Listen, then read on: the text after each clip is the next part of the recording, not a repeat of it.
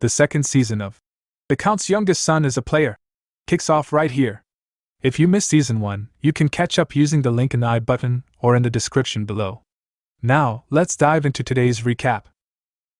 Sometime later, the scene transitioned to the conference room, where Kane stood before a gathering of key figures, delivering his report.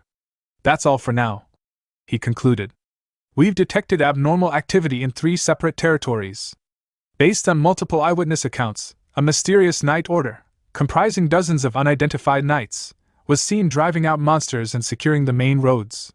Hearing this, Raoul's expression grew serious as thoughts raced through his mind.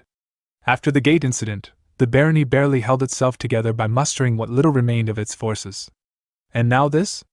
Could this be the handiwork of another noble house? A covert scheme to seize control of our weakened territory? Breaking his silence, Raoul asked. Were you able to determine which knight order they belonged to? Kane shook his head. No, we weren't. There were no identifying crests on their armor or weapons. What's more, when our scout attempted to observe them, they disappeared without a trace. Raoul's brow furrowed in thought. That's strange. Knights take immense pride in the houses they serve. For them to conceal their crests, something's not right. Kane continued, his tone laced with concern. There's no way a barony could independently mobilize such a large number of knights. This operation must have a backer, or at least an accomplice. Raoul pressed further. Have any prominent houses or factions made suspicious moves lately? For now, Kane answered. The House of Duke Templeton and the House of Marquis Greer remain quiet. But that's to be expected, they rarely get involved in politics. However, the House of Marquis McNeil was notably swift in quelling the chaos in their region. In fact, there are reports that the Marquis himself took direct action, and some claim it looked as if they were prepared for it in advance. Raoul's gaze darkened. House McNeil. From Ashton's standpoint, Randall may be a nuisance, but from the kingdom's perspective, it's McNeil that poses the greater threat. Once, they betrayed the kingdom. When the Empire invaded, House Templeton led the resistance. But McNeil? They refused to join the alliance, and instead sided with the Empire. Thanks to an internal whistleblower, we managed to avoid catastrophe. But the power vacuum left in the aftermath was inevitable. The question is, when exactly did the Empire turn them? If contact hasn't been re-established yet, we might still have a chance to sway them back. But if they've recommitted to the Empire, then we'll have no choice but to sever ties entirely. Kane resumed. In conclusion, the most suspicious parties are the House of Marquis McNeil, the House of Count Randall, and Viscount Jaden, whom you specifically mentioned, Master. There's something off about him as well, Raoul asked. Right, and what about my uncle? What is he doing now? It appears he recently returned to the capital, Kane replied. Word is, he's conspiring with some relatives from his faction. I believe it's tied to the disturbances in the territory. Raoul's thoughts turned inward once more. Judging by all the intel so far, those knights that have been appearing near our borders must be connected to one of them. It seems like they're planning to make their move here first. Still, can we really expect things to unfold the way we hope? Turning to Philip, who was seated across the table, Raoul gave a firm order. Keep the knights on high alert. Be prepared to activate the portal immediately in case of any emergencies. Philip gave a respectful nod. Understood, Master. Raoul then turned to Jake. From this point forward, the guild's direct forces will assume all responsibilities related to gate management and monster extermination. The Knight Order will no longer handle those duties. Jake nodded, a confident smile on his face. Understood. Raoul looked around at the group. I trust all of you have noticed by now, our enemies are starting to move in earnest. They likely think we're vulnerable, easy prey. Let's remind them of the cost of underestimating us. Let's show them what happens when someone bites off more than they can chew. As the meeting concluded and the others filed out of the room, only Bernard remained. Raoul addressed him with a lower, more personal tone. I'll be staying in the capital for the time being. If you can't reach me and something happens at the family estate, do as I instructed. Bernard bowed deeply. So you want me to take Miss Nakia back to the estate if there's an emergency? Understood. Raoul nodded. Also, if any orders or requests for cooperation come from the estate, ignore them, unless they're from Brother Dylan. His expression turned grave. We still haven't identified the Empire's collaborator, who is likely still lurking within the estate. I need to be ready for anything. I'm sure their target will be my father. His power and influence remain strong. If he falls, the family will descend into chaos. We can't proceed with our plan while leaving a traitor within the main house. This incident may be the opportunity we need to root out every last enemy hiding within our family. Later that day, Raoul arrived at the first guild's Turium branch. He was welcomed by Ilias, the branch's leader, who greeted him warmly. "You're here, master." Raoul gave a nod. "Sir Ilias, have you been well?" Ilias chuckled. "Quite well, thanks to you, master." Raoul observed Ilias thoughtfully. "He began as a trainee knight from the Golden Bear Knight Order, one of 6 who initially followed me. Now, he's risen to expert rank and holds a top executive position within the guild. The Turium branch alone boasts 500 trained guild troops and roughly 20 station knights. Under royal authority, they manage several dungeons around the capital while also taking on commissions from both nobles and citizens." Ilias led Raoul deeper into the branch headquarters, where 3 knights greeted him with identical smiles and spoke in unison. "It's been a long time, master." Raoul recognized them immediately. These knights were my classmates at the academy. They joined the First Knight Order alongside Dalton. All of them were S-class candidates with remarkable talent. Thanks to the guild system, they've grown tremendously. Each of them is on the cusp of reaching mid-expert level. "I heard you've discovered the entrance to an ancient dungeon," Raoul said. "Could you share the details?" A knight with spiky brown hair raised his hand. "Yes, allow me," he said. "The dungeon was discovered by a wandering adventurer. Fortunately, it was near one of the dungeons under our jurisdiction, so we were able to secure it quickly." He continued explaining the situation in detail. Raoul thought to himself, there's no doubt about it. We've finally found an ancient dungeon. In Connect, there are 2 types of dungeons. The first is a gate that was improperly sealed and fused with our world. These continually spawn monsters and require specific conditions to be sealed. The second type, far rarer, are natural dungeons that existed before the gates even appeared. These include hidden sanctuaries, mage laboratories, dragon lairs, places of ancient power. We call them ancient dungeons. Unlike normal dungeons, which are gateways to another dimension, ancient dungeons are part of the Connect world itself, and exponentially harder to locate. Ken added, "We believe this dungeon is none other than Jaynak's dungeon, the one whose entrance disappeared 5 years ago. What's the current status inside?" Raoul asked. Ken replied, "Our knights and soldiers are guarding it closely, and information is under strict control. Jaynak's dungeon has always been shrouded in danger. Despite only partial exploration of its entrance, many valuable relics were found. But almost everyone who ventured deeper never returned.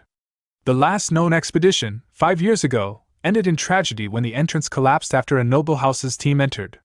Raoul's eyes narrowed. "And now, that very dungeon has reappeared, but in a completely different place." Another knight, a red-haired young man, raised his hand and asked, "Master Raoul, do you intend to conquer it?" Raoul nodded. "Yes. Before another rival makes a move, I intend to enter with a small team of elites." Surprised, the red-haired knight asked, "May we know who you plan to bring with you?" Raoul saw their anticipation and smiled inwardly. "They're all eager to join. I understand why."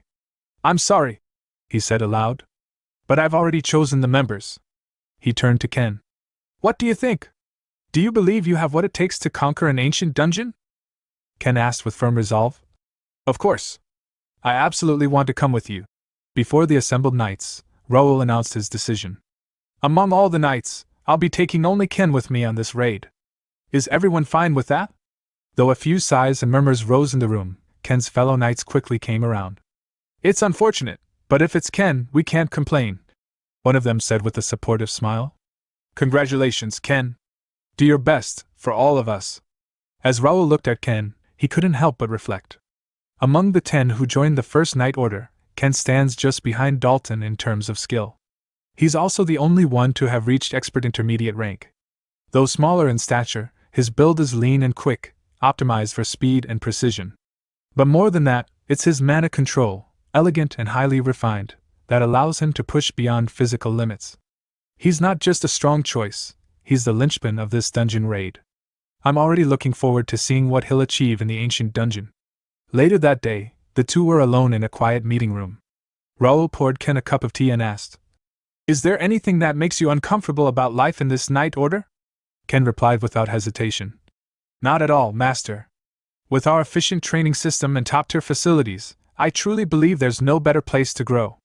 Raoul sipped his tea and thought to himself, a textbook answer. Reliable and reserved, typical of a soldier. Though we both graduated from the same National Academy, we never really had the chance to know each other personally until now. He nodded and said, Still, if there's ever something you think we could do better, don't hesitate to speak up. This night order is newly formed, we're still far from perfect. Ken answered. Yes, understood. Raoul leaned forward slightly. Now then, let me get to the real reason I brought you here. Do you have any idea why I chose you for this dungeon raid? Ken looked puzzled. I'm sorry, Master. I don't know. Raoul's expression turned serious. Before we talk about the dungeon, there's something else we need to address first. Don't you agree, Lady Kaylee de Greer? Ken froze. Shock washed over her face. How does he know who I really am? She wondered. Raoul's mind wandered briefly as he looked at her. The House of Marquis Greer, one of the 5 great martial houses of the Reuben Kingdom. Located on the southernmost coast, they are known far and wide for their legendary spear techniques. A family with deep roots in honor and tradition, once famed for producing elite warriors. But everything changed after the Great War. The family lost both its head and heir in battle. With their most guarded techniques partially lost, they could no longer produce sword masters. They withdrew from the political scene and turned inward, hoping to restore their glory from within. In that light, it's easy to understand why a noble daughter from such a house would disguise herself as a man and enroll in the academy. Kaylee lowered her head, voice calm but resolute. My sincerest apologies, your lordship. I never intended to deceive you. I truly had no malicious intent. If you order me to leave the night order, I will do so immediately. Raoul folded his arms. So Ken, or should I say, Lady Greer, you intend to step down as a knight? No, she said firmly, lifting her eyes. Whatever happens, I will continue to be a knight. But that's not something I can decide alone, she thought bitterly. Most knight orders in Reuben Kingdom don't even recognize female knights as members. Raoul raised an eyebrow. Then why speak as if you're prepared to quit? Has something in our order disappointed you? She quickly shook her head. No, absolutely not. But, Master, when you said I could stay, did you mean it? Raoul gave a short laugh. Isn't it obvious? What kind of knight order would let go of someone who reached expert intermediate rank as a teenager? Kaylee hesitated. But I'm a woman. And I belong to the House of Greer, which is a direct rival to your House of Ashton. That doesn't matter to me, Raoul said without blinking. Even if there are problems, I'll take full responsibility for accepting you. Her voice trembled slightly. So, you're saying my gender and lineage don't matter? Raoul met her gaze. What matters is your will. Moved beyond words, Kaylee rose from her seat, then dropped to her knees before him. I, Knight Ken of the House of Marquis Greer, once again pledge my loyalty to you, Viscount Raoul de Ashton, my master. Raoul also rose, stepping forward. Placing a hand gently atop her head, he said solemnly, I, Raoul, master of the First Knight Order, accept your loyalty, and vow to fulfill my duty as your commander. As she knelt before him, Raoul thought to himself, at last. The very talent I sought at the academy. It was never just Kaylee, it was Ken. The first female knight to reach master rank and connect. A prodigy with S-rank potential. Even though fate twisted things and she ended up under Dalton's wing first, I'm glad we're finally here. Looking up, Kaylee asked hesitantly, Then, what should I do now? Should I reveal my true identity and gender to everyone? Raoul shook his head gently. I'll leave that to your judgment. You can stay as you are, or come forward. It's your choice. A soft sigh of relief escaped her lips. Then, I'd like to stay as I am. As Ken. Raoul smiled. All right. Now shall we return to our original topic, the dungeon raid? After completing their preparations, Raoul's party arrived at the entrance of the ancient dungeon. Several knights who had escorted them paused at the threshold. This is where we stop, master, one of them said. We wish you the best of luck. Raoul turned to them, giving a respectful nod. Very well. Thank you all for your guidance. Raid team, this way. Josh bounced on his heels in excitement.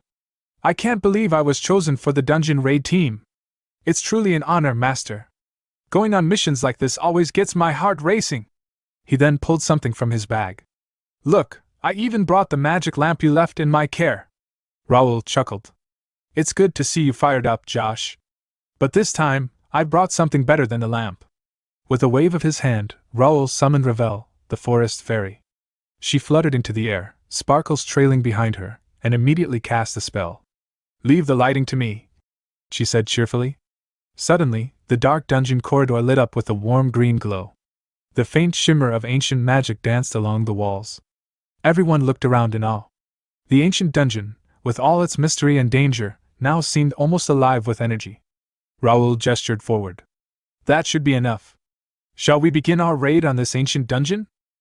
Some time later, as the party ventured deeper into the ancient dungeon, an unexpected threat appeared. A spectral blue wolf, its body semi-transparent and glowing with ethereal light, emerged from the misty corridor ahead. Ken instinctively thrust his spear forward with precise force, aiming directly at the wolf's core. But instead of wounding it, the spear simply passed through as if slicing through fog. The spirit beast let out a low, haunting growl before retreating silently into the depths of the dungeon. Frustrated but composed, Ken lowered his weapon and thought, "This is tricky." Just like Master said, this dungeon is truly unlike any other. Most of the monsters we've encountered are spirit type, and physical attacks barely affect them. If that's the case, then the only real weakness must be psychic powers. Just as the realization settled in, Raoul, further ahead, extended a hand, his eyes narrowing. A burst of invisible force pulsed outward, striking down another spirit wolf in a single, decisive blow. The creature let out a distorted cry before vanishing into nothingness. After dispatching the threat, Raoul closed his eyes briefly, concentrating as the mana around him shifted subtly. Then, without looking, he spoke. "Josh! Touch the corner of that wall to your left." Josh blinked in confusion but obeyed. As his fingers brushed against the rough stone, the wall rumbled slightly. With the soft grind of ancient mechanisms, a hidden door slid open, revealing a narrow passageway shrouded in glowing mist. Seeing the hidden entrance, Ken's eyes widened. A secret passage. How does Master see through the dungeon's tricks so easily? But Raoul already knew what Ken was wondering. He thought to himself, "Of course I can see through it, because I've been here before. In my past life, Jainax's dungeon was the very first dungeon I ever cleared. Back then, it was considered a high-difficulty labyrinth that many had failed to conquer. But I succeeded because I wasn't an ordinary warrior, I was an esper. This dungeon wasn't designed for just anyone.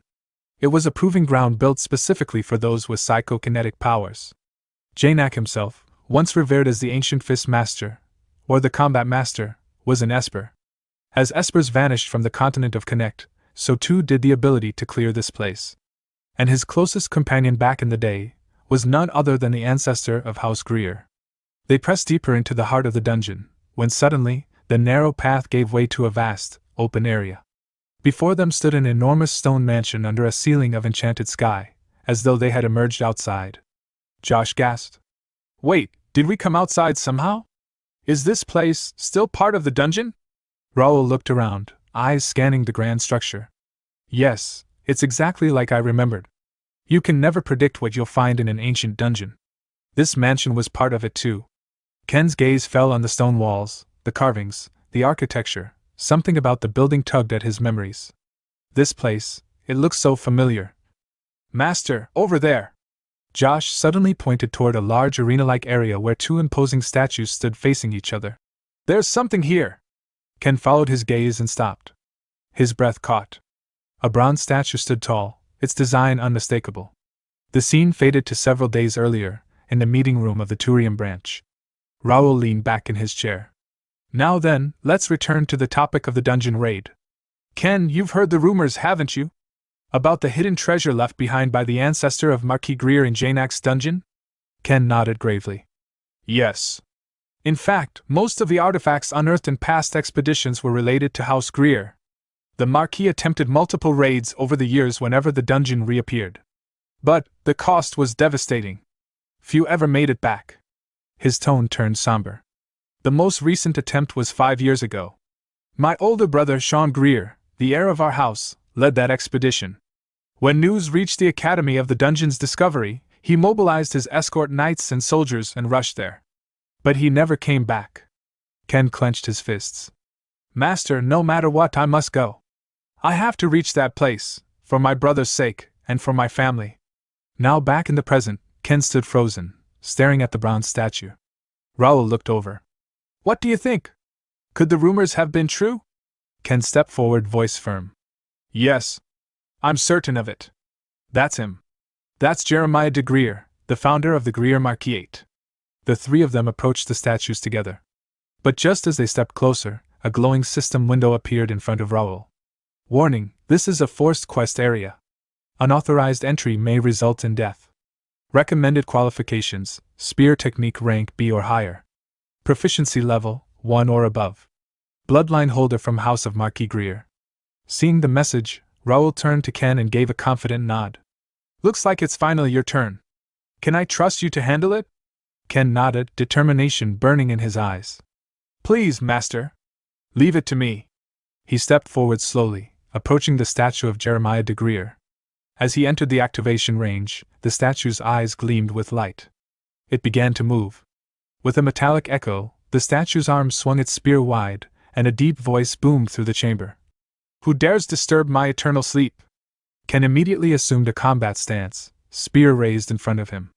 I am Ken, of the Greer Marquette. I request the teachings of the family's founder. The statue let out a low chuckle. So you carry our name. I won't go easy on you. Show me if you're worthy. In a blink, the statue lunged. Spear strikes rained down with impossible speed, testing Ken's defense. Blocking furiously, Ken's mind focused on every movement. There's no mistake, this is the legendary Greer technique, Fury Wave. I have to watch carefully. I can't afford to miss even a single move. As the clash echoed through the arena, Raoul turned his attention to the second statue nearby, that of Janak himself. He smiled faintly. Then I'll leave this to Ken and take care of my part. As Raoul stepped closer to the towering statue of Janak, a familiar system window flashed before his eyes. Warning, you are entering a forced quest zone. Unauthorized entry may result in death. Recommended requirements: combat skill, rank B or higher, intermediate level +1, psychic skill, rank B or higher, intermediate level +1. Suddenly, the eyes of the Janak statue glowed with life. The stone began to crack and shift as the ancient figure awakened with a powerful voice that echoed across the chamber. Who dares disturb my long slumber? His gaze fell on Raoul and the tiny forest fairy, Ravel, hovering at his side. Janak let out a deep chuckle. A fairy and a fledgling psychic? How amusing. Very well. If you can endure my trial, I shall reward you accordingly. Do you accept the challenge? Raoul raised his head confidently. I will. In my previous life, he thought, I barely survived this fight with just intermediate level 3 telekinesis. But this time, I'm far stronger. This won't be a problem. With a wave of his hand, Raoul's psychic energy surged. Swords made of pure telekinetic force manifested in the air around him. Dozens, then hundreds, all floating and ready to strike. Janak's eyes narrowed in surprise. Unbelievable. That's clearly intermediate level psychokinesis, but the output and control. Out loud, he scoffed. You do realize having many doesn't mean you have everything, right? Raoul smiled faintly. Of course. I'm looking forward to this duel. Without another word, Janak lunged.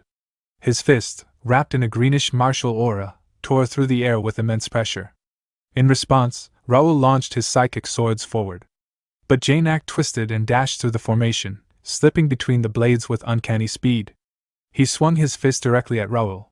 Ravel reacted instantly, forming a shimmering mana barrier around Raoul. The fist struck, yet the barrier offered no resistance. The blow pierced straight through and landed cleanly against Raoul's torso, sending him staggering back. Pain flared through Raoul's body. That hit landed directly, even though the barrier was intact. Could this be penetration fist? One of the advanced martial techniques? If so, I'm at a disadvantage. Just then, a familiar voice echoed from within the Regnitor armor. Karl's spirit materialized beside him. You've run into a rather dangerous opponent, Karl said calmly. How does it feel to face him head-on? Raoul grimaced. He's annoyingly tricky. His attacks cut straight through defense. Blocking won't work, I'd have to dodge everything. But if I do that, this wouldn't be a real duel anymore. Karl nodded. That's what makes martial artists like him terrifying. When facing someone who's mastered penetration fist, your options are limited, either deflect or stay completely out of range. Janak surged forward again, delivering another fierce strike. Raoul twisted aside, narrowly dodging. Before he could recover, another blow followed. Raoul bent backward, just barely avoiding the second attack as the wind from the strike passed over his face. Janak smirked. Warm-up's over. Now I'll show you my true power. Raoul's thoughts turned serious. So in my past life, he was holding back after all. Janak possesses two psychic abilities, flame manipulation and body reinforcement. That enhances both his attack power and defense. Combined with his master-level martial arts, he's one of the strongest one-on-one duelists I've ever encountered. But still, as Janak launched another deadly blow, Raoul vanished using flicker, reappearing in the air above him. With a gesture, a new ring of swords formed around Raoul, glowing with psychic energy. In aerial combat, I have the advantage as a telekinetic. The blades flew downward like meteors, targeting Janak. But Janak answered with overwhelming force. Flames exploded around his body as his aura flared. The stone beneath him cracked and scorched, and the pressure in the room spiked. On the ground, both Josh and Ken felt the change. Their expressions grew tense. Meanwhile, Janak shouted, "Didn't I tell you already, boy? Sheer numbers won't overwhelm me."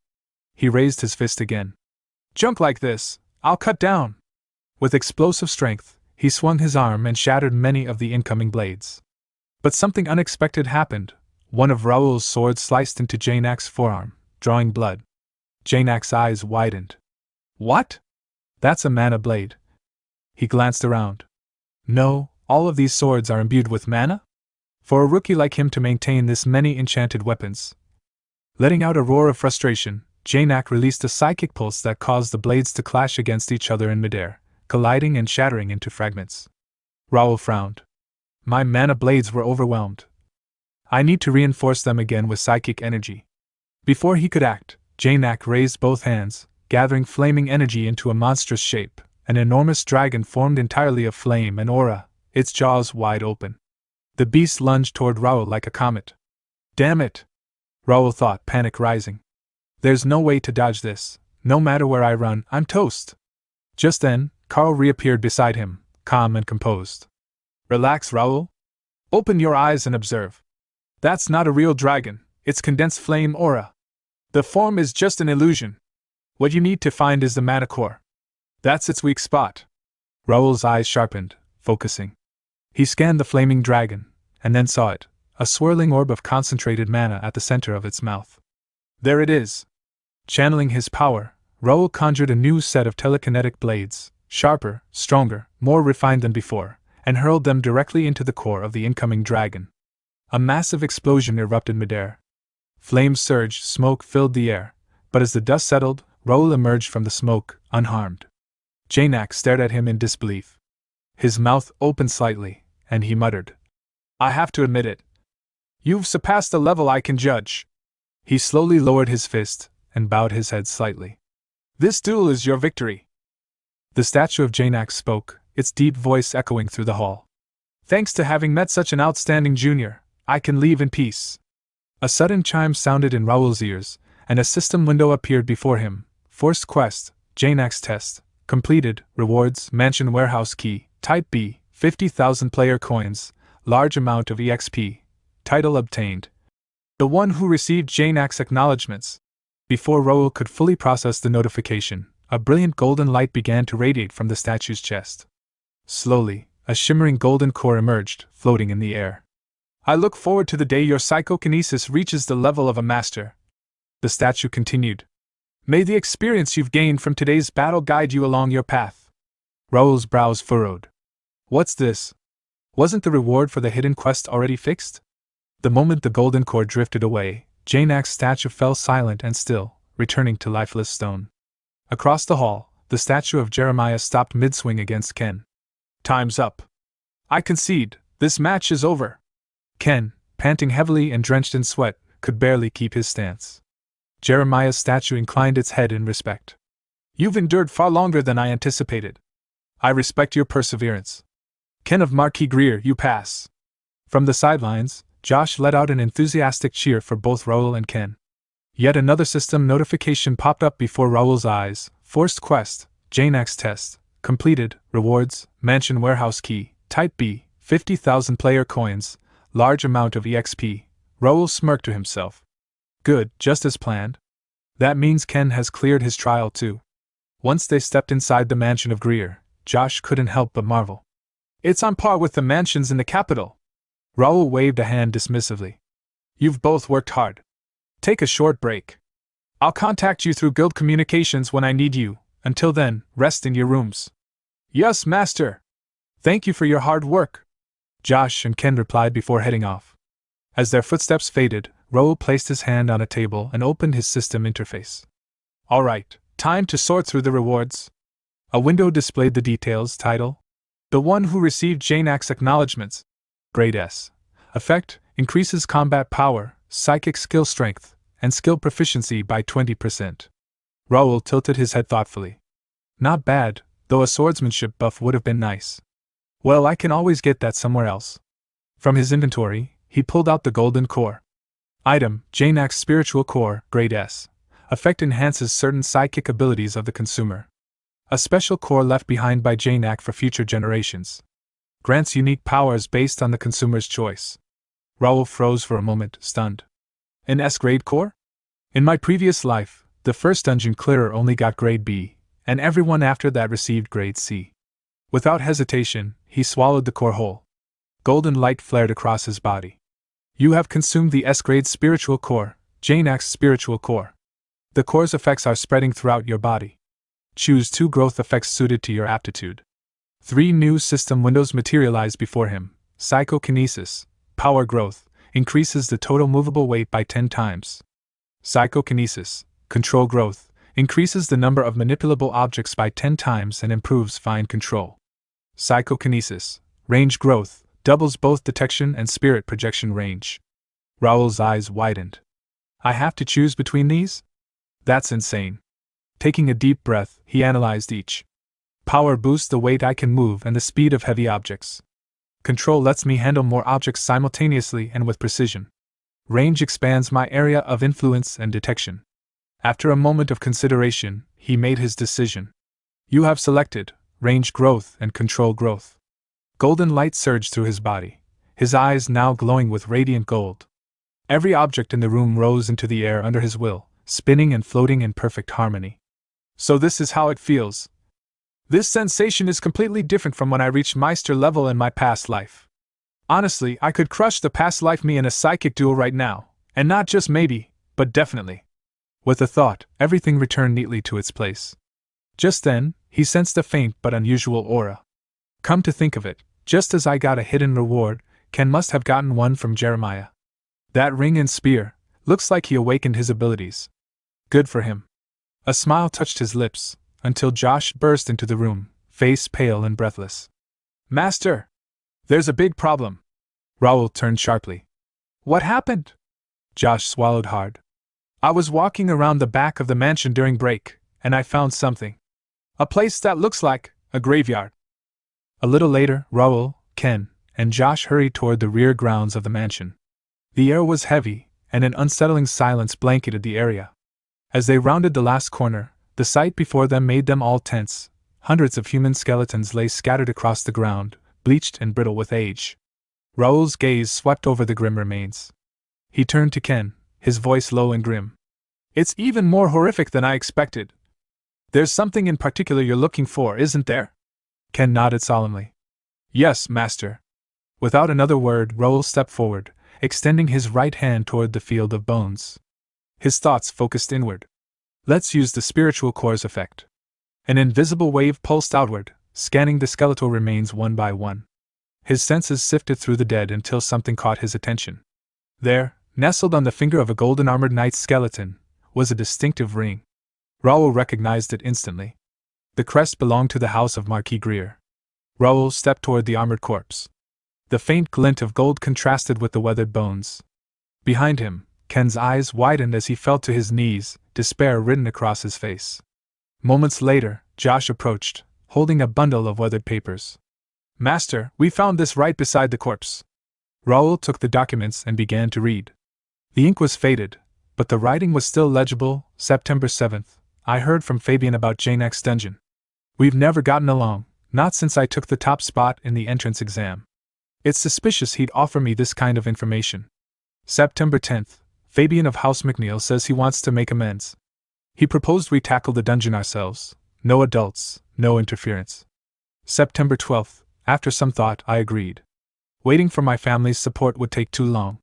I've decided to reclaim our family's secret art on my own. September 15th, we entered the dungeon with my escort knights and private soldiers. Progress was smooth. Fabian was cooperative. September 19th, something is wrong. The dungeon teems with spiritual entities. Physical attacks are useless. September 21st, I've been betrayed. Fabian and his party vanished during the night. Even the hired guide and priest are gone. It must have been prearranged. We later found the guide and priest's bodies. Fabian must have done it. The entrance has disappeared. Only one knight remains with me. I must make it back to Kaylee. Damn this cursed dungeon. Raoul lowered the paper. The rest is illegible. It seems his mind had already begun to break. Ken rose slowly, trembling with rage. His eyes burned a deep, furious red. Raoul's thoughts sharpened. Fabian of House McNeil. I've heard of him. The late-born son of Marquis Clifford de McNeil, the axe master himself, born when the Marquis was already past 40.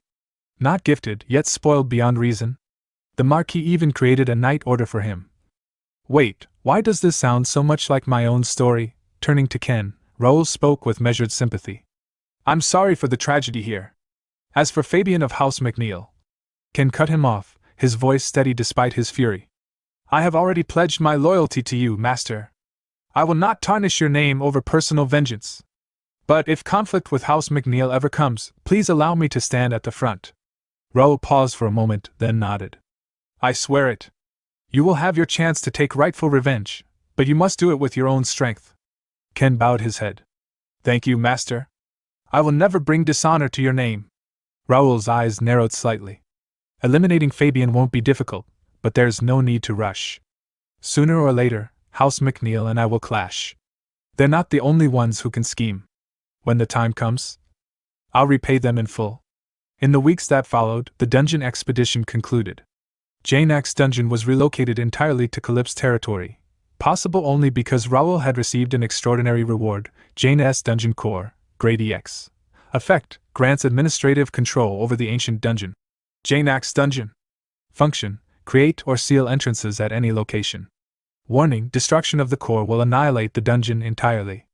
The existence of ancient dungeon cores was among the most closely guarded secrets in the world. Even Raoul, once the operator of an intelligence cafe, had never heard of them.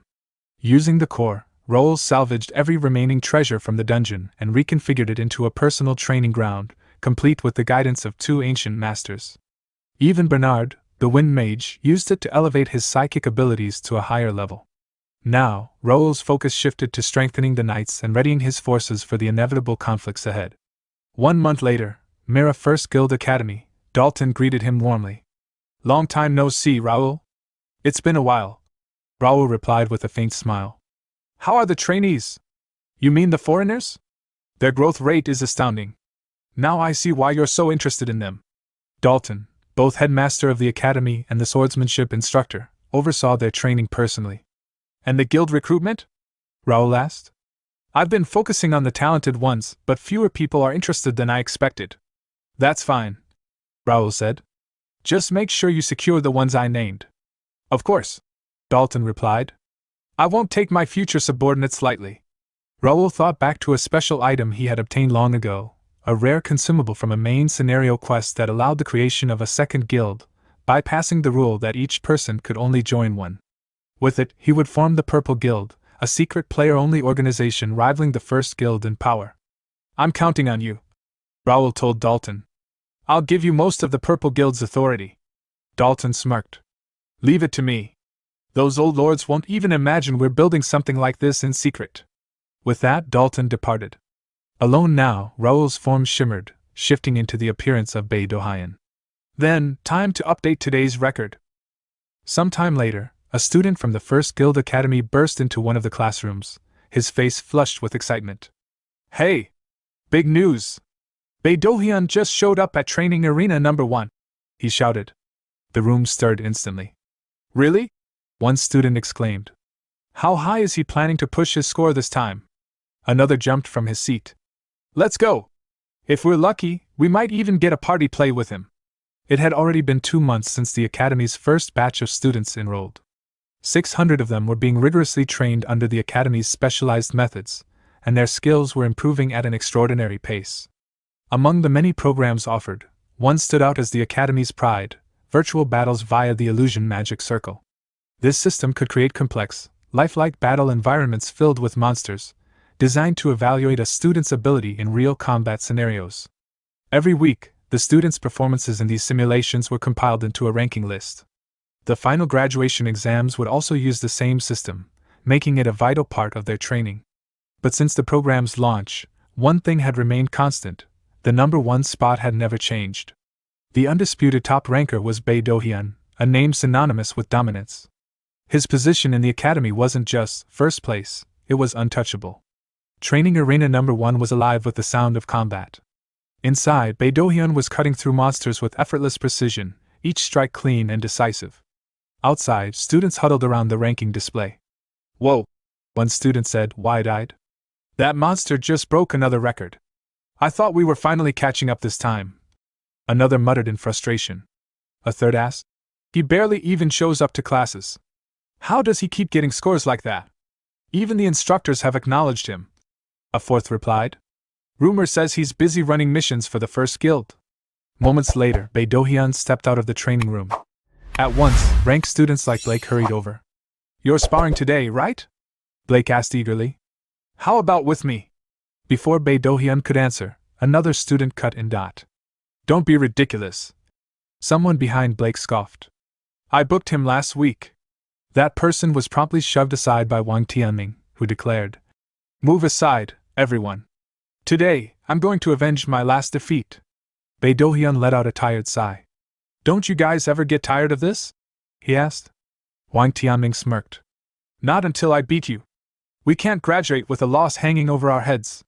I'll keep challenging you until I win." Blake grabbed Tianming's shoulder from behind. "At least wait your turn," he said sharply. "You can't just charge in every time because you're impatient." The two immediately started bickering over who deserved the first sparring match. Watching them, Bae Do-hyun thought to himself, "Still, I have to respect their persistence. At least now that most of the troublemakers are gone, we can talk like normal people." Finally, he cut in. "Fine. How about a 2-on-1 today?" The arguing stopped instantly. Blake and Tianming turned toward him in surprise. Not long after, both were lying on the arena floor, utterly defeated. "Damn it!" Tianming groaned, pushing himself to his feet. "We couldn't even land a single hit together. What a monster!" Blake staggered up beside him. "No matter how you look at it, Do-hyun's an irregular. I can't believe he's even the same kind of player as us." Tianming clenched his teeth. "You're just not skilled enough. One day, I will take him down." Blake glanced sideways. "What about you?" Tianming frowned. "What about what?" "The Purple Guild," Blake said. "It's been trending among rankers lately. Even the instructors are promoting it hard." "Not interested," Tianming replied flatly. "I don't plan on joining any organization. I already turned down every guild offer back in my home country." "I'm thinking of joining," Blake admitted. "The conditions sound really good." Tianming raised an eyebrow. "What kind of conditions?" "I want the best treatment in the best guild," Blake said matter-of-factly. "Even if I started my own, I doubt I could surpass the one Bae Do-hyun's in. Think about it, once the academy ends, it won't be easy to meet him again. If you want to beat him someday, wouldn't it be smarter to join the same guild and bide your time?" Tianming fell silent, imagining the day he could finally defeat Bae Do-hyun. "You still have that guild information brochure?" he asked. "Didn't you get one already?" Blake replied. "I threw it away the day I lost to him. I was pissed," Tianming admitted. "Then get another from the instructor." "Seriously, you need to control that temper," Blake said. Flustered, Tianming shot back. "Mind your own business." The scene shifted to the first guild's mirror branch, where a golden brown-haired guild member approached Raoul with news.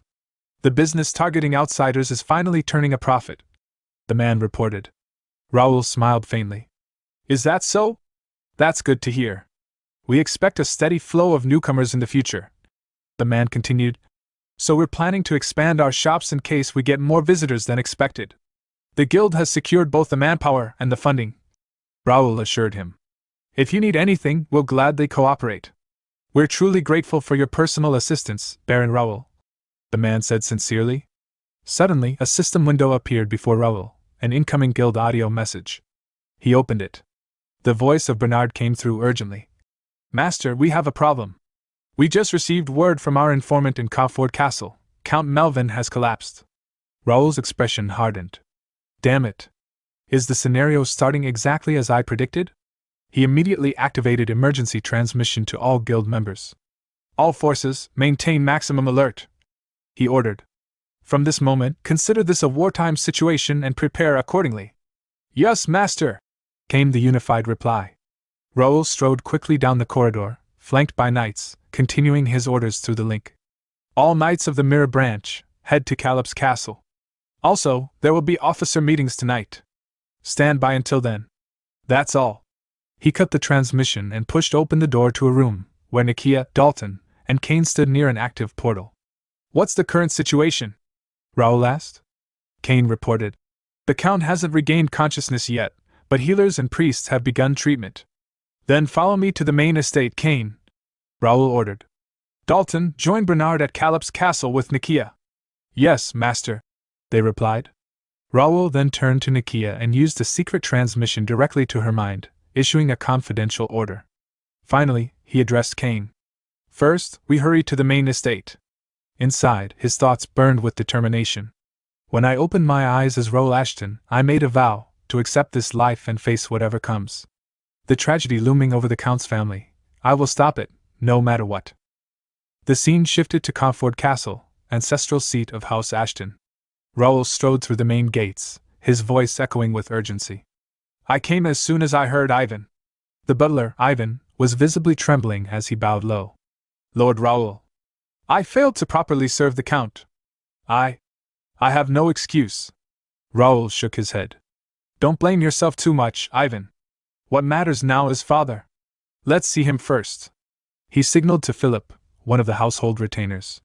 Philip stepped forward at once. This way, my lord, he said, taking the lead toward the Count's chambers. As they approached, Raoul noted the armored knights standing guard before the door. He recognized immediately the family crest emblazoned across their breastplates. Without a word, he entered. Inside, Count Ashton lay unconscious upon his bed. The room smelled faintly of incense. A healer and a priest stood nearby, tending to him. Beside the bed, Lady Estella, wife of Raoul's elder brother Dylan, was weeping uncontrollably. Her reddened eyes turned to Raoul as he entered. Young master, what do we do about this? She asked through her tears. Raoul did not answer right away. He took a seat beside his father, staring at the still form with tightly clenched fists. Then, jaw-taut, he addressed the healer and priest. What exactly happened? Why is father in this condition? The priest hesitated, then replied. We do not know the precise cause yet, but judging from the symptoms, it appears to be mana backlash. Raoul's eyes widened. Mana backlash, he thought grimly. In his mind, he recalled the basics. Every knight who uses mana possesses a network within the body known as a mana road, a fixed pathway through which mana flows, much like blood in veins. When, for any reason, that mana reverses its flow, the phenomenon is called mana backlash. In most cases, it is fatal. For those who survive, permanent disability is almost certain. The priest continued. Though this case is slightly unusual, mana backlash is the only condition that explains his symptoms. Raoul pressed further. Is there a treatment? We have to stabilize him somehow. The priest's expression turned regretful. In this case, divine power is ineffective. We can only offer blessings in his presence. Raoul gave a curt nod. Then please, do everything you can. Later, when the others had stepped back, Raoul remained seated beside the bed. From the armor he wore, a faint shimmer emerged. The spirit Karl, sealed within it, materialized. Karl's voice was low and grim. The Count's will is formidable. He must be enduring immense pain. Raoul turned sharply to him. Master, is there no way to save him? Karl considered, then said. Let me borrow his senses for a moment. Raoul placed his right hand over his father's head. Karl studied for a moment before speaking again. This is strange. It does not match any case of mana backlash I've encountered before. Raoul leaned in. So there is a chance to treat it? Karl's tone grew cautious. It's complicated. His condition is highly unusual. By this mana level, he should already be an intermediate master, yet he hasn't broken through. The Count's own mana is clashing against the reversing mana, pushing back as if in a stalemate. But he can't hold on forever. There are two possible approaches. First, identify the root cause of the backlash. There is an unnatural mana flow mixed in. If we block it, his natural flow should recover. Second, forcefully block the reverse mana flow. But this method requires a master-level manipulator to control the mana with extreme precision. It's incredibly risky, and even then, stabilization is not guaranteed. If either method succeeds, the worst-case outcome is unavoidable. Sometime later, Raoul walked through the castle corridor with Ivan, deep in thought. "Why hasn't my eldest brother arrived yet?" Raoul asked. Ivan replied. "A few days ago, 2 teams went missing in a strange dungeon. The eldest young lord went personally to investigate." Raoul frowned. No wonder he didn't respond to the guild's messages. "Has he sent word about returning?" Raoul pressed. "Of all places," Ivan answered. "The dungeon is located at the farthest edge of the Count's territory." Raoul's expression sharpened. "What about the Knight Commander? And Commander Ernest Bozel, the Viscount?" "The Knight Commander went into the dungeon with young Master Dylan. Viscount Bozel has been away for over a week conducting mobile training." Raoul stopped in his tracks. "Then who's overseeing the house and the castle's defenses right now?" "The main estate is under Baron Carlo de Ashton, commander of the Silver Bear Knights. The castle is guarded by Baron Dwayne de Ashton, head of the security forces." Raoul muttered to himself, so that explains why it's the Silver Bears on escort duty. He knew the county maintained 4 knight orders. Golden Bear Knights, elite warriors serving directly under the head of House Ashton. Silver Bear Knights, primarily composed of Ashton family members. Iron Bear Knights, skilled fighters of common or foreign birth. Chain Knights, a not yet formalized order still in training. While prestigious by name, the Silver Bears were generally considered weaker in combat than the Iron Bears. Raoul made his decision. "Send a messenger. Summon the Golden Bear Knights immediately. Fill any gaps in their ranks with members from the Chain Knights. And tell Baron Dwayne to lock down Comfort Castle. No one gets in or out until further notice." "Understood, young lord," Ivan replied. As they moved, Raoul's mind was racing. The timing is too perfect. Everyone else thinks Father's collapse is an accident, but I don't. My brother and most of our forces are conveniently away, leaving the estate vulnerable. Without my informant in the main house, I'd have arrived too late, and if Father had died, the county would have plunged into chaos. We narrowly avoided disaster. I need to act now. Opening a private guild channel, Raoul issued rapid orders. "Jake, I'll open a private portal. Bring the knights and our guild members to Comfort Castle. Dalton, join us at the mansion with Nakia and Ken." They answered with unwavering obedience. "Yes, master." Raoul's mind was already in motion. The enemy, he knew, still had no idea of the true power he and the First Guild possessed. This ignorance would be his advantage. He would use it to position his forces and quietly root out any signs of treachery. Just then, Kane's voice crackled through an audio message from the castle wall. "Master, we have a situation. 6 baron families bordering 4 of our lands are moving troops toward the borders. It's a significant force, including knight orders." A slow, knowing smile formed on Raoul's face. Inwardly, his resolve hardened. "So, they want to go there," he thought. "I'll show those rotten traitors exactly what happens to backstabbers." The scene shifted to a secluded mansion, where a man with silver-white hair greeted Viscount Jaden. "It wasn't easy finding a suitable place," the man admitted apologetically. "I'm sorry to receive you in such a shabby place, Viscount Jaden de Ashton." Jaden brushed the apology aside. "Forget that. What's the situation?" The man leaned closer, lowering his voice. "According to our spy, the Count is on the verge of death.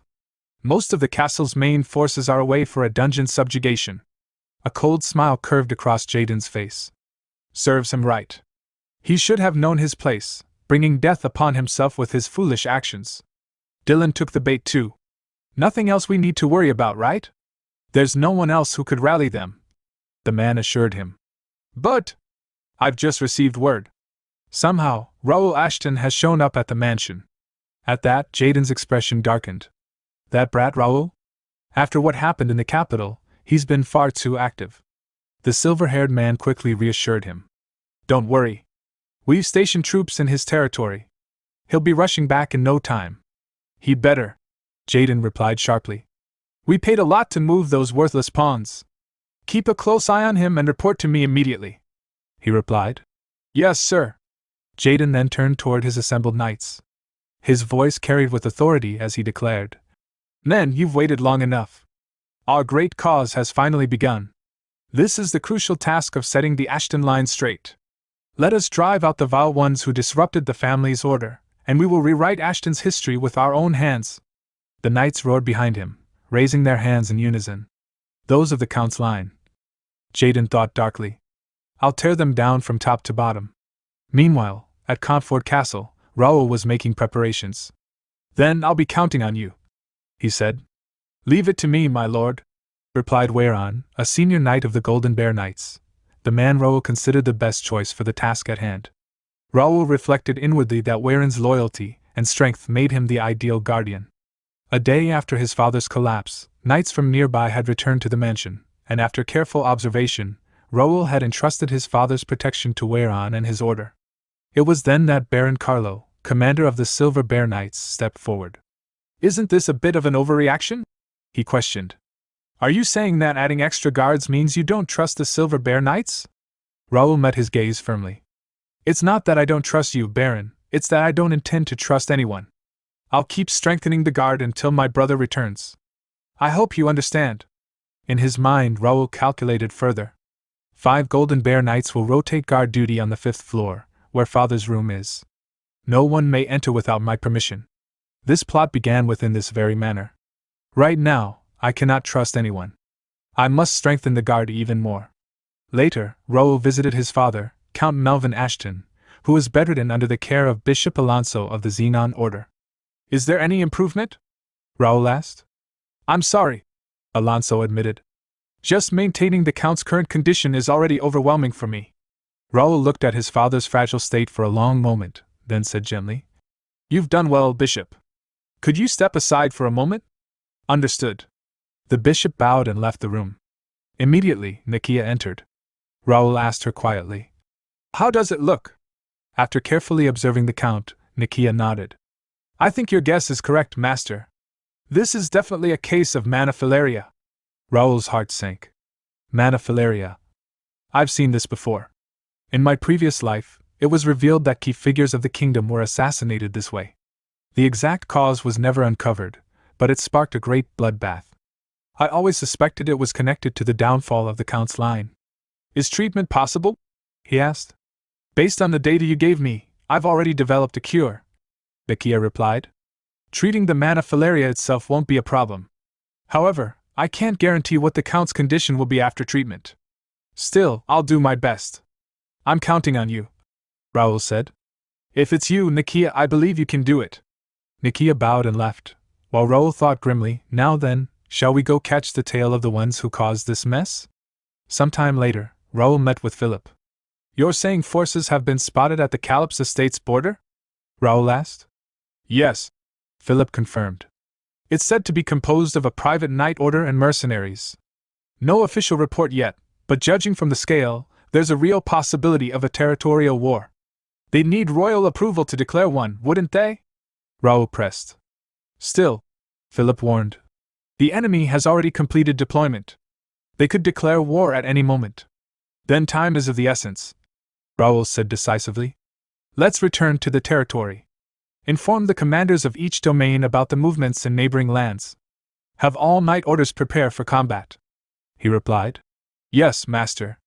Unbeknownst to them, a figure cloaked in black observed from the shadows nearby, smiling maniacally at what he overheard. Later that night, 2 Silver Bear Knights guarded the mansion in uneasy silence. One of them frowned. Hey, didn't you just hear something? He whispered. Before his companion could respond, a dagger pierced his neck. Blood spurted as his body collapsed. The second knight turned in horror, only to be struck down as well, another dagger burying itself in his throat. The killer stepped from the shadows, Imperial Hound 6. He sneered. Just as we heard, the security is lax. At that moment, one of his subordinates hurried out from the mansion. As promised, all the windows are open. Good, Imperial Hound 6 replied with cold satisfaction. Move to the designated spots and await my signal. Once you see it, kill them all, and burn everything, he replied. Yes, Captain. As his men scattered into position, Imperial Hound Six's lips twisted into a maniacal grin. I've been holding my breath for decades, waiting for this day. Count Ashton's line. I will snuff out your last breath with my own hands. The windows of the mansion stood wide open, yet the two silver bear knights stationed nearby remained oblivious to the danger creeping in from the shadows. A sudden red flare streaked into the sky, bursting with ominous light. One of the knights turned toward it in confusion. At that very instant, a dagger shot from the open window pierced his head, dropping him dead on the spot. The knight beside him gasped in shock, but before he could cry out, a figure cloaked in black appeared silently behind him. The Imperial Hound pressed a hand over his mouth and drove a dagger deep into his throat. Another life was snuffed out in an instant. The assassins moved quickly. Two of them slipped into the room beyond, where Dylan's wife, Lady Estella, lay sleeping on her bed. The sound of footsteps stirred her from her slumber. She opened her eyes, but before she could react, a handkerchief soaked with a drowsy, chemical scent was pressed against her mouth. She struggled desperately, but within moments her body went limp, and she fell into an enchanted sleep. The Imperial Hounds carried her to their leader, Imperial Hound 6. His cold eyes scanned her before he asked sharply, "Are you sure this is the target?" "No doubt about it," one of the kidnappers confirmed. A low, satisfied laugh escaped him. "Everything's going smoothly. Starting tonight, the Count's house will walk the path of ruin." At his order, one subordinate slung Lady Estella over his shoulder and leapt from the window, carrying her away into the night. Imperial Hound 6 lingered, gazing out at the chaos unfolding below. Things are going so well, perhaps I should watch a little longer. It should be about time for the signal. His anticipation was rewarded. Flames erupted across the mansion as another flare burst in the sky. The Silver Bear Knights, finally realizing the danger, shouted, "Enemy! We're under attack!" But the defenders were outmatched. The Imperial Hounds carved through them with merciless precision, moving faster and striking harder than the knights could hope to withstand. Fire spread rapidly through the halls, smoke twisting into the night sky. Imperial Hound 6 smiled faintly and turned down the corridor. "Good. That's enough chaos. Let's head to the next target's location." He reached another chamber and pushed open the door, only to be met by the sharp metallic tang of blood. His nose wrinkled. "I told you to keep it under control," he barked at his subordinates. "How many times did I say the target mustn't be harmed?" Before his fury could settle, a blade sliced through the air toward him. Instinct saved him. He leapt back, dodging the strike. What he saw froze him. 3 of his men lay lifeless on the ground, and standing above them was Philip, his sword gleaming in the firelight. "Was there such an order?" Philip asked coldly, lowering his blade into a ready stance. "Guess I didn't hear it." Imperial Hound Six's eyes narrowed. "Damn it. That man. I thought he went back with Raoul. Something's wrong. We'll retreat for now."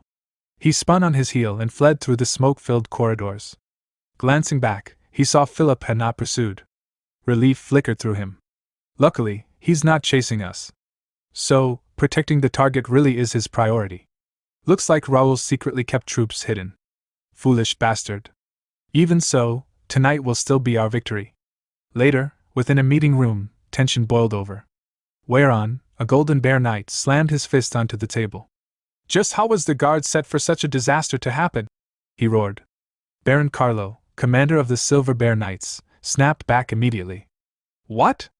Are you saying this is only the Silver Bear Knights' fault? The inner and outer security were your responsibility?" Whereon shot back. "This matter will be thoroughly investigated later, and responsibility will be taken. Try it if you can," Carlo snarled. "If you insult my knights who gave their lives in battle, I won't stand by quietly." Before the argument could boil over, Philip's sharp voice cut across the room. "That's enough. Both of you, stop this." Silence fell. Philip turned to a Silver Bear Knight nearby. "Report the damage." The knight bowed his head. "Yes, sir. In last night's attack, 30 guards were killed, and 5 Silver Bear Knights lost their lives. 1 annex burned down, half the East Garden was destroyed, and the main building suffered considerable damage. And amidst the chaos, Lady Estella was kidnapped." Whereon and Baron Carlo froze in shock. "What a disaster!" Whereon muttered bitterly. "I have no face to see the Count, or young Lord Dillon." Philip's tone remained calm, though his eyes hardened. "What about their trail? Any word from the pursuit team?" For some reason, the knight admitted. After they left the inner castle, their tracks have been hard to follow. Philip nodded grimly. Then let's do what we can first. Right after the incident, I ordered the guard captain to seal the gates. They shouldn't have escaped the castle yet. Sir Wayron, please continue to guard the count with the utmost care. Understood, Wayron replied. Philip turned to Baron Carlo. I'll ask you again to secure the mansion. There might still be remnants inside. The attackers even smashed the outer portal last night. Clearly, it was to keep the count's main forces from returning. There may very well be another attack. Everyone stay alert. The meeting ended, and the knights dispersed. As Philip stepped aside, he opened a private channel through the guild chat. I carried out your orders, master. Raoul's voice answered from the shadows beyond. Good work, Sir Philip. Soon, the real prey will take the bait. Now, it's time to deal with the rats. The scene shifted to a military tent lit by lanterns, where Viscount Jaden pored over reports and maps. Suddenly, Baron Tate burst through the flap, breathless with urgency. News has arrived, he said. Dylan Ashton and the Golden Bear Knights have just returned from the dungeon, Commander Jaden. Jaden's sharp gaze rose from the table. Where are the enemies? Baron Tate quickly spread a map across the desk, pointing to its markings. The Commander-in-Chief and the Central Army of the Count's territory have already begun retreating from the Forbidden Zone's border. With the portal destroyed, they'll need at least 5 days to return, even at best speed. Meanwhile, we are east of Comfort Castle, in Baron Bennett's territory. With cavalry, we can reach it in 2 days. Jaden studied the map, then asked evenly. What is the current troop situation in Comfort Castle? Given its size, it is not an easy target, Tate replied. 5,000 guard troops maintain order and security. 60 elite knights and about 100 chain knights have been confirmed. In practice, Jaden mused, we have only about 1,500 elite troops. Taking the castle quickly won't be easy. But even if the unexpected happens, the hostages we hold will serve their purpose. Baron Tate gave a thin smile. You mean the captives secured right under the Count's nose? Our collaborators must be very skilled to have pulled it off. It wasn't that hard, Jaden said coldly. A man unfit for the seat of Count sits there. You're right, Tate agreed. The current Count is far too soft. This is the time when your decisiveness and drive are needed, Commander. Jaden rose from his chair and strode out of the tent. His knights stood assembled outside, awaiting his command. One of them lifted a horn and blew a sharp, resonant call across the camp. Raising his hand high, Jaden declared, All troops, march immediately on Comfort Castle. The story then shifted to the riverside, where Dylan and the Golden Bear Knights had halted to rest. Their horses drank deeply from the lake, while the men loosened their armor and sat in silence. Trevor de Hesse, commander of the Golden Bear Knights, approached Dylan, who stood brooding at the water's edge. Do you feel a little better now? He asked. Dylan exhaled heavily, shaking his head. I'm still frustrated. I should have judged more carefully. It's not your fault, young lord, Trevor said gently. It's been a long time since I, too, was deceived so thoroughly. Dylan's jaw tightened. The reports of a peculiar dungeon, missing soldiers and knights, with procedures in place, there was no choice but for me and the first knight order to act. Traces of demons had been reported. How could I ignore it? Yet the dungeon had been empty. No beasts. No demons. Nothing but a clever trap. His teeth ground together. First during the Royal Capital Rebellion, and now again, fooled twice by lies. Trevor's voice broke his thoughts. So, where do you plan to go now? After leaving the dungeon, I heard everything from Raoul, Dylan replied. He gave me 2 options. The main road splits ahead. One path leads straight to Comfort Castle to rally scattered troops. The other, Dylan's eyes narrowed, is somewhere we must visit before returning to the castle. We'll take that road. Trevor nodded without hesitation. Understood. Commander, Dylan called again, his tone quieter. What do you think of Raoul? The third young lord? Trevor considered. Before the Count went into seclusion, he once spoke to me about Raoul. He blamed himself for not realizing Raoul's true nature. He thought Raoul was a child to be protected for life. But Raoul was too exceptional for the Count's household to contain. Dylan turned sharply. Father said that? Trevor sighed. If Raoul had been only moderately gifted, your father would have warned caution. But Raoul is not someone who covets the Count's seat. Dangerous though it may sound, He has the talent to raise a nation. As the Count said, Raoul is far too great for one house alone. A faint smile crossed Dylan's face. That Raoul, when did you even win over the commander?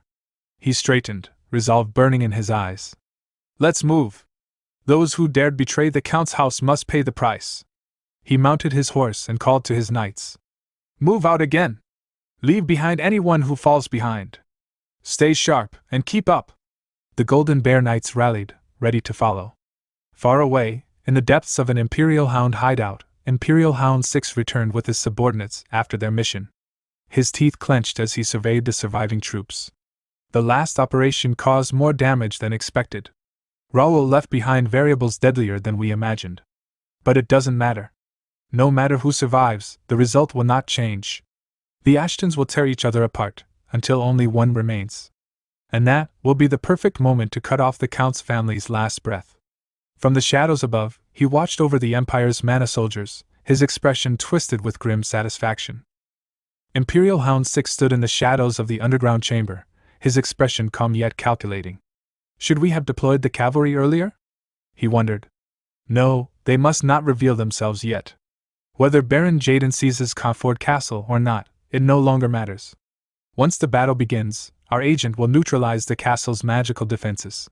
Then, we'll open the portal beneath this chamber and unleash reinforcements and cavalry inside the castle walls. The cavalry must be saved until the end, for the bloody festival to come. Truly, I can hardly wait to see that scene. His musings were broken by the hurried footsteps of a subordinate rushing in, shouting breathlessly. Captain? Big trouble!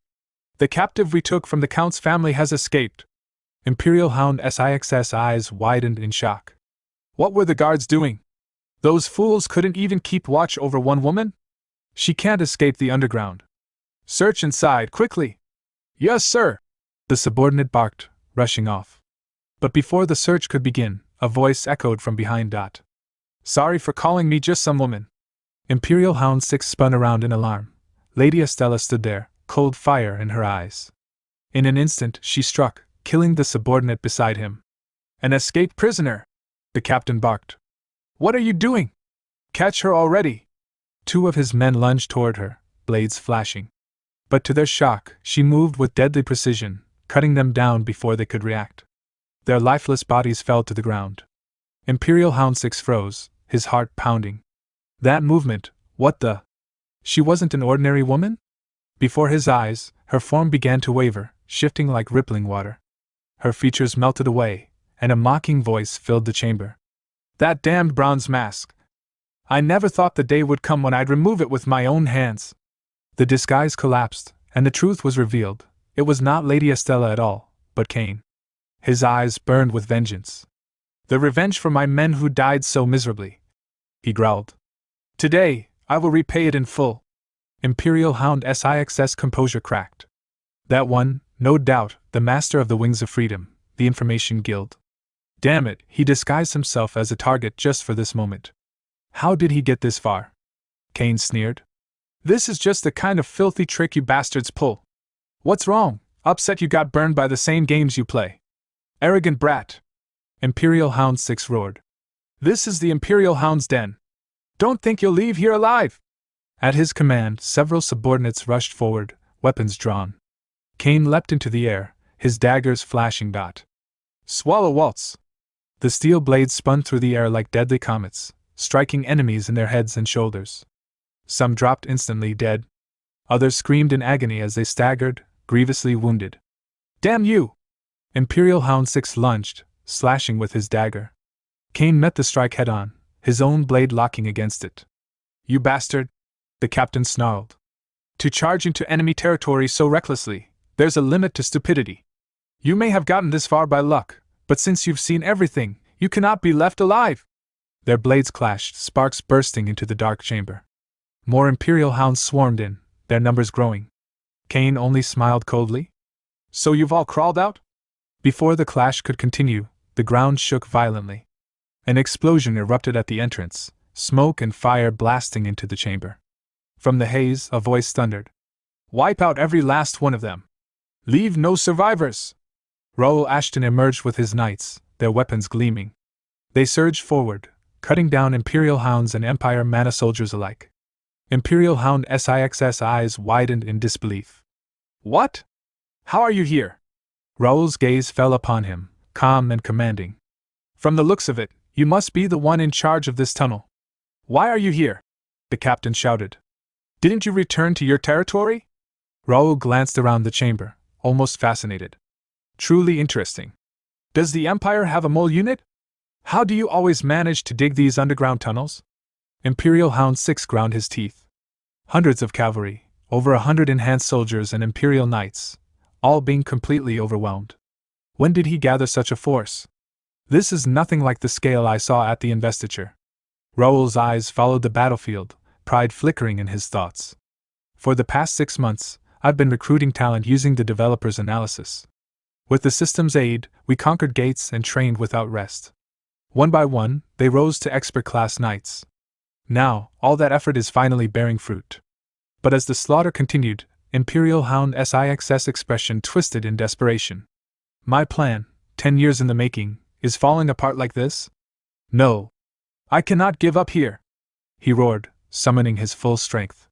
A torrent of red aura burst from his body, flooding the chamber with murderous heat. For the glory of His Majesty the Emperor! Raoul's eyes narrowed in recognition, a hint of surprise flickering across his face. That technique, the Black Sacrifice. As the tension in the battlefield reached its peak, Cain assumed his fighting stance, daggers at the ready, preparing to face Imperial Hound 6.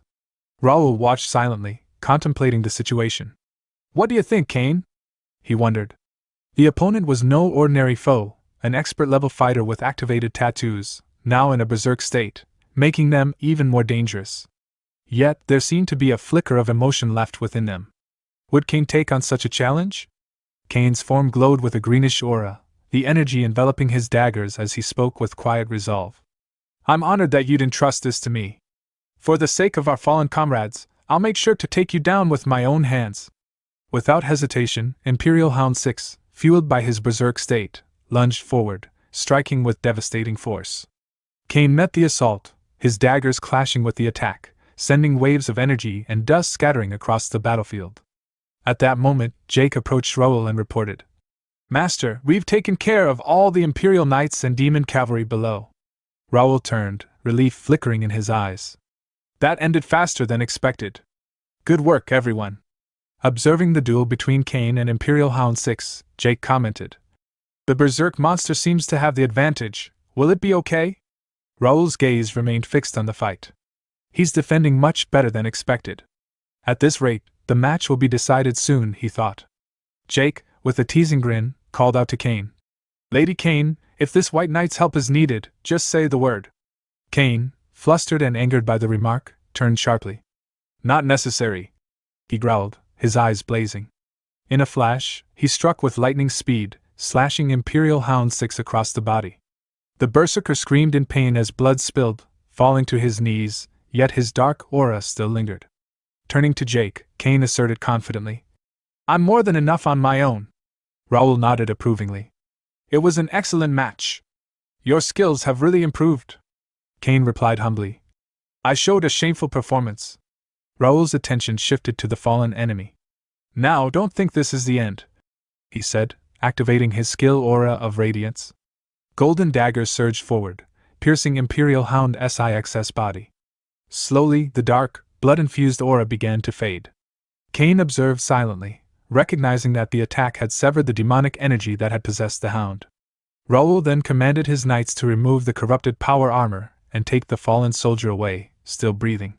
With the armor now on the ground, Raoul extended his hand, his regnator armor absorbing the fallen hound's power. Seeing his strength increase, he muttered, As I thought, this confirms it. Turning to the forest fairy, Ravel, who was examining the armor, he asked her opinion. Yes, Ravel replied, her eyes scanning the system window. To evolve Regnator to the next stage, we need to absorb power armor contaminated with demonic energy. I had a feeling it would be like this. Any other changes? Raoul asked. I think we'll know once the digestion is complete, Ravel answered. What's certain is that this alone is far from enough. Of course, don't worry. We'll have many more opportunities to acquire them in the future, Raoul reassured her. Turning to Jake and Cain, he said, Alright, let's quickly wrap this up and head back. We still have a lot to take care of. Yes, master, they replied in unison. Raoul handed Cain the mask of Imperial Hound 6. It might be troublesome, but Cain, I'll have to ask you one more time. Leave it to me. This is my specialty, Cain said, donning the mask and perfectly shape-shifting into the form of Imperial Hound 6. Well then, Raoul thought, now it's time to weed out the vermin hiding in the castle. Meanwhile, within the castle, nobles and high-ranking members were summoned. The crowd murmured among themselves. Gathering us like this? I wonder if something bad has happened to the family head. One whispered. Another cautioned. Don't even speak of such ominous things. They might have uncovered those who attacked the inner castle. At that moment, whereon the Golden Bear Knight arrived. May I have your attention, please? He called out. The reason I've gathered you all here today is to ask for your opinions on a certain matter. It concerns a magical message that arrived yesterday evening. The nobles gasped in shock. It was from Viscount Jaden. The messenger explained that Jaden had left the family, wandering foreign lands, but never forgot his duty. He had trained knights and soldiers, hoping to assist when needed. Upon hearing of the family's crisis due to the unprecedented gate incident, and the critical illness of the family head, he had mobilized his forces to come to the county's aid. Baron Jared de Ashton, elder council member of House Ashton, shouted indignantly. What in the world is this? What a long load of nonsense he's written! How dare that traitor set foot on this land again? A young man with golden hair, Baron Isaac, replied calmly. There's no need to dwell on past events like that. Jared bellowed. Dwell on it? This is about a traitor, Baron Isaac. Isaac countered. It's true that Viscount Jaden's actions have harmed the main family, but must we turn away someone coming to help in this situation? Whereon spoke up, his voice steady. Actually, this matter should be decided by the Count, or the Count's representative. But the situation is urgent. According to our scouts, Viscount Jaden and his group of supporting lords will arrive at Conford Castle tomorrow. Jared and the other nobles were taken aback. What? Such an insolent fellow, bringing troops into the county without permission? Baron Isaac inquired. Has there been any armed conflict or looting? Whereon replied. No reports of that nature have come in. Isaac pressed further. Then what's the problem? He isn't forcing his way in. Isn't this a sign he doesn't intend hostility? A fellow noble suggested. Wouldn't it be better to accept him for now and discuss it later when the Count's representative returns? Turning away someone offering help is unbecoming of a noble house. Jared, flustered, shouted. Such an ungrateful. After all the kindness the Count's family has shown, how dare you say such absurd things? Isaac shook his head. It's that outdated thinking eating away at the family, letting emotions cloud judgment. Another noble stepped forward. That's right. It's time we put an end to these bad habits. Jared, seeing Isaac's point gaining agreement, thought grimly, to side with such unreasonable opinions.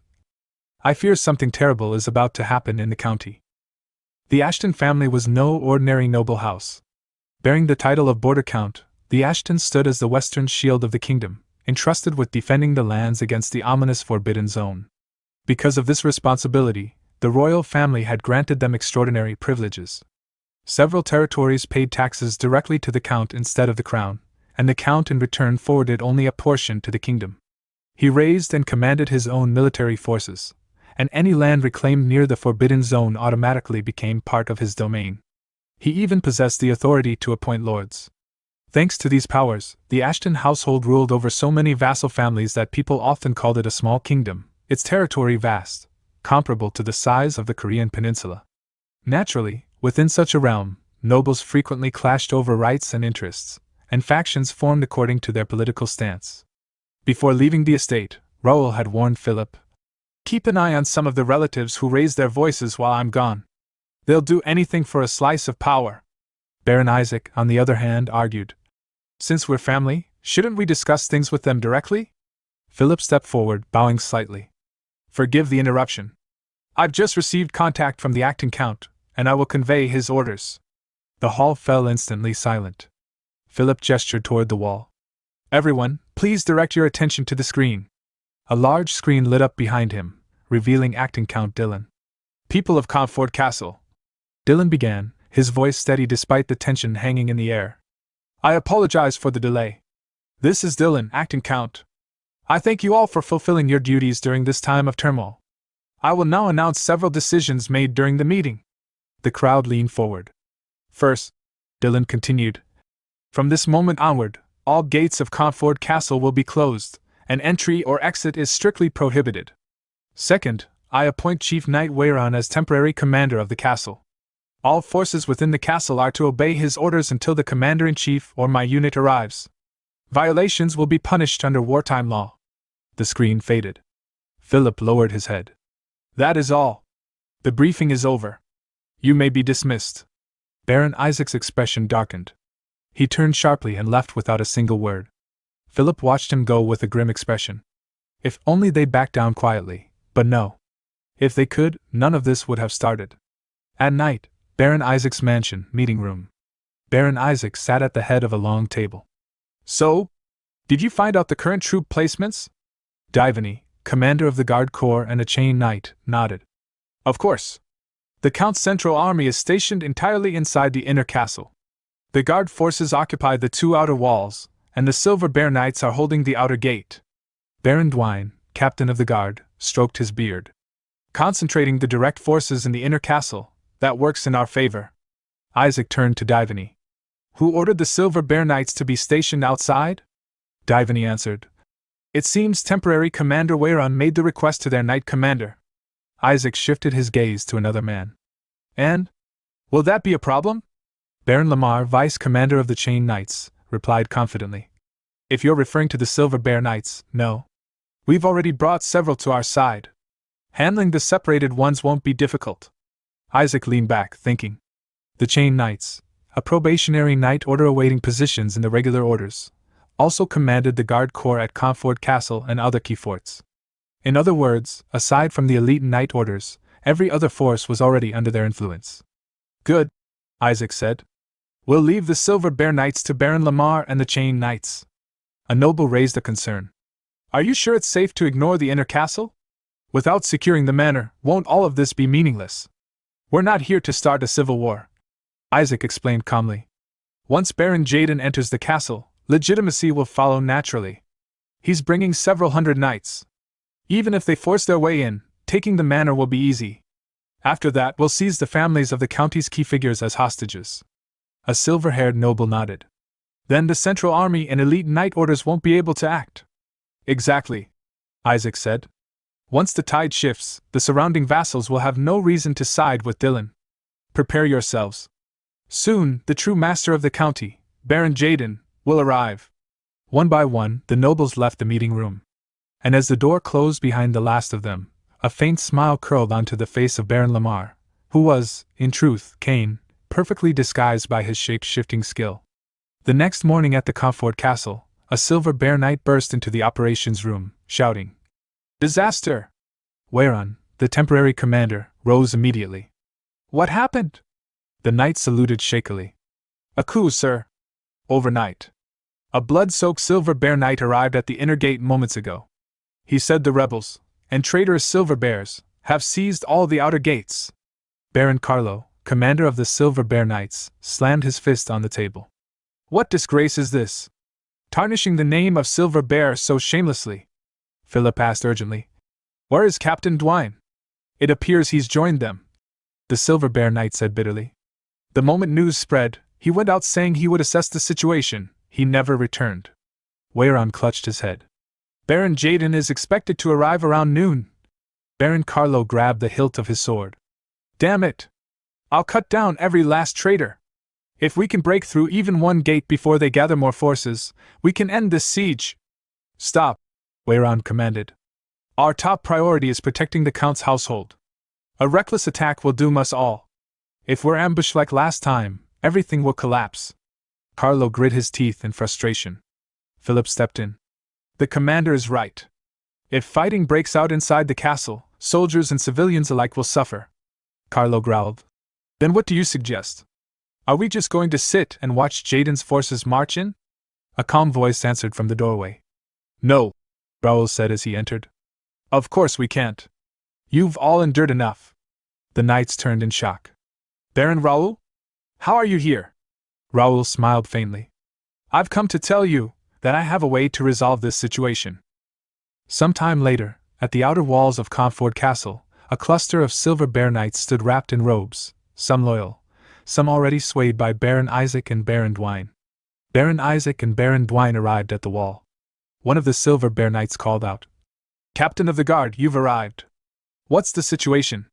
Dwayne asked. The guard extended a small scope. "You'll have to see for yourself." Dwayne took a look, only to freeze. There were no soldiers preparing for them outside the inner castle. The eerie stillness made his stomach twist. Seeing his reaction, Baron Isaac narrowed his eyes. "Is there a problem?" "By now," Dwayne muttered. "There should have been some reaction. Why is it so quiet?" Isaac sighed. "They must have realized the situation already. Don't you find it odd? Temporary Commander Wayron is probably hesitating. He clearly lacks confidence in his own judgment." "I hope that's all," Dwayne said quietly. But thoughts raced through his mind. Strange. Even if incompetent, shouldn't he at least send an envoy to gauge our intent? Do they plan to provoke direct conflict? They couldn't be that foolish. We have hundreds of knights here. They can't stand against us. Even politically, Baron Jaden outweighs Dylan. Count Melvin, if you were alive, none of these decisions would have been made. Before he could think further, a massive magic circle flared to life above the outer wall. The guard staggered back. "Something's coming out!" he shouted. A projection formed, Raoul's image appearing above the battlements. Raoul cleared his throat. "Everyone, can you hear me clearly?" Dwayne's face twisted in shock. Earlier, inside the operations room, Raoul had stood before Wayron, calm and steady. "There is a way to resolve this situation." "But my lord," Wayron protested, "the situation is too unfavorable. If battle breaks out inside the castle, there will be no battle," Raoul said firmly. "The reality isn't as dire as it seems. Most soldiers on the outer walls are simply following their commander's orders." Wayron blinked. "What?" "The ones who seized the gates," Raoul explained, "were only some chained knights and nobles. Meaning most guards don't even understand they've been dragged into a rebellion. All we must do is awaken their sense of duty." In present at Raoul's broadcast, Raoul's voice boomed throughout the outer castle walls. "The Ashton County hopes you will not shed meaningless blood. Your duty is to protect your families and neighbors, not to swing swords at comrades. Do not be swayed by the instigation of a few shameless traitors." Baron Isaac slammed his fist against the wall. "Damn it! Stop that broadcast!" But already, soldiers were stepping back from their positions, refusing to obey. Isaac's face twisted. "He's branding us as shameless traitors. We'll lose control at this rate." Raoul continued. "I, Raoul de Ashton, give you my word, no soldier forced into rebellion against their will shall be held accountable." Isaac shouted frantically to the troops. "Don't be fooled! They're lying! The real rebels are those who seized the inner castle." But the soldiers didn't respond. Many quietly formed ranks facing inward, no longer loyal to Isaac's faction. Dwayne felt his confidence slipping. "This isn't turning in our favor, but we still hold the gates. Time is on our side. Once Baron Jaden arrives, everything changes. Raoul can't hope to retake this place." He clenched his jaw. He doesn't have the strength. At the inner gate, several nobles arrived with their troops. A knight asked, "State your affiliation." A brown-haired noble stepped forward. "Tyrannian de Ashton. I heard the broadcast. I've come to lend what strength I can to subdue the traitors." A red-haired noble named Zenito Talon stated, "I request to join the suppression force." A knight with flowing golden hair smirked. "I heard there are fools bold enough to rebel. I came to see for myself." Moments later, a guard rushed into the operations room. "Sir Wayron! Over 2,000 reinforcements have arrived at the inner castle. The adjutant has finished arranging them. Everyone wishes to punish the traitors at the outer walls." Wayron exhaled slowly. Everything is unfolding exactly as Lord Raoul predicted. Meanwhile, at the outer wall, several rebel knights whispered nervously. "Did you see the forces inside the inner castle? Are we seriously about to start a civil war?" "I'm out. I was only following orders." They dropped their weapons and fled. Their commander barked after them. "Guards! Get back here! That's direct disobedience." Inside the inner walls, knights raised their swords high. "Strike down the traitors who dared rebel against the Count's house!" The battle cry echoed across the city.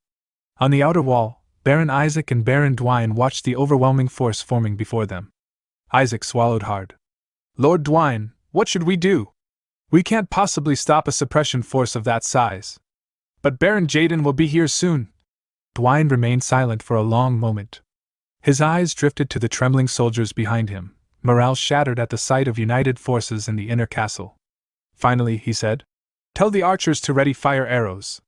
Gather the nimblest men, prepare oil and fire." Isaac's eyes widened in horror. "Lord Dwayne, think rationally. There are homes beneath us. Setting fire here would, I am being rational," Dwayne snapped. "Now that we've been branded as traitors, why hold back? If we burn the gates and the city streets, we can at least buy time. Either way, if we lose, we die. Push this far, all we can do is fight to the bitter end." Baron Isaac hesitated, torn between fear and reason. "But if we burn the castle," he argued, "we'll lose the support of the neutral nobles." Baron Dwayne, already pushed to desperation, dismissed the concern with a harsh scoff. "We're about to die. Do you really think that matters now? In this chaos, do you think the people will know who set the fire? We can make excuses for that later. What matters now is reuniting with Baron Jaden." Isaac fell silent, realizing the grim truth behind Dwayne's words. At last, he turned away and muttered, "I'll order the soldiers to do as you say." "Good," Dwayne replied coldly. As Baron Isaac pivoted to leave, Baron Lamar arrived, though the man was actually Cain in disguise. Isaac brightened immediately. "Baron Lamar, perfect timing, we need your help. Order some of the chain knights to take oil and set the streets on fire. This time we'll break the gates and, amidst the confusion." But he never finished. Cain drew his sword in one smooth motion and slashed downward, cutting into Isaac's arm. The Baron collapsed to the ground with a cry as blood splattered across the stones. Baron Dwayne froze, bewildered. "What is this?" Cain glared at them both, his voice dripping with disgust. "I can't stomach this any longer. Just listening to you makes my ears rot." Isaac, clutching his wounded arm, gasped. "What is this?" Cain didn't bother answering. He raised his voice and commanded, "Knights, seize all the rebels here." His men, who had infiltrated the rebel force earlier, immediately turned and clashed against the traitorous knights. Baron Dwayne, reacting on instinct, unsheathed his sword and charged. Cain parried the powerful strike with ease, blades screeching as sparks flew between them. "Betrayal?" Dwayne spat. Cain smirked. "Don't make me laugh. Who's calling who a traitor?" Dwayne's eyes narrowed. Something about Cain's movements felt wrong, too fluid, too mocking. Then realization struck him. "You're not Lamar. Did you really think I wouldn't recognize a direct subordinate I've known for years?" With a fierce swing, Dwayne forced Cain back a few steps. But Cain only chuckled. "Who knows? But for someone claiming that, you realized it far too late." Before Dwayne could reply, he sensed a presence behind him.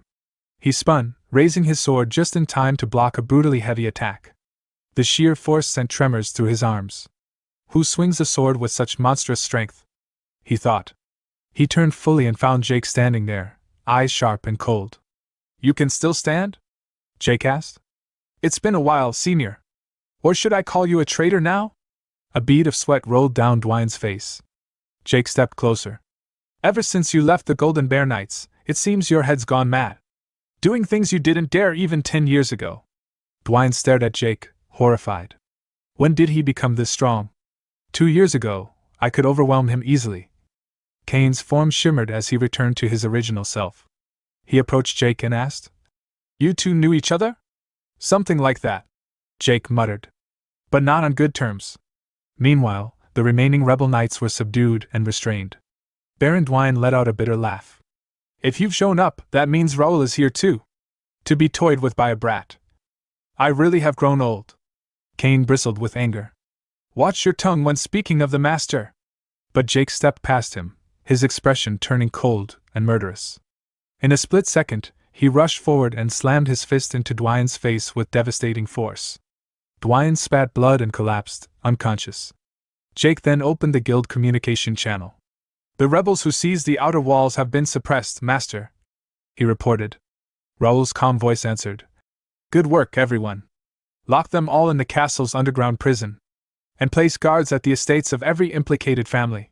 "Yes, master," Jake replied before closing the channel. Moments later, Wayron entered and reported, "We have arrested all nobles and Knight Order members involved in this rebellion." "Well done," Raoul said. The evidence is solid, they won't be able to deny anything.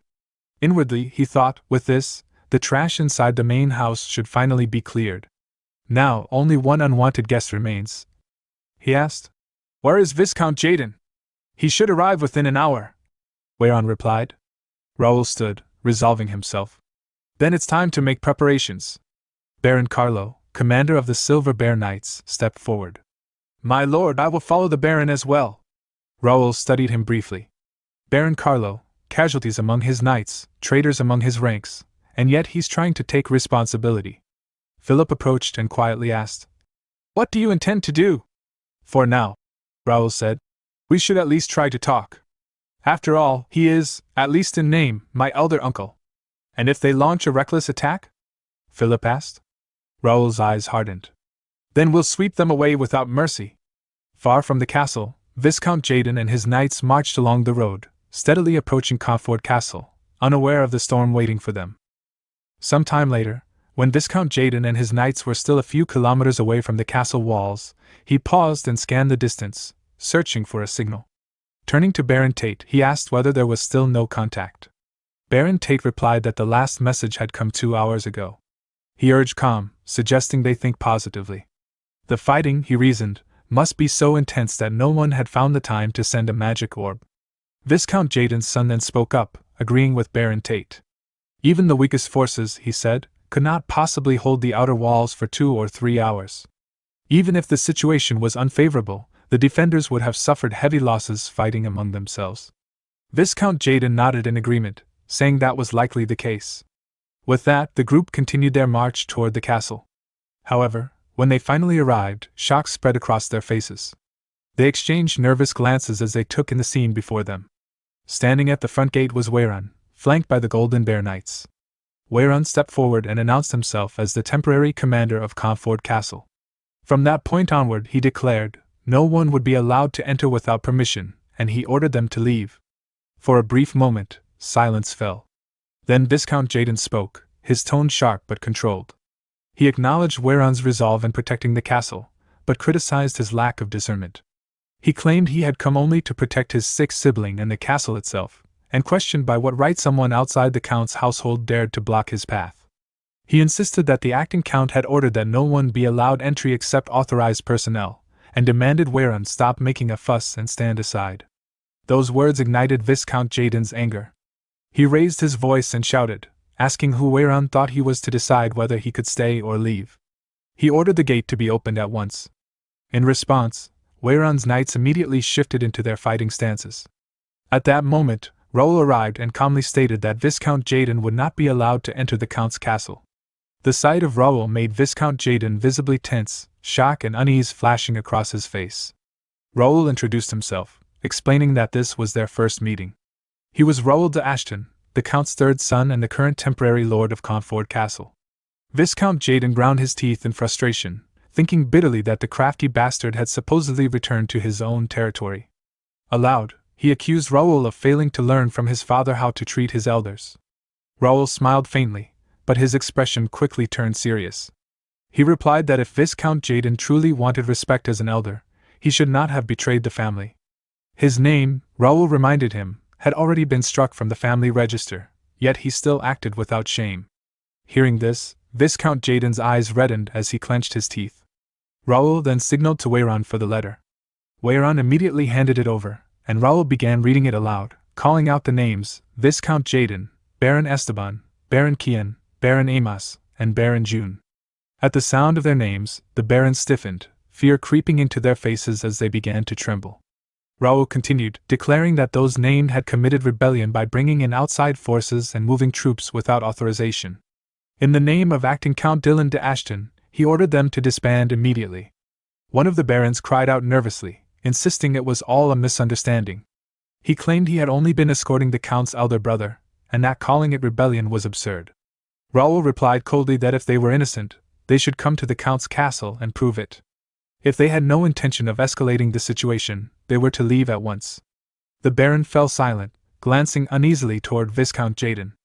After a brief pause, Viscount Jaden suddenly burst into laughter. He remarked that this was a real blow to him, and since either side was willing to yield, the matter clearly would not end there. He proposed settling the issue with a 5-on-5 nightly duel, suggesting it was a fair solution. Raoul, inwardly tense, recognized the proposal for what it was, a nightly tournament, a method used to judge disputes the law could not resolve. It was a middle ground between personal duels and full-scale territorial war, a way to settle matters through honor and acceptance of the outcome.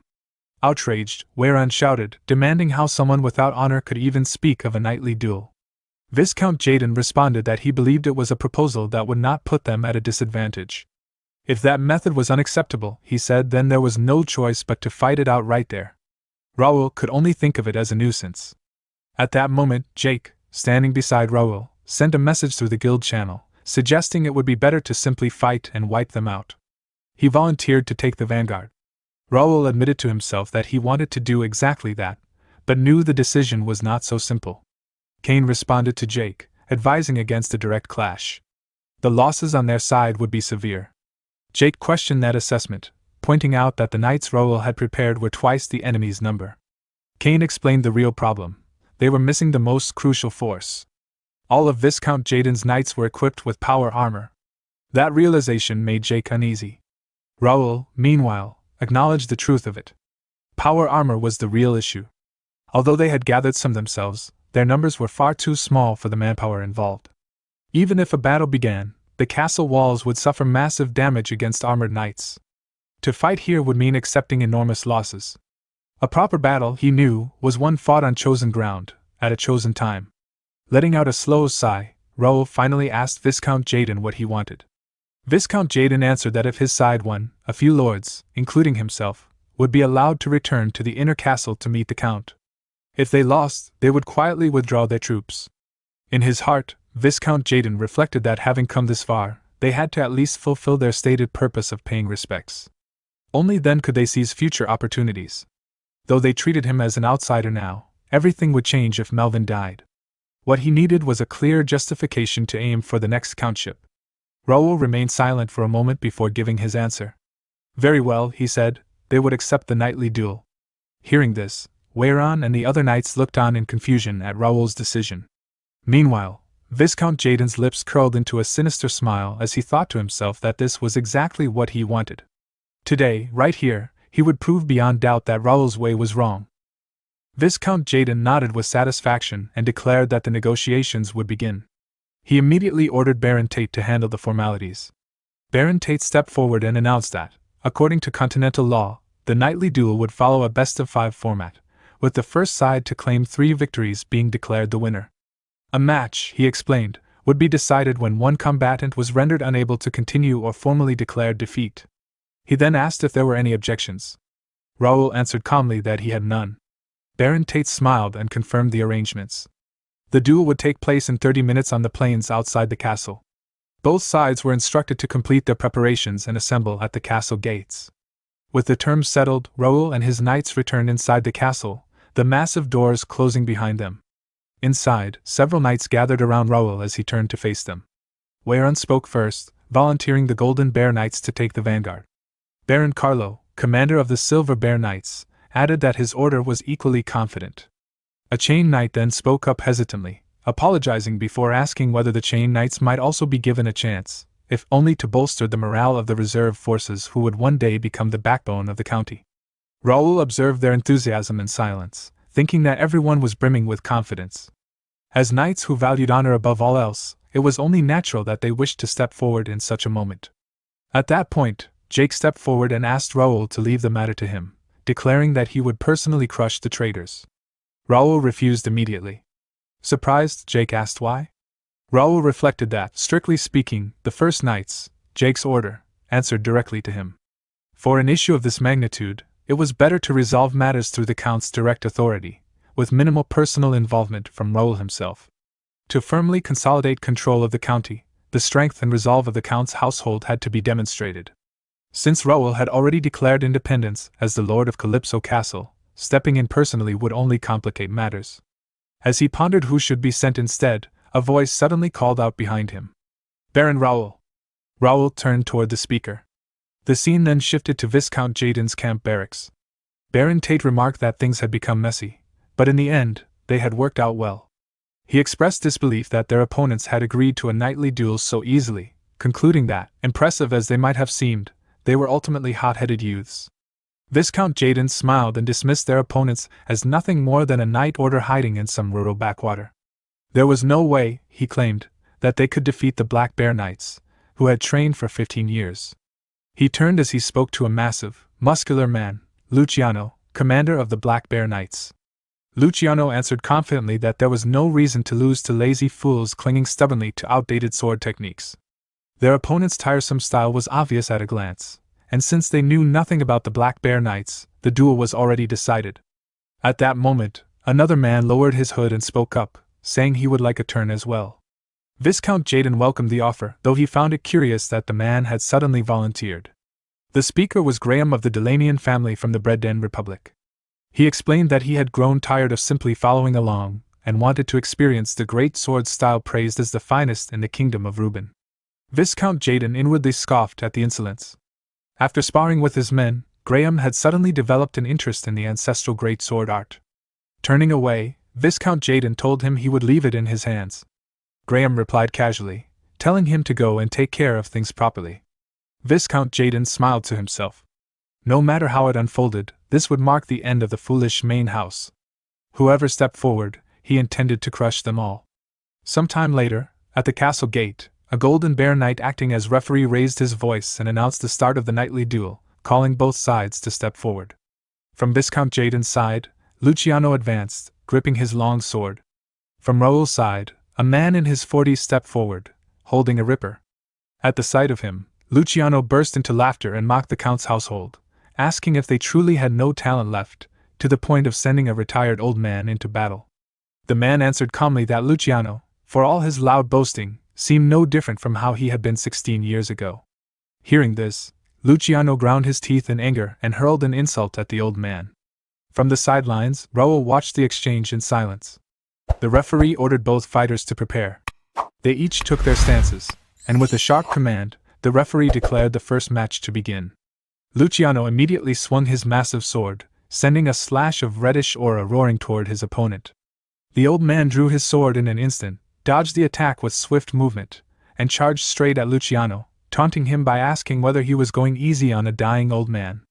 Flustered, Luciano lashed out repeatedly, sending wave after wave of slashes, all of which the old man evaded with ease. The old man rebuked him, remarking that his habit of swinging wildly when provoked had not changed at all. Luciano roared back, telling him to shut up and vowing to crush the Count's boring swordsmanship with his own hands as he began to prepare a powerful thrust. The old man's expression hardened. He channeled a golden aura that wrapped around his blade. Luciano lunged forward with his thrust, a beam of reddish aura surging ahead of his sword. The old man, however, remained calm and held his stance. When the aura faded, he was still standing, completely unharmed. He observed that Luciano had clearly studied a great deal, noting that he was imitating the spear techniques of the Brennan Republic. Luciano smiled and praised the old man's sharp insight, but insisted it would do him no good. The old man smiled in return and said it had been a long time since he had felt this way. As he spoke, even more golden aura poured from him, enveloping both his body and his sword. He added that the sensation of his blood boiling was something he had not experienced in ages. From the sidelines, Raoul watched the unfolding battle with a faint, knowing smile. Seeing the turbulent mana gathering around the old man, Luciano ground his teeth in growing unease. He could feel it clearly. The flow of the old man's mana had suddenly changed. How can a retired old man wield such power? He wondered in disbelief. Sir Zion surged forward to attack. Luciano swung his sword in response, and the mana-coated blades collided, their energies crashing violently against one another. As their swords met, Zion smiled inwardly. His body felt impossibly light, as though he had returned to his prime. To him, this could only be the blessing of the gods upon Raoul. His thoughts drifted back to earlier, when he had stepped forward and addressed Raoul directly, asking if he might take part in the nightly duel. Raoul had immediately recognized him as Sir Zion and calmly reasoned that their opponents would surely send out fighters well acquainted with the Count family's swordsmanship. Straightforward knights would inevitably fall to carefully prepared counter-techniques. Zion had replied that he had no intention of belittling the Count family's 1,000-year sword tradition, but in a situation like this, the experience of an old man might be necessary. Raoul had reflected on Zion's past, former vice-captain of the Golden Bear Knights, a top-tier expert who had fought in countless inter-kingdom duels and tournaments. In unpredictable situations, few could match his skill. With that in mind, Raoul had accepted without hesitation. Even so, Weiran had been quietly troubled by the decision. It was not that he doubted Xian's ability, but the knight had been retired for years, his mana greatly diminished. He wondered if Xian would truly be all right. Some time later, Xian had stood alone, unsheathing his sword with a wince as pain shot through his arm. At that moment, Raoul had approached him and asked for a moment of his time. Before Xian could question it, Raoul clasped his hand, golden aura radiating outward. Xian had been stunned as warm, radiant mana enveloped his body. In that instant, he realized the chronic pain that had plagued his arm for years had vanished completely. Not only his body, but his mind felt clear and refreshed. The impossible had become reality, convincing him that the youngest lord had truly received the god's blessing and awakened. Back in the present duel, Xian pressed forward, driving Luciano back with a powerful strike. From the sidelines, Raoul observed quietly. It seemed Xian truly believed the power he wielded was divine. In truth, it was simply Raoul's radiant aura, enhanced slightly by his abilities. Since Xian was not a guild member, the effect was weaker, but even that was more than enough. Xian unleashed several mana slashes in quick succession. Luciano failed to block them all and was forced to his knees, cursing angrily. Xian asked calmly whether that was all he had, remarking that Luciano's efforts over the years seemed to have amounted to nothing. Luciano snapped back, demanding to know what nonsense the old man was spouting. Xian told him to place a hand over his heart and think. 16 years had passed since Luciano left the Count's house. Could he truly say he had lived as fiercely as he had back then? Luciano clenched his teeth, fury boiling over. In his mind, he rejected the notion outright. He believed he had lived a far more meaningful life than remaining in the countryside, endlessly killing monsters. Memories of his time in the Count's house filled him with bitterness, endless training, sleepless dispatches to forbidden zones, relentless battles against monsters, and no proper recognition even after risking his life. To him, his choice had been right. It had to be. Suddenly, the tattoo on Luciano's neck began to glow. His mana surged violently, shaking the air as he shouted that he had not been wrong. Jake, Weiran, and the other knights stiffened in alarm at the sight. Xian stared in shock, realizing that Raoul's earlier warning had been true. He remembered Raoul's words clearly. Even with a blessing, Xian must not let his guard down. The enemy would surely be hiding a trump card, waiting until they were cornered to reveal it as a last resort. Only by staying vigilant would an opening appear. Returning to the present, Xian shifted into a defensive stance. So their final measure was the Emperor's tattoo, he thought grimly. I never imagined they would actually touch such a taboo. Luciano, now wrapped in overwhelming mana that coated both his body and his sword, declared that he would finish this in one blow. Weiran turned to Raoul anxiously, warning that at this rate, Sir Xian was in danger. Luciano swung his sword with terrifying force. Xian barely dodged, leaping backward to create distance. As he steadied himself, he realized the power Luciano now wielded was on an entirely different level. By burning life force and mana, the enemy had gained a massive advantage in a short battle. Xian forced himself to remain calm. The opportunity would come, Raoul had said so. Taking a deep breath, he raised his sword and settled into his stance once more. He resolved not to betray the trust Raoul had placed in him. He would seize victory here and return. Seeing that unwavering resolve, a small, satisfied smile appeared on Raoul's face. The battlefield shook as the mana blades of Luciano and Xian collided, sending explosions and clouds of dust spiraling into the air. Each strike threw debris across the field, forcing the knights watching the duel to brace themselves, expecting stones to rain down. Yet, to their confusion, the debris halted midair, stopped by Raoul's intervention. All right, I've got a rough grasp of it now, Raoul thought, directing his psychic power toward Xian to support him in the fight. Well then, let's test the results obtained from Janak's dungeon. Xian prepared for the next strike, but this time he could not dodge Luciano's attack on his own. To his surprise, Raoul's power aided him, almost as if an invisible wind was pushing him forward. What's this feeling? He thought. Dodging has never been this easy. It's like the goddess of victory herself is standing behind me, protecting me. Raoul, observing from the sidelines, reflected on his technique, the telekinesis enhancement technique. Until now, he had only used it to augment his own physical strength. Since the power relied on spiritual energy, projecting it onto opponents with souls had been impossible. but no longer. With his support, Zion blocked Luciano's next attack head-on. In a swift counter, Zion severed Luciano's sword arm, causing the man to scream in agony as both his arm and weapon dropped to the ground. Kneeling, Luciano shouted, "I'm not wrong!" before collapsing unconscious. Viscount Jaden's eyes widened in shock. Around him, Raoul's knights cheered, praising Zion's victory. Zion, ever disciplined, immediately approached Raoul and saluted. "Zion, as per the Viscount's orders, I've returned victorious from the first duel," he reported. Raoul nodded approvingly. "It was a splendid duel, Sir Zion. On behalf of the Count's family, I commend you for your efforts." Turning to observe Viscount Jaden, Raoul pondered, now, what will he do next? A grim smile crossed Viscount Jaden's face as he gritted his teeth in anger. Moments later, the referee announced the next duel. Both knights were summoned to step forward. From Raoul's side, Baron Carlo advanced. "I am Carlo de Ashton, commander of the Silver Bear Knights," he declared. From Viscount Jaden's side, Graham stepped forward. "You may call me Ray for now," he said casually. Baron Carlo bristled at the insolence. "How rude! In a knightly duel, it is proper to openly reveal one's identity. How dare such a fellow challenge the Ashton Count's family?" The referee quickly intervened. "Prepare yourselves, the duel will begin shortly." Raoul watched, thinking wryly, here we go again. He was insisting on a fair match earlier. His gaze landed on Graham. "By the way, it's been a while since I've seen that one. I wonder when he would appear." Raoul examined his status window. Graham, 46 years old, level 89, a seasoned sword expert affiliated with the Kingdom of Reuben, Baron Hawn's House of the Brennan Republic, and House Delanian. Raoul recalled that Graham had been present during an incident at the capital mansion in the past, where he had proven himself a formidable opponent. "I wonder how he is now." The duel began. Graham leapt into the air, wielding a sword in each hand, and swung downward at Baron Carlo, who blocked the strike with his long sword.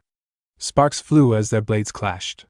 Raoul thought to himself, he's certainly a force to be reckoned with, but Carlo is no pushover either.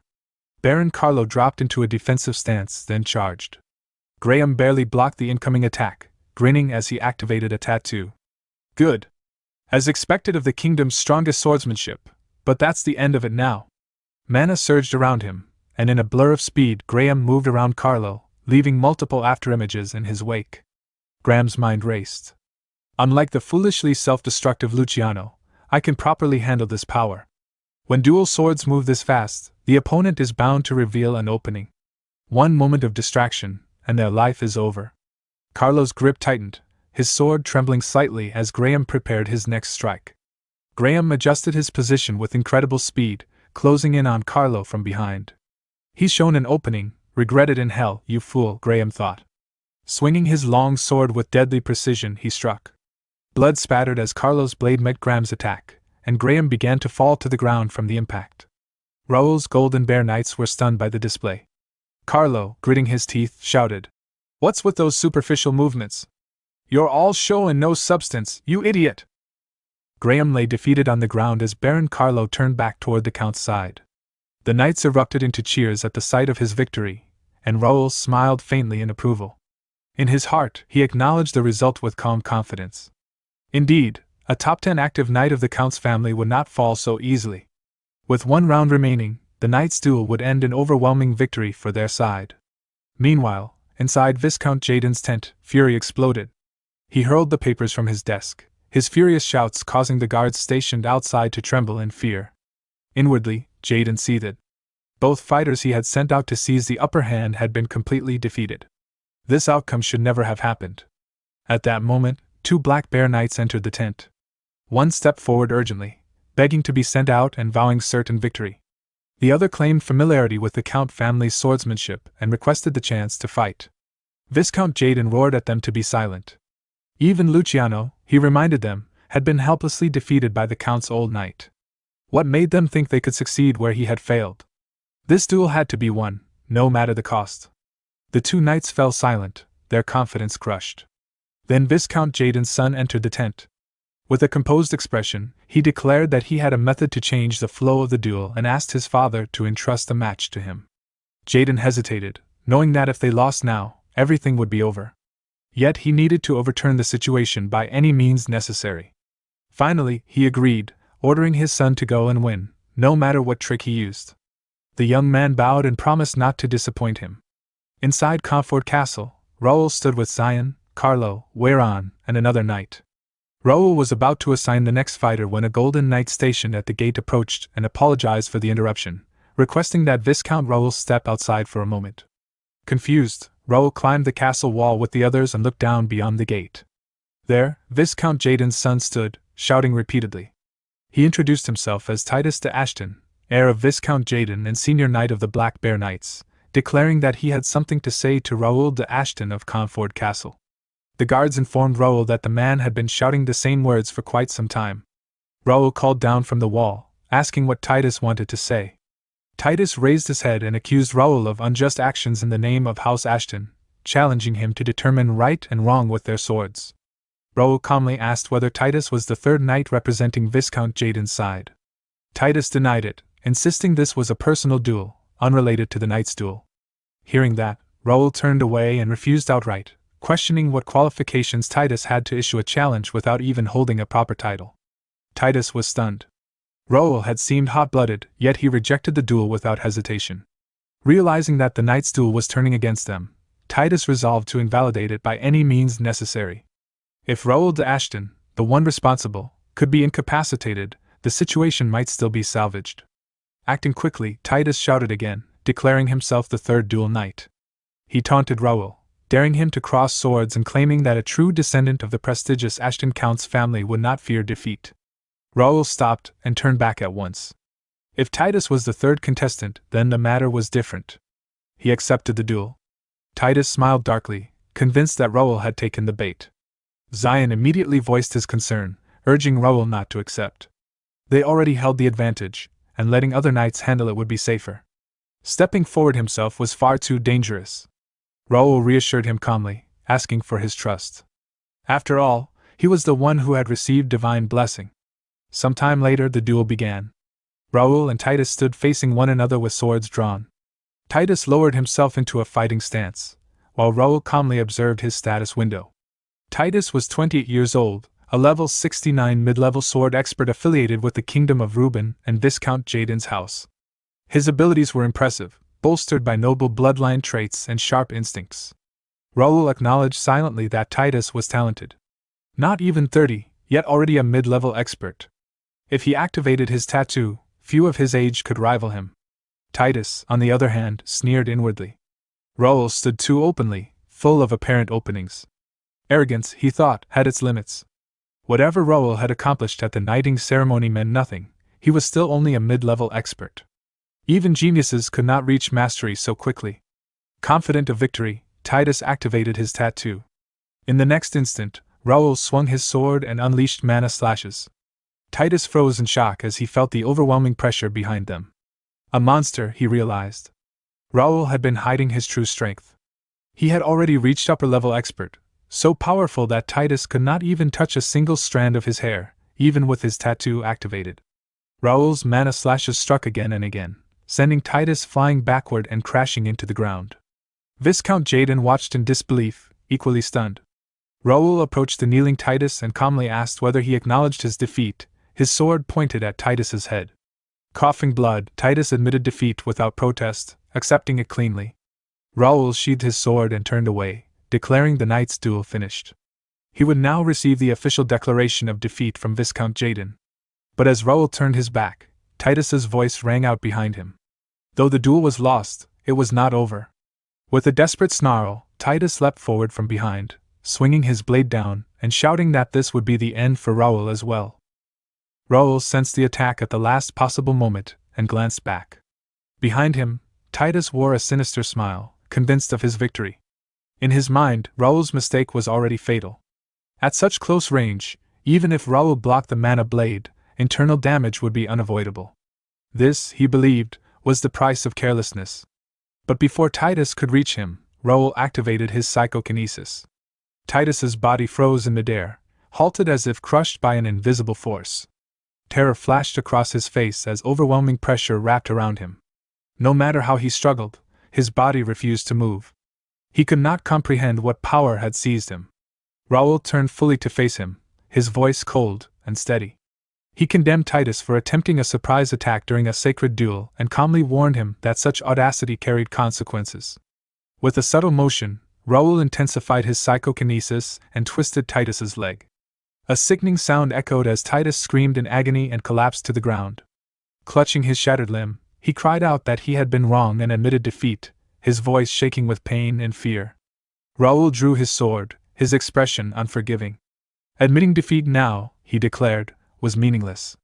For daring to defile a duel sanctioned by the Count's family, Titus would pay with his life. He raised his blade and brought it down as Titus shut his eyes in despair. At that instant, a blade intercepted Raoul's strike. Viscount Jaden had stepped into the arena. His sword blocked Raoul's attack, and in the same motion he countered, forcing Raoul backward despite his attempt to defend. The sudden intrusion sent a ripple of shock through the spectators. Zion exclaimed in alarm that someone had barged into the arena. Raoul steadied himself and fixed his gaze on the newcomer, asking whether Viscount Jaden had truly decided to throw all caution aside. Jaden answered with furious scorn, accusing Raoul of overstepping his place. To him, Raoul was nothing more than a brat of the Count's family, not even a proper heir, daring to wield a sword and act as judge. The order of the domain, he claimed, had sunk to its lowest point. Right there and then, he vowed to prove who the rightful heir of the land truly was. Around them, both sides raised their weapons and moved into formation, the tension thick enough to suffocate. Raoul smiled faintly and declared that this was perfect. There would be no need to go anywhere else to settle the matter. Raising his voice, he announced himself as Raoul Ashton, Lord of Calyp's castle, and proclaimed that he would now reveal every crime committed by the rebel leader, Viscount Jaden. The battlefield fell into stunned silence. Raoul accused Jaden of conspiring with other nobles to overthrow Comfort Castle and of attempting to poison Count Melvin, the head of the Ashton family. For these crimes, he declared, Viscount Jaden and his accomplices stood charged with treason. A noble protested weakly, denying any talk of poisoning or conspiracy. Viscount Jaden himself roared in outrage, denouncing Raoul's words as absurd nonsense spoken without proof. Who, he demanded, would believe the accusations of a mere child? Raoul answered calmly that Jaden was a fool to the very end. Whether he admitted his crimes or not, the Count's family would hold him accountable. Jaden laughed bitterly and asked by what right the Count's family presumed to judge him. Raoul corrected him. He was not the one who would pass judgment. At that moment, the gates opened, and a surge of blue mana flooded the area. Sensing the presence behind him, Viscount Jaden turned, and froze in shock. Count Melvin had arrived. Raoul declared that the true master of this land would be the one to judge him. Cold sweat streamed down Viscount Jaden's face as his confidence shattered. Count Melvin stepped forward and spoke with authority, introducing himself as Melvin Ashton, Lord of Comfort Castle. From that moment on, he announced, he would personally settle all the sordid schemes carried out against his domain. The scene shifted to the Ashton estate, before Viscount Jaden's arrival there. Raoul entered his father's chamber, where Nikia stood beside the bed. She greeted him respectfully and confirmed that Count Melvin was showing signs of improvement. Leading Raoul closer, she explained that all external treatments were complete and that the mana filaria had been stabilized. With the mana collision halted, the Count's life was no longer in danger. Strangely, however, his mana was not moving, though no secondary complications had appeared. To Raoul's surprise, his father awoke at that moment. Coughing weakly, Count Melvin said he had heard the news and praised Raoul and Dylan for handling the situation wisely. Raoul urged his father to focus solely on recovery and advancing to the next stage, telling him not to worry about the domain. But Melvin shook his head. He confessed that he had struck a wall he could never overcome, a limit unlike any hardship he had faced before. Each time he reached for it, it felt as though a god's voice told him this was as far as he could go. In his heart, Melvin lamented his failure. He had believed that wall could one day be broken, that he could fulfill the family's long-cherished wish with his own hands. Now, unable even to control his mana, he saw no choice but to pass his position on to his sons. Raoul interrupted him with a single question. Was he truly going to give up? The question left Melvin speechless. Raoul pressed on, asking whether the Sword Master and Lord of the Count's domain would abandon everything right there and then. He refused to accept it. That defeated expression, he said, was not the face the head of the Count's family should wear. Raoul declared his faith in his father's strength and vowed that he would make it happen, that his father would overcome the wall and rise once more. The room trembled as Raoul spoke to his father, explaining the truth behind his immobile manner. The only reason your mana isn't moving, he said firmly, is because those cowards used poison. You can't despair simply because scoundrels tried to deceive you. You're not an empty shell, your power remains intact. Count Melvin laughed softly at his son's words, a mix of relief and pride shining in his eyes. You're right, son, he admitted, his voice steady. Absolutely right. The change in his mood caught Raoul by surprise, a brief light piercing the weight of tension around them. Melvin's expression hardened as he reflected on himself. I've shown you a pathetic side of myself, he confessed. This isn't who I truly am.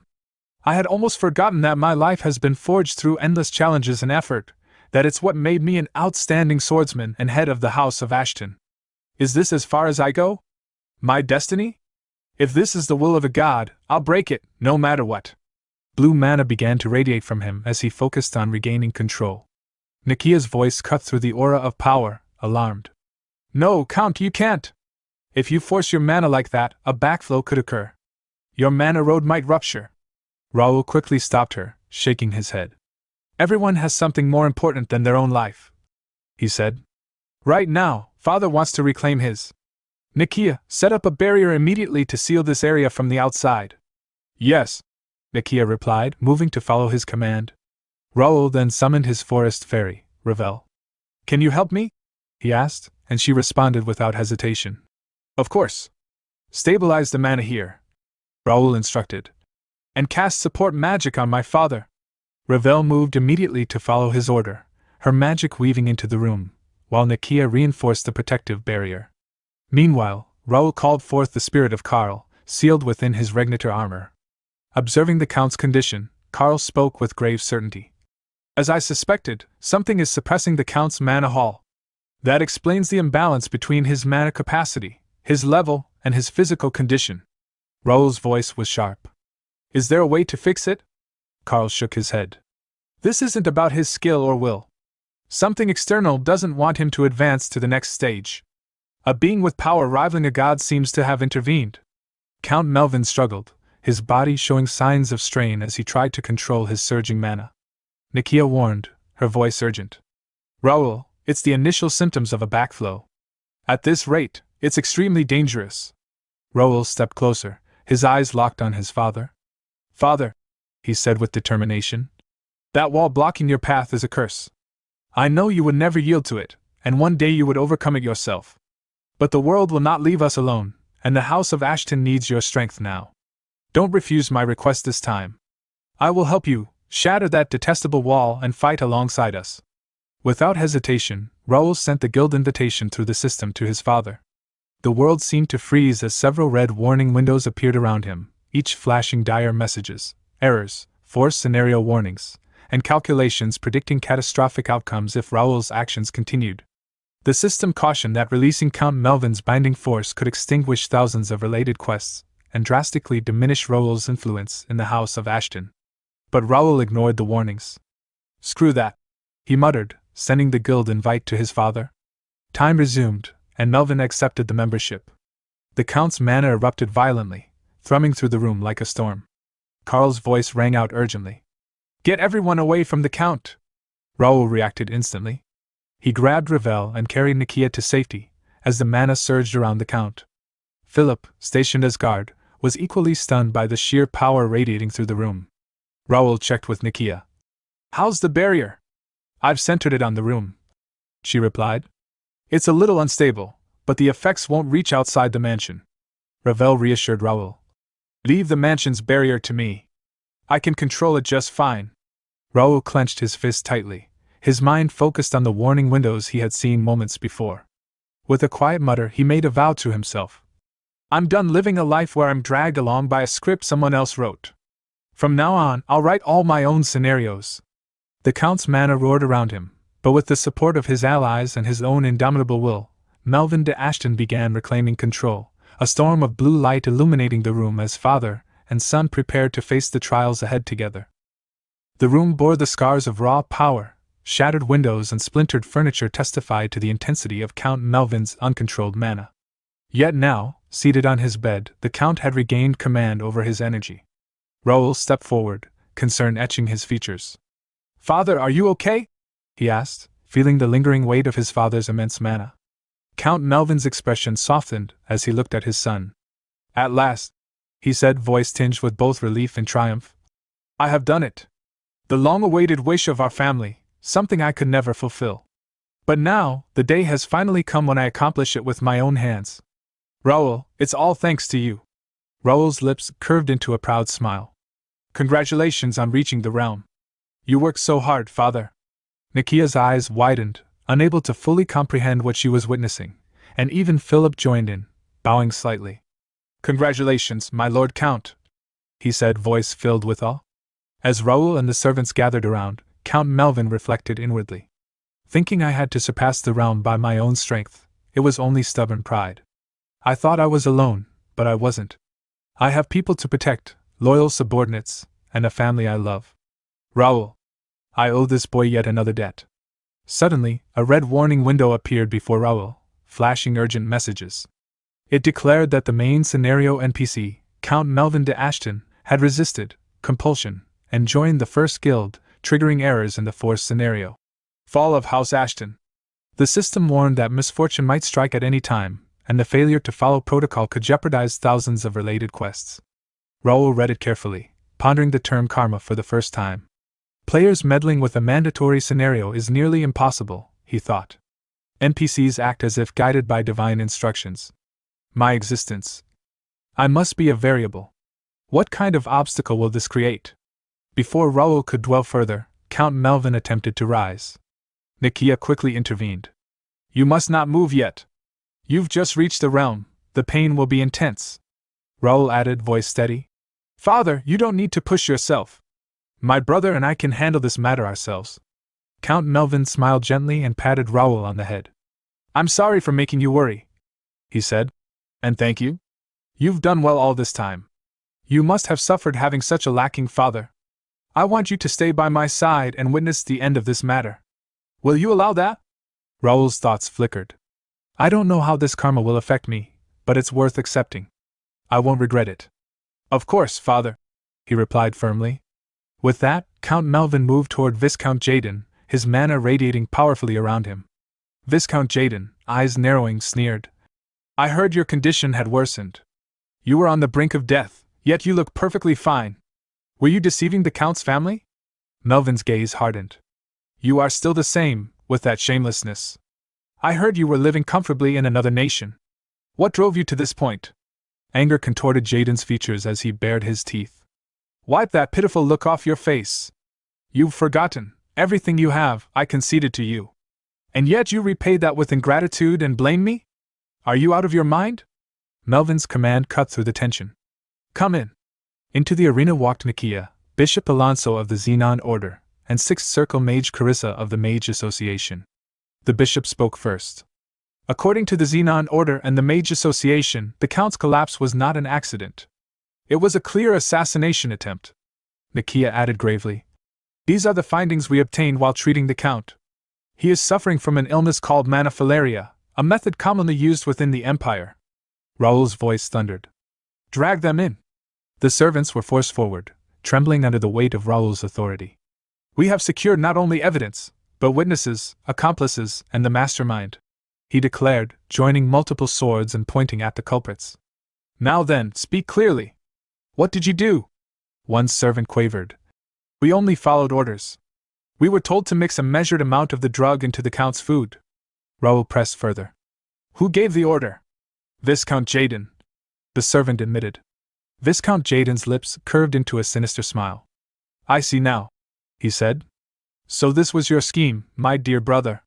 To rid me completely, the one who threatened you, you deceived everyone, even used me. I will never forgive you, Melvin. He leapt into the air, swinging his mana sword at Melvin, who blocked effortlessly. Jaden activated his tattoo and spat venomous words. Yes, those eyes. That expression. That attitude, looking down on everyone as if you were the best. Decades have passed, yet I never forgot. Everything you took as if natural was originally mine. If not for you, it would all have been mine. Melvin's patience snapped. I can't listen to this any longer. This is where I stop treating you as my elder brother. Viscount Jaden, I charge you with treason for disrupting the Count's domain. Jaden shouted. Don't be ridiculous. Who are you to dare? His words cut off abruptly as he felt Melvin's overwhelming mana. What is this? This pressure, so strong I can barely breathe. Melvin swung his mana sword, and Jaden managed to block, but his arm trembled uncontrollably. No way, this level is the realm of a High Master, he thought in shock. With a roar, Melvin leapt into the air again, his attack exploding into a storm of mana, shaking the ground and filling the arena with raw, unbridled power. As the dust settled, the aftermath of Count Melvin's attack became clear. Deep scars marred the ground, evidence of the devastating force unleashed. Viscount Jaden had managed to block the strike with his sword, but the impact drove him several feet backward. Blood spilled from his mouth as he coughed violently, and collapsed to his knees. Viscount Jaden realized something was terribly wrong. Count Melvin had reached the High Master level, far beyond what had been expected. Desperation took hold as Jaden resolved not to let the battle end this way. He reflected on all he had endured to reach this point, then roared in fury and swung his sword, releasing a mana slash toward the Count. Count Melvin calmly focused his mana into his blade and cleaved through the incoming attack. Without hesitation, he followed up with a punch. Viscount Jaden raised his sword to block, but the blow struck the blade directly, cracking it apart.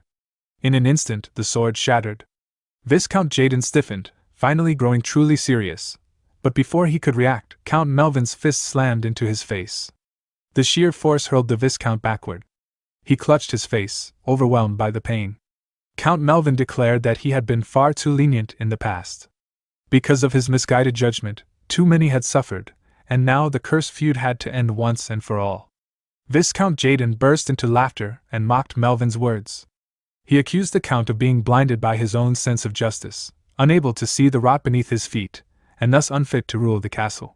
He claimed that countless people lived in fear beneath Melvin's authority, waiting for the chance to strike. He warned that the brighter the light, the darker the shadow, and that Melvin would one day be devoured by those shadows. Before he could say anything more, Count Melvin swung his sword and severed Viscount Jaden's head. At the sight, Viscount Jaden's son Titus and the Viscount's knights were struck with terror. Count Melvin calmly answered the Viscount's final provocation, declaring that he would not fall to exhaustion from such threats. He proclaimed himself as Melvin de Ashton, Lord of Comfort Castle, and vowed to protect the land for the rest of his life. Hearing this, the Count's knights erupted into unified cheers, celebrating their lord's victory. Watching from afar, Raoul realized that House Ashton had been completely saved from its destined downfall. Soon after, Dylan, Raoul's older brother, kicked open the castle doors. The butler shouted in alarm about an intruder, only for Dylan to scoff and demand to know who was in charge. He ordered the person responsible to be brought to him immediately, asserting his authority without hesitation. The butler quickly complied. Dylan then issued commands to his knights, ordering all castle gates sealed and instructing the domain's nobles to remain in their homes. He dispatched squads to secure the lord's residence and the barracks, setting the entire castle into motion. In the aftermath of the Civil War and Viscount Jaden's purge, the Count's family was overwhelmed with restoring order. While the family dealt with internal chaos, the Count's representative, Dylan, had traveled beyond the territory, reclaiming lands from lords who had supported the Viscount. At the same time, Raoul had been occupied rooting out traitors within the domain on behalf of his father. Knights from the First Guild began arresting nobles across the territory, with Jake and Philip overseeing the operation. Jake remarked on the sheer number of traitors uncovered, while Philip noted that Count Melvin's earlier inaction had allowed resentment to fester. Though concerned about arresting so many high-ranking nobles, Jake was reassured that the Count himself would deliver the final verdict. Reviewing the reports, Raoul noted with satisfaction that even figures his father and the elders had struggled to confront, powerful merchant brokers and association executives draining the territory, had all been captured. This was the only moment when such a purge was possible. Every root of rebellion needed to be torn out to prevent future uprisings. With this done, Raoul intended to leave House Ashton in the hands of his brother and father, recognizing this as a necessary step shaped by altered scenarios and hard-earned gains. A system window appeared, confirming the completion of the Karma quest. Baron Union Encirclement, and the alternate scenario, The Traitor's End. A hidden scenario titled, The New Heir of House Ashton, was unlocked as a result. Raoul dismissed the notion of becoming the new heir and instead turned his attention to the rewards. Among them was an item called the Absolute Stat Boost Pill, an S-grade item that permanently increased the chosen stat by 1 point, scaling further with the user's absolute stats. Raoul immediately recognized its value. Unlike normal growth, which slowed dramatically and capped at 100, this pill ignored all limits and pushed stats beyond their natural ceiling. His status window updated, displaying his name, level, now reaching 99 in hardcore mode, class as a high-tier Knight of Sword expert with intermediate telekinetic abilities, and affiliations with Ashton County, the Raoul Baron household, and the First Guild. His stats had risen across the board, and his unique traits included Skill Collector, Developer's Analysis Eye, Telekinesis Meister, Noble Swordsmanship Lineage, and one unknown trait. A second notification declared him the first player to reach level 99, awarding him the special title, Pioneer. Satisfied, Raoul rose from his seat, confident that it was time to move on to the next stage. The scene then shifted to Free City Mira, inside the First Guild's branch and its purple special training hall.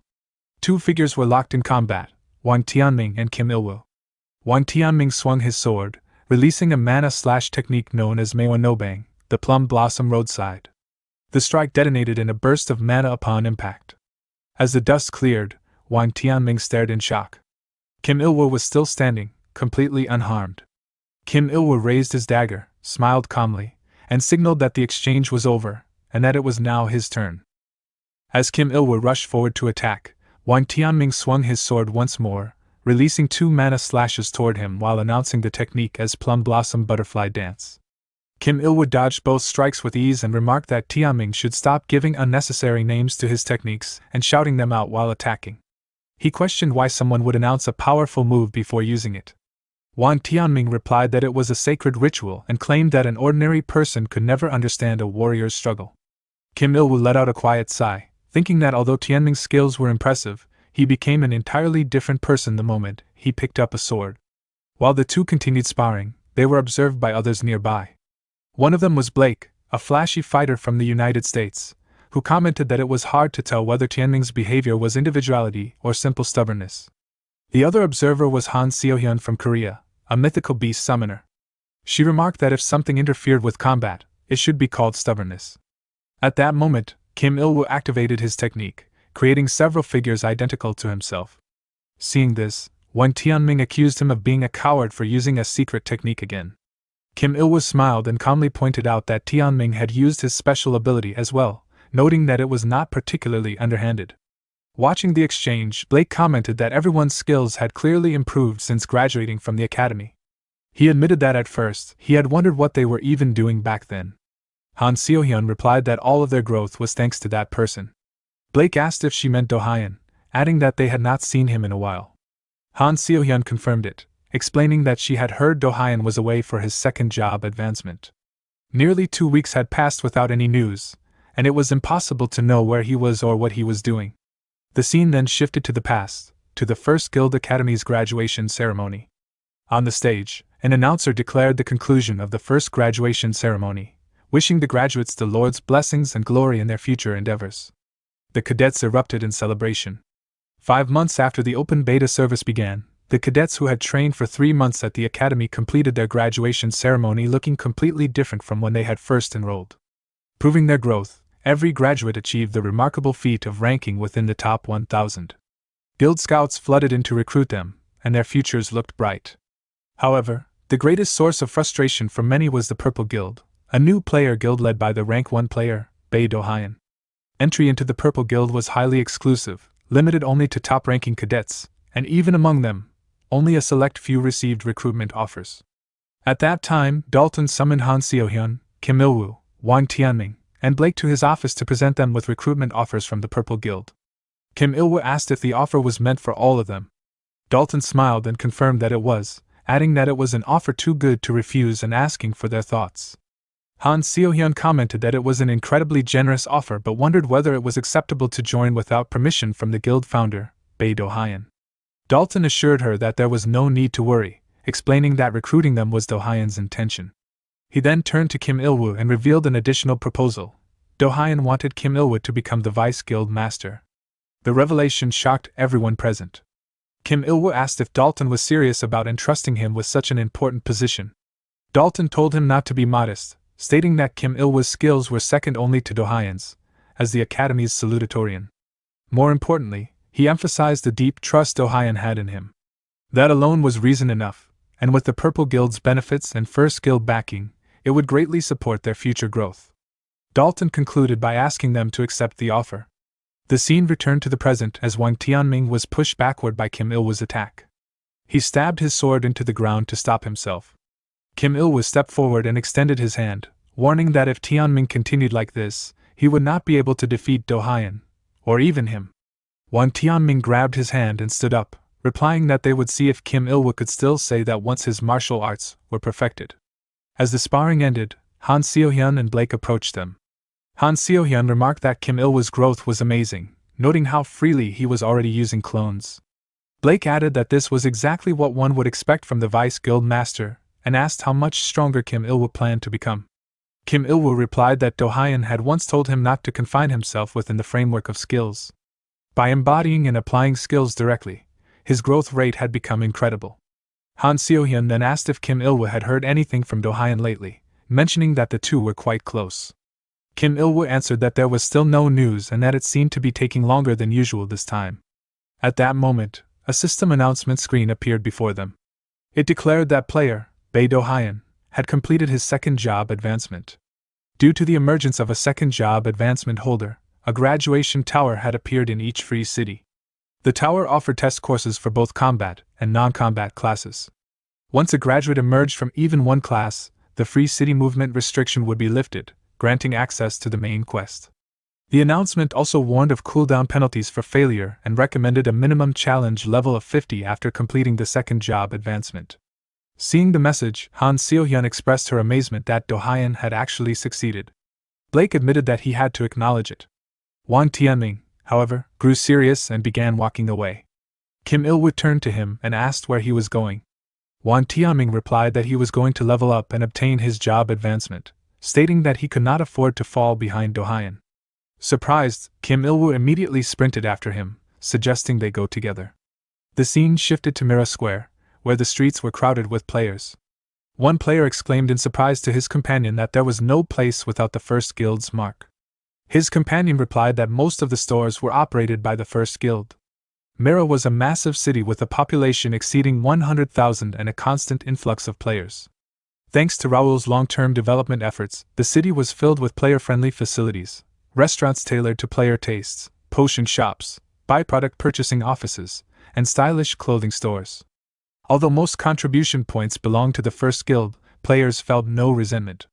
With welfare far superior to other regions, player satisfaction in Free City Mira was extremely high, and reviews were overwhelmingly positive. Naturally, attention gravitated toward the graduation tower that had appeared in this central hub. Some time later, an injured party emerged from the tower. Watching them stagger out, a brown-haired player commented that several days had passed and no one had conquered the tower yet. A blue-haired companion replied that they wanted to go somewhere other than Mira, mentioning the Hesse Guild, which had seemed confident but apparently failed. He remarked that in the end, only one person remained, Connect's undisputed number 1, Bae Dohyun. However, despite completing his second job advancement, there had been no news. The brown-haired player suggested that Dohyun might be deliberately taking his time so that he would stand out even more by appearing after everyone else failed. The blue-haired player became irritated, snapping that Dohyun was not that kind of person and that something must have happened. At that moment, a man sitting nearby coughed. Both players turned toward him in confusion. The blue-haired player's companion put an arm around him, and the two walked away, while the brown-haired player continued talking, suggesting they focus on their own job advancements instead of worrying about someone who was not present. Once they left, the seated man removed his hoodie, revealing himself to be Raoul, disguised as Bae Dohyun through shape-shifting. He muttered that he had not expected even his observation to be detected.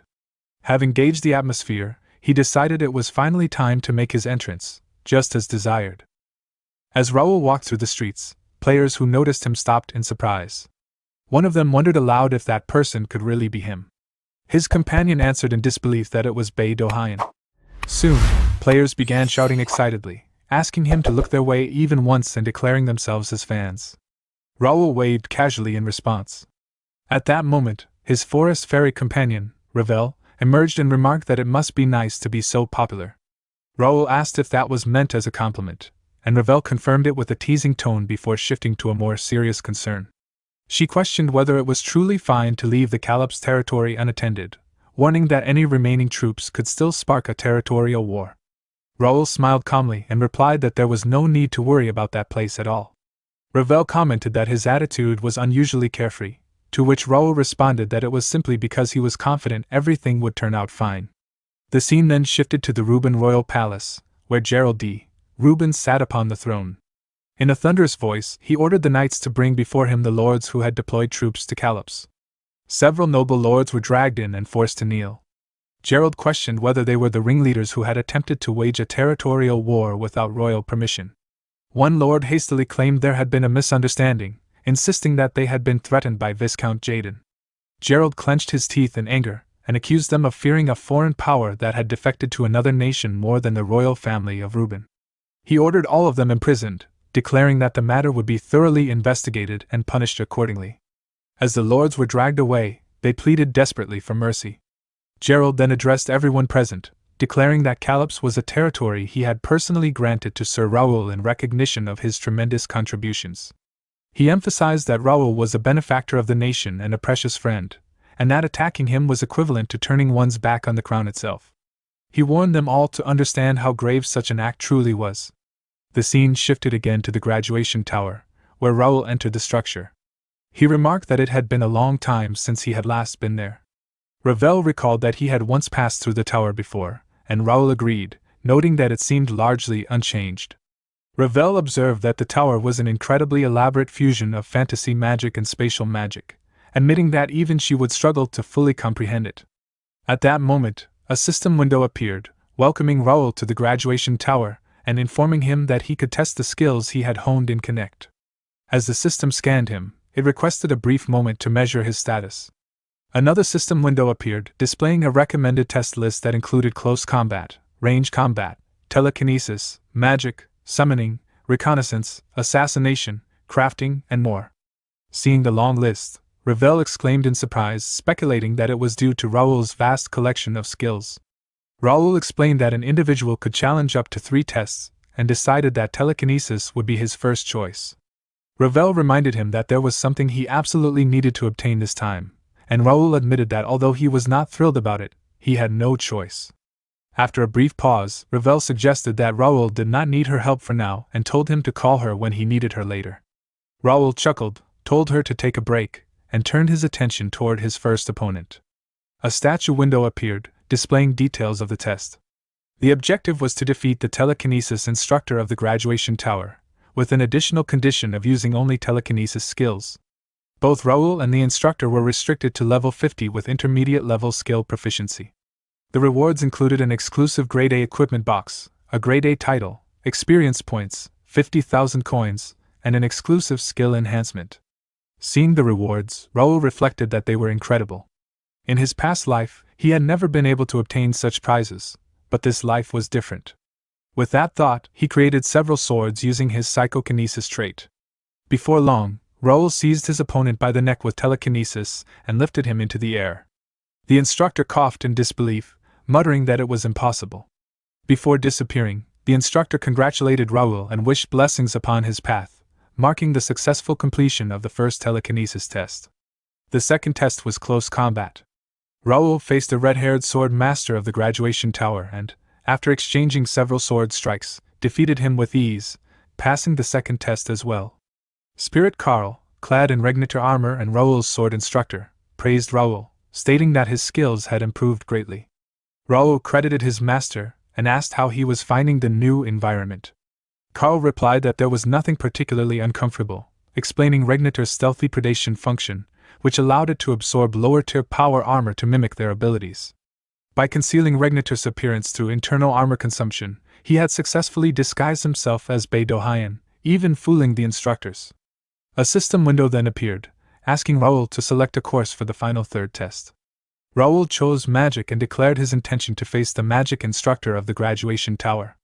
Upon hearing this, Ravel appeared enthusiastically, announcing that it was finally her turn and proclaiming herself as Ravelina Ario Merdian, heir to the fairy folk. Raoul stopped her mid-sentence and confessed his long-held dream of becoming an all-master, capable of using every skill. He asked her for just one chance to pursue that dream. Ravel was shocked but ultimately created a staff for him and instructed him to try casting a basic fire spell. Raoul attempted to form a fireball, but the spell dissipated before it could be launched, and the staff shattered. Raoul questioned whether the staff was the problem, but Ravel reminded him that a true craftsman does not blame their tools. She expressed disbelief that someone so skilled with swords and telekinesis could be utterly incompetent with a staff. Raoul argued that the mechanisms behind swords and telekinesis were fundamentally different. Ravel bluntly stated that Raoul lacked even the slightest talent for magic and urged him to abandon the reckless idea of mastering it. Raoul admitted that he had dreamed of becoming an all-master, but as Ravel glared at him, he nervously wondered if it was time to give up on that dream. At that moment, the third test opponent appeared, a mage who greeted Raoul and asked if they should begin the test. Ravel grew excited, declaring that she could no longer stand watching from the sidelines. She flew toward the mage, eager to finally show off her skills after such a long time. Seeing Ravel, the mage immediately began casting a spell, chanting for the floating mana of flames to answer his call and pierce through his enemy.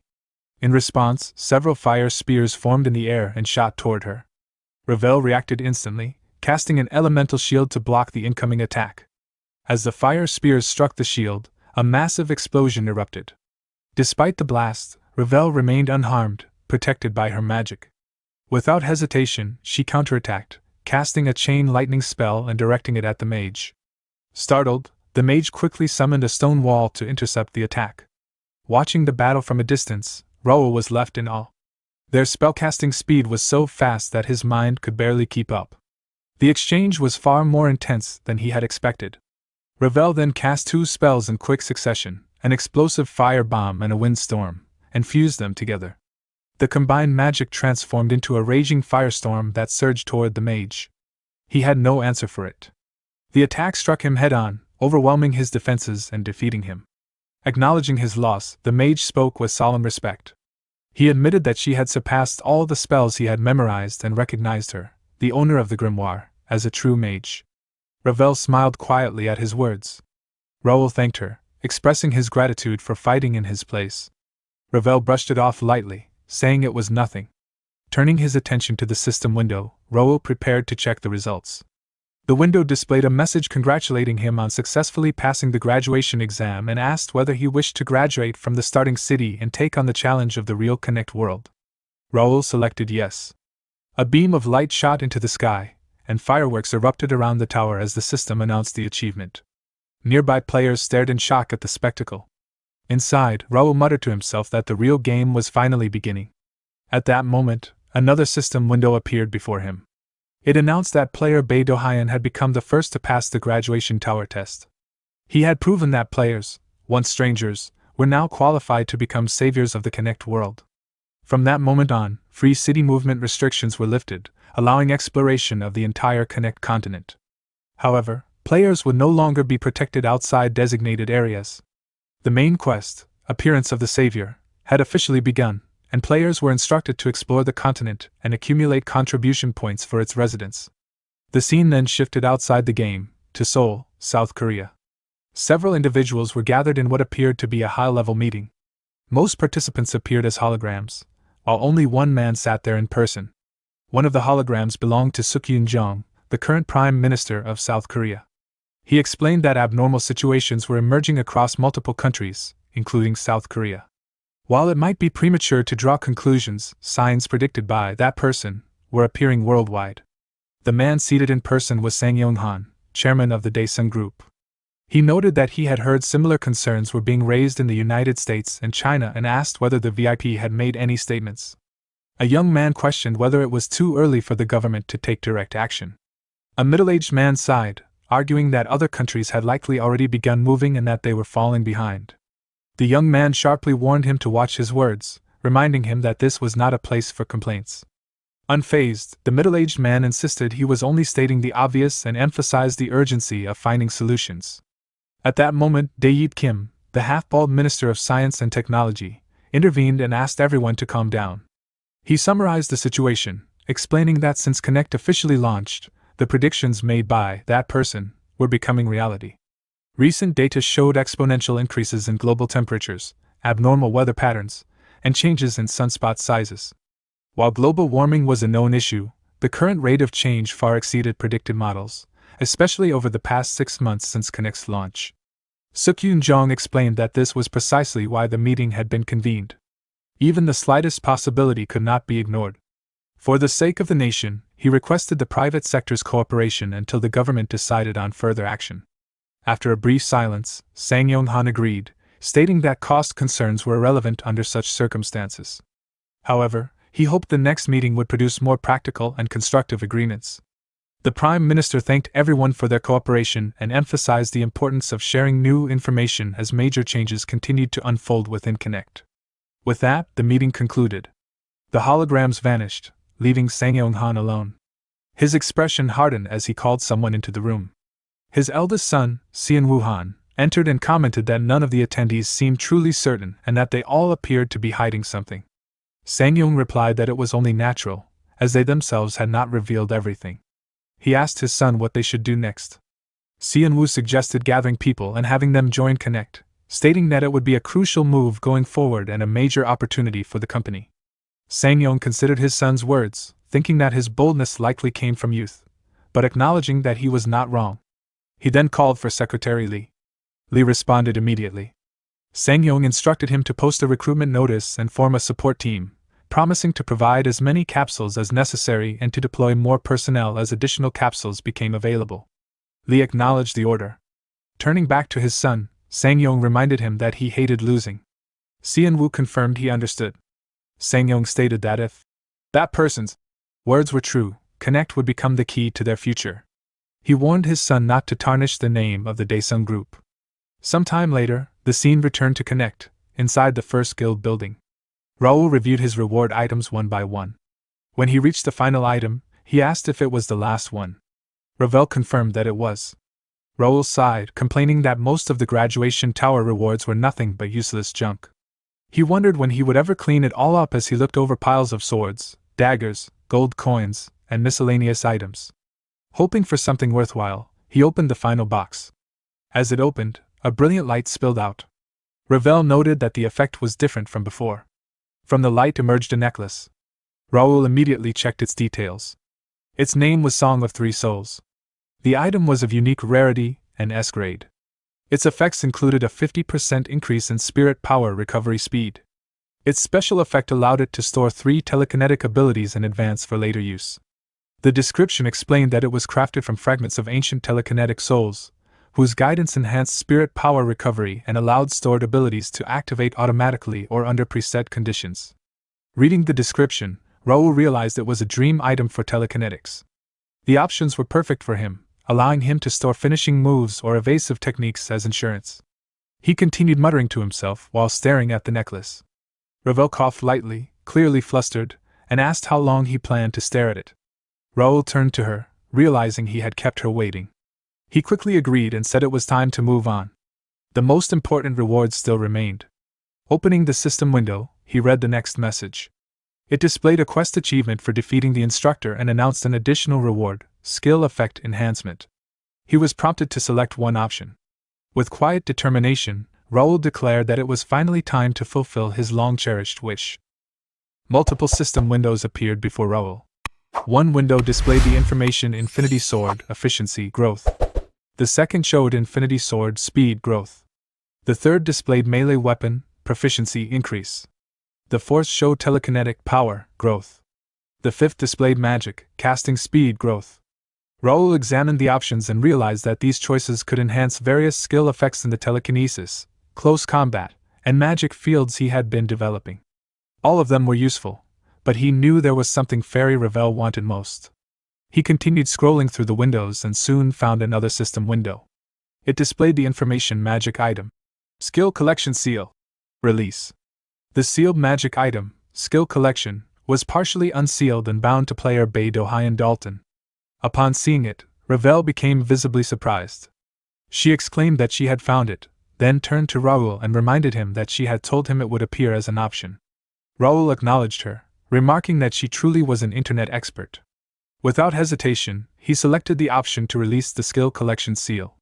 Immediately, letters written in an unfamiliar language began revolving around Ravel. The surrounding mana gathered, aligned, and flowed directly into her body. After some time, the letters faded away, and Ravel absorbed all the mana completely. She let out a satisfied chuckle. Another system window appeared before Raoul. Skill collection. Grade, Epic status, sealed, March 5th, bound, Librarian Ravel residing within. Effect, enhances the effectiveness of skills based on the types and number of skills recorded. Current total recorded skills, 1,573. Additional function, skill book creation, new. It allowed the creation of skill books from recorded skills and also allowed newly learned skills to be recorded. Special materials were required for creation. Raoul was stunned as he read it. He realized that skill book creation meant he could turn all the skills he had acquired into skill books. He immediately understood how overwhelmingly powerful and unbalanced that ability was. Ravel proudly remarked that he had done well to listen to her. Raoul asked her how she felt and whether she noticed any changes. Ravel replied that her body's shape and wings had become more distinct. She explained that once the seal was completely broken, she might be partially freed from the binding spell. Raoul congratulated her, and sincerely hoped that day would come soon. However, inwardly, he realized that when that time came, she would escape her soul state and regain her real body. When that happened, he would have to say goodbye to the companion who had stayed by his side for so long. He understood that everything from that moment onward would be different. As the Connect world truly began, his life would change completely. Although the main branches of the scenario would remain the same, he knew he had to move more cautiously. Still, he would not hesitate, because he trusted his own strength more than anyone else. The scene then shifted to the northwestern barrier of the continent. Several knights moved carefully through a dungeon, unaware that a wolf monster was sneaking toward them. Suddenly, one man noticed it, unsheathed his sword instantly, and killed the monster in a single strike. That man was Lawrence de Ashton, the second son of House Ashton. The knight he saved thanked him respectfully. Lawrence calmly warned him to remain careful, explaining that there were far more monsters than during their last expedition. As he moved forward, Lawrence reflected on the situation. Beyond the barrier, past the canyon of despair that connected to Corpse Road, an enormous number of monsters and undead were invading from the restricted mountain range. This had been happening for a long time. Even after clearing the hordes, they would return as undead. Exhausted by the endless war of attrition, headquarters had formed an expedition team to investigate. Recently, they discovered that dimensional gates had appeared there as well. Dungeonization had accelerated, causing monsters to multiply rapidly and creating a vicious cycle. The only solution was to block all dungeon entrances beyond the barrier. Lawrence informed the knights that failure would result in the barrier's collapse. One knight added that according to the mages, the dungeon spaces themselves had changed. Lawrence agreed and explained that decades of accumulated information had become useless. However, this was the last candidate location. If everything went smoothly, they could complete the mission and return within 3 days. The knights expressed relief and exhaustion. One of them mentioned wanting to send a letter home, knowing his family must be worried. Suddenly, red eyes appeared in the darkness. Bats flew toward them, and the dungeon began to tremble. Lawrence rushed ahead and froze in shock. 3 dark gates stood before him, and from them poured countless zombies, undead, and demonic monsters. The knights trembled in fear, believing it was the end. Lawrence shouted at them to regain their composure, and ordered them to escape immediately and report to the barrier. Nearby stood 2 figures. One was the necromancer McClanahan, holding a wand topped with a human skull. Beside him stood the warrior Ezekiel, gripping a long sword. McClanahan expressed amusement at Lawrence's composure and mockingly offered him the honor of serving His Majesty as an undead. Ignoring the provocation, Lawrence ordered his knights to flee. As they ran, McClanahan cast a spell, summoning more undead from the ground to block their escape. Lawrence immediately charged forward, cutting down the undead with his sword technique to clear a path. Watching this, the necromancer smiled with interest and recognized the technique, realizing that Lawrence belonged to House Ashton. Sometime later, at the barrier, the knights stationed on gate guard duty saw 3 knights rushing toward them, completely out of breath. Alarmed by their condition, the guard knights immediately asked what had happened. One of the escaped knights urgently replied that they needed to inform the commander-in-chief immediately about Captain Lawrence. Without delay, they were escorted to the commander-in-chief's office, where they reported everything that had happened earlier. After hearing the report, the commander-in-chief immediately wrote a formal message and sent it by carrier pigeon to Count Melvin Ashton, Lawrence's father. Upon receiving the report, Count Melvin Ashton summoned both Raoul and Dylan. He read the contents aloud before them. Raoul's expression darkened as he listened. Without saying a word, he returned to his room and shut the door behind him. The moment he was alone, his strength left him, and he collapsed to the ground. His mind raced as he realized that the scenario related to the restricted area was progressing much faster than he had expected. He recalled the earlier warning window from the system. It had informed him that he had received the system-imposed force, karmic retribution, for forcibly interfering with a mandatory scenario. The warning had told him to be cautious, that misfortune could befall him at any time and in any form. As Raoul remembered those words, he realized that this must be the misfortune the system had warned him about. He acknowledged that he bore some responsibility for the anomaly. He should have prepared for the consequences somehow, but he had failed to consider Brother Lawrence. He called out to his contracted fairy, Ravel. She immediately responded, asking what he needed. Raoul steadied himself. He knew he did not have time for regret or hesitation. He had already made his decision. He would trust in his strength and move forward.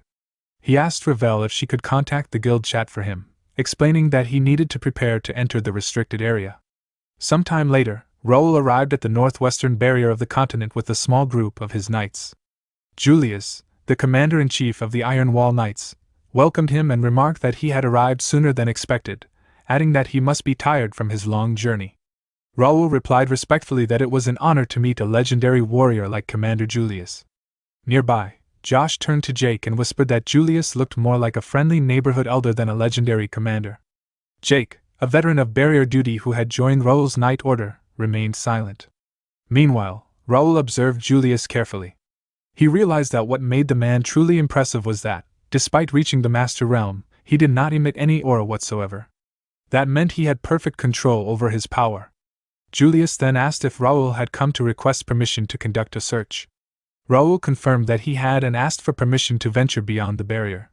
Julius asked if Raoul was aware of the current situation at Corpse Road. Raoul replied that he had heard about the severe losses caused by the Empire's undead and the monsters from the restricted area, which had made search operations impossible. Julius agreed, saying he was pleased that a rising star like Raoul had come to help while they were tied down by those creatures. However, he warned that Raoul's group was dangerously small and questioned whether the mission was too risky. Josh immediately responded with confidence, saying they had completed even more difficult missions before. Kane added that undead were drawn to human vitality, and moving in larger groups would only increase the danger. After thinking for a moment, Julius granted permission for Raoul and his knights to cross beyond the barrier. However, he warned them to return as quickly as possible, as the movements of the surrounding monsters had become increasingly concerning. In the worst case, they might be forced to seal the passages to the restricted area. Raoul acknowledged the warning.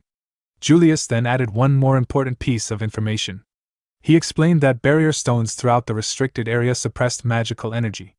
The Empire was likely searching for these locations to open gates more effectively.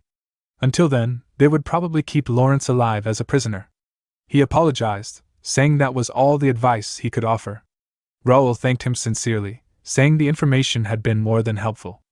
A short while later, the massive gate in the barrier began to open. As Raoul and his knights prepared to enter, Josh remarked that it would have been helpful to have the alchemist with them. Raoul explained that he had assigned Nikia a separate task, so she could not join them. Their destination was the Formica dungeon, where Lawrence had last been headed. Other teams would search the surrounding areas and secure their retreat path. They stood before the magical barrier covering the restricted area. After a moment, a pathway opened through the shimmering energy. Julius wished them luck.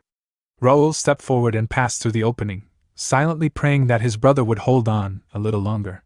He vowed that he would rescue him. Meanwhile, inside the dungeon, Lawrence fought desperately. He cut down one undead after another with his sword, but exhaustion was beginning to take its toll. His body trembled as his strength slowly faded. Watching him struggle, the Imperial Necromancer McClanahan laughed mockingly, saying that for someone from House Ashton, he was quite disappointing.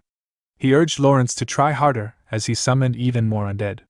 Beside him, the warrior Ezekiel told McClanahan to stop wasting time and complete his mission. McClanahan replied that he had been having so much fun that he had forgotten his duty.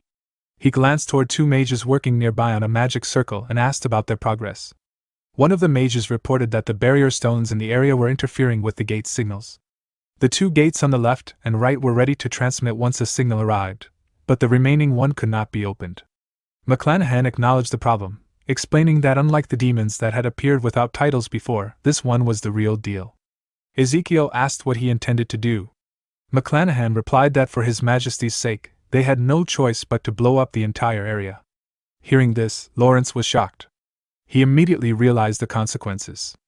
If such chaos erupted, the monsters created by the gates would head straight for the barrier. If undead, demons, and monsters all attacked at once, the current forces defending the barrier would not be able to withstand the wave. Despite his exhaustion, Lawrence forced himself into a fighting stance. He resolved that even if it cost him his life, he would stop them. Later, Lawrence was seen kneeling on the ground, taking deep, ragged breaths. He was completely surrounded by the undead forces. McClanahan mocked him, wondering where all his earlier confidence had gone. He taunted Lawrence, asking if he was already exhausted and whether his determination to protect the barrier had amounted to nothing. He added that even the famed Silver Zero had become a toothless dog, remarking that House Ashton had been praised so highly, yet Lawrence was nothing but a disappointment. Lawrence silently reflected on his condition. He had been fighting continuously for days without a single bite to eat. He realized that he had truly reached his limit. He no longer had the strength even to stand. As one of the undead rushed forward to finish him, Lawrence closed his eyes and accepted his fate. In his heart, he bid farewell to his father and his brothers, believing that this was the end for him. However, just before the undead could reach him, a high-speed arrow shot through the air and pierced the undead's neck. The creature let out a horrible scream before collapsing. McClanahan was shocked and confused when he realized that the one who had fired the arrow was the leader of the dungeon monsters. The dungeon leader shouted angrily at the intruders, declaring that they would pay for their sins. At his command, the monster warriors charged forward and began attacking the undead forces. Lawrence stared at the scene in confusion, unable to understand what was happening. A short while later, Raoul and his knights arrived at the battlefield. When they saw the monsters fighting against McClanahan's undead army, they were equally confused. Raoul wondered what was happening. He had used a haste buff to rush to the Formica dungeon, but he had never expected to see such a situation. After observing the battle for a moment, Raoul informed his knights that the monsters were fighting the undead. Cain questioned how such a thing was possible. Raoul admitted that even seeing it with his own eyes, it was hard to believe. He then opened his system window, which displayed a warning. A force scenario was currently active in the area. The main quest was titled, Defend the Forbidden Zone. Its description explained that the barrier suppressing the dimensional gate was under threat from intruders. The objective was to repel the intruders and protect the seal to prevent the gate from opening. Rewards would be distributed based on achievement level.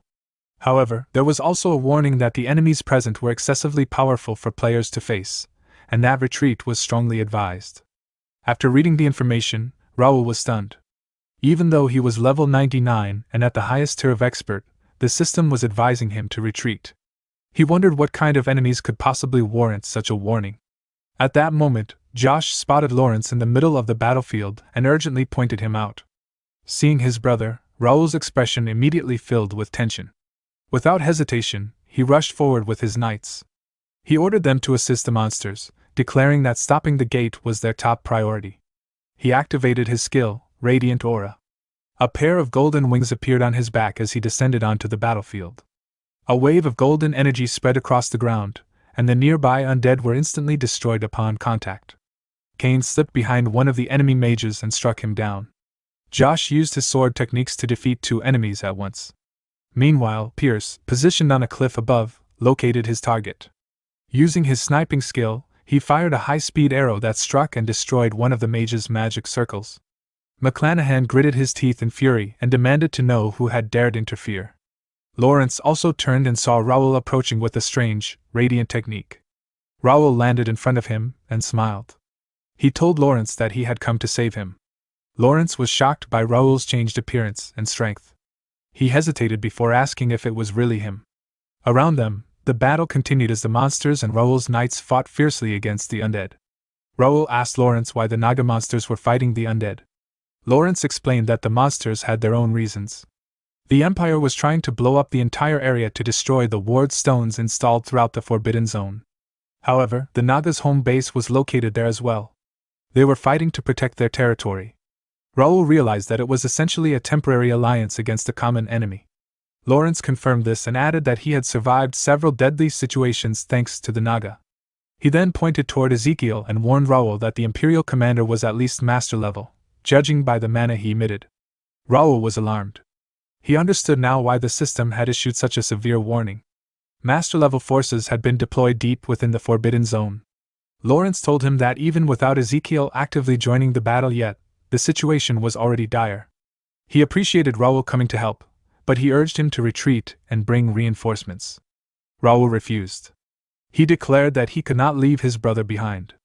Lawrence reminded him that the enemy was a master, someone on a completely different level from upper-tier experts.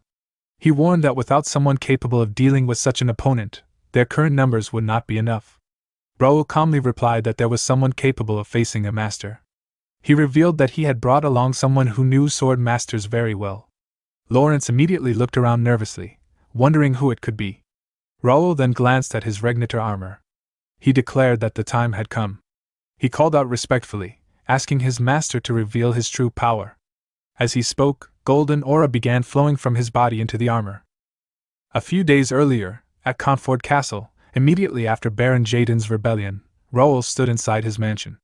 Spread out before him on the ground were several pieces of power armor he had obtained during the rebellion. His contracted fairy, Ravel, looked at the damaged armors and asked if they would be enough. Raoul replied that even though they were broken, they would still serve the purpose. He reflected that the corrupted power armors were necessary for Regnator's evolution. Thanks to Baron Jaden forming an alliance with the Empire, obtaining them had become much easier. At that moment Karl, whose spirit was sealed within the Regnator armor, spoke. He remarked that the energy emanating from the armors was foul and strangely familiar, resembling the power of a certain enemy. As Karl began channeling his aura, the Regnator armor started absorbing the corrupted power armors. Raoul asked what he meant by theirs. Karl explained that he was referring to demons from the demon realm. He said that the Empire's dark magic and demonic energy were remarkably similar, yet still different. He added that there had long been rumors of ties between the Empire and demons. He believed that by continuing to absorb the corrupted energy, he might eventually uncover clues. As the Regnator armor absorbed the last of the corrupted armor, Karl suddenly fell silent in surprise. In the next instant, Regnator deactivated on its own. Raoul became alarmed, and Ravel immediately asked why he had deactivated the armor. Raoul replied that he had not done it intentionally. The armor had shut down by itself. At that moment, a system window appeared before him, informing him that Regnator had awakened and unlocked a new special ability. Back in the present, Raoul activated Regnator's special ability, Ghost Armor. At once, a full-plated duplicate of the Regnator armor materialized before him. The system displayed its description, Regnator's special ability, Ghost Armor. It allowed control of Regnator's doppelganger through an independent ego. Raoul realized that normally, the armor's internal ego would control the doppelganger. However, that role had now been transferred to someone else. The one controlling the armor was none other than Master Karl. Karl immediately unleashed his Infinity Sword technique, cutting down several enemies with effortless precision. As he fought, Karl reflected on his past. Once, he had been trapped in a fate of eternally guarding a seal, wishing only for extinction. Now, he had regained a physical form once more. When an undead attempted to sneak up behind him, Karl turned instantly and destroyed it without difficulty. He felt a deep sense of exhilaration. This was the feeling he had longed for. Nearby, McClanahan and Ezekiel watched in shock as Karl cut down the undead with overwhelming ease. McClanahan gritted his teeth and declared that they had enough corpses to summon even more undead. However, Ezekiel stopped him. He said that too much time had already been wasted and that it would be unwise to keep the main force's mage commanders waiting. Without hesitation, Ezekiel leapt down from the cliff and landed before Karl. Dark purple aura radiated from his body as he mocked Karl, saying he looked like a half-wit trapped inside discarded armor. He declared his intention to smash the armor to pieces. Karl calmly replied that he wondered whether someone accustomed to working from the shadows even knew how to fight properly. He declared that he would personally teach him what a true master's battle looked like. As the fight began, Ezekiel's skin turned red as he activated the Empire's seal and blocked Karl's sword strike. Karl immediately recognized it, and remarked that Ezekiel had already activated the Empire's seal, showing that he was calm and rational. Karl then swung his sword again, forcing Ezekiel backward. He declared that he would now show his true power and rushed forward. Watching from a distance, Raoul was in awe. Even though Carl was controlling only a doppelganger body, his skill as a sword master remained absolute. His infinity sword technique contained no wasted movement. Each strike flowed seamlessly into the next, forming fluid combinations and elegant blade lines. To Raoul, it resembled a magnificent dance. However, Raoul knew that ghost armor was a time-limited ability. He realized that he needed to finish his own battle quickly and join Carl. Around him, his knights and the monsters continued fighting the undead. Raoul activated his skill and created dozens of floating swords. With a single command, he sent them flying toward the undead, destroying them instantly. He noted with satisfaction that the battle was progressing smoothly. At that rate, they would soon eliminate the enemy forces. Suddenly, an undead knight emerged from the ground behind him. Raoul immediately sensed its presence and turned around. At the same time, McClanahan spoke coldly. He said that inferior knights could never properly wield divine power, and that Raoul's strength must be the result of a temporary blessing. He concluded that Raoul himself was the source of that power and declared that he would eliminate him personally. Raoul faced the undead knight without hesitation. Meanwhile, far away at the northwestern barrier, a new force arrived. It was the household army of Marquis Fabien de McNeil, who had come with his knights to the battlefield. Fabien dismounted from his horse and, upon seeing Julius standing before him, respectfully greeted him. He said it was an honor to meet the Supreme Commander, and introduced himself as Fabien de McNeil of House McNeil. He explained that after hearing news from the barrier, he had brought his personal knight order to assist in the war effort. Julius observed the forces standing behind Fabien and remarked that they did not quite look like knights. Fabien calmly explained that they were mercenaries he had personally hired. Although they belonged to a mercenary company, they had been trained like knights and would not act independently. Julius then turned around and began walking inside the barrier, stating that it must have been a long journey, and thanking Fabien for bringing reinforcements. He invited him inside and said he would brief him on the barrier's current situation. Fabien thanked him, but added that there was something he wished to ask about, the ancient seal beneath the barrier. Hearing this, Julius became cautious. He said that not many people even knew a seal existed within the barrier and asked where Fabien had learned about it. Fabien replied that he simply had a personal interest in military knowledge. He asked if Julius could tell him roughly where the seal was located, suggesting that it might be wise to station troops there in advance in case of an emergency. However, Julius refused. He stated that he could not freely disclose information about the barrier's seal, even to Fabien. He assured him that the area was under strict management, and that there was no need for concern. Fabien let out a nervous laugh and replied that he understood and had been worrying unnecessarily. As they moved deeper inside, Ken silently watched Fabien from the shadows, hidden from view. Meanwhile, inside the dungeon, the battle between Ezekiel and Carl continued. Ezekiel's red aura sword clashed violently against Carl's golden aura sword, sending powerful shockwaves throughout the dungeon. Ezekiel gritted his teeth, gathered more aura, and swung his sword downward with tremendous force. Carl immediately leaped backward to dodge, and when the sword struck the ground, destructive shockwaves spread in every direction. Carl criticized him, saying it was like placing a legendary sword in a child's hands. He said Ezekiel was not wielding the sword, but rather the sword was wielding him, and declared that he did not deserve to be called a master. Enraged, Ezekiel rushed forward and attacked again, declaring that he would see how long Carl could maintain such arrogance. His strike forced Carl backward. As he fought, Carl analyzed him. He realized that Ezekiel's swordsmanship was crude and his dark energy suffocatingly dense. He concluded that Ezekiel must have reached master level through some unnatural shortcut. He also realized that ghost armor would only last a few minutes at most. If time ran out before he defeated his opponent, he would disappear once again and return to being nothing more than a ghost of the past. In that moment of doubt, Carl recalled a memory from when he had trained Raoul. Back then, he had told Raoul that he was overcomplicating things. Raoul had asked what he meant. Carl had explained that for swordsmen like them, the sword was life itself. In moments of danger, the only thing protecting their lives was the sword in their hands, so it was best to focus entirely on that one sword. However, Raoul had disagreed.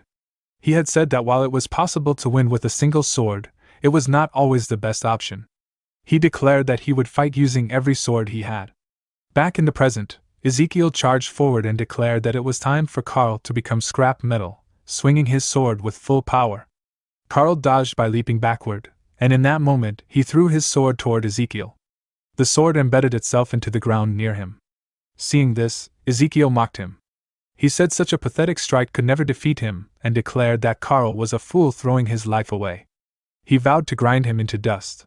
However, at that moment, Ezekiel realized something. He was not facing only one sword. Suddenly, Jack, Josh, and Cain appeared around him from all directions, surrounding him. Ezekiel was shocked. He realized he had been so absorbed in the fight that he had not sensed them approaching. A sinister smile appeared on his face as he thought they were nothing more than expert-level fighters. He believed that once he released his dark energy, they would be reduced to nothing. But at that moment, the sword Carl had embedded into the ground began releasing golden aura. The aura disrupted Ezekiel's dark energy, preventing him from releasing it properly. Ezekiel realized too late that Carl had planned this. Before he could react, Josh, Jack, Cain, and Pierce attacked him simultaneously. Their combined strike pierced through him, and Ezekiel let out a scream of pain. Carl then declared that when all his swords came together, defeat was impossible. Moments later, Ezekiel's lifeless body collapsed onto the ground. Looking down at the corpse, Jack remarked that his fingertips were tingling intensely. Josh proudly declared that he had personally helped defeat a master. However, Pierce warned everyone to stay alert, reminding them that the gate had not yet closed and that they needed to hold their position until their master completely sealed it. Meanwhile, elsewhere on the battlefield, Ro continued fighting against the undead knight. The undead knight swung its weapon and launched an aura slash toward Raoul. Seeing the attack, Raoul leaped into the air and dodged it. While still airborne, he counterattacked by swinging his sword and releasing an aura slash toward the undead knight. However, the undead knight calmly raised its arm and blocked the attack. Seeing this, Raoul was surprised and realized that the area buffs and ghost armor activation had drained much of his divine power, because his attacks were no longer effective. Raoul immediately ordered Ravel to use all the magic stones in his inventory to recharge his divine power. Ravel acknowledged his command and quickly used the magic stones, restoring his divine power. Nearby, Necromancer McClanahan sensed Raoul's restored strength and muttered nervously that Raoul still had that much power left. Realizing he had no choice, he decided to use that method. He began chanting a spell, calling upon the knights who served death to rise and answer his call. In response, more undead soldiers emerged from the ground and surrounded Raoul. Ravel grew nervous and warned Raoul that there was a limit to how long they could hold them off, especially against a master-level necromancer. Raoul calmly replied that there was only one way to stop necromancy, by taking down the caster. The undead knight then thrust its sword into the ground and unleashed a wide-area attack directed at Raoul. Sharp bone spikes erupted from the earth and rushed toward him. Raoul swung his aura-infused sword and shattered the spikes before they could reach him. He then ordered Ravel to cast her spell, and she immediately cast Rage Wind, destroying several undead soldiers. Seeing this, the undead knight became flustered and summoned a spear, throwing it toward Ravel at high speed. Raoul reacted instantly and raised his sword to block it, but the impact caused his hand to tremble from the force. Raoul realized that none of the enemies they had faced so far had noticed or targeted Ravel directly, but this undead knight had immediately aimed for her. He understood that its instincts were extremely sharp, far beyond ordinary enemies. He quickly ordered Ravel to focus on defense from now on. Ravel was surprised and asked if that meant she would no longer be able to use proper area attacks. Raoul explained that the undead knight was more dangerous than he had expected. It had targeted her at the exact moment she was vulnerable while casting. He knew it would continue targeting her whenever she was defenseless, so he could not allow any openings. Ravel hesitated but agreed to support him defensively. However, she asked how they would reach the necromancer if they fought this way. Raoul calmly replied that she did not need to worry, because someone else had already figured it out and was heading there. At that moment, Lawrence appeared behind McClanahan and swung his sword in a surprise attack.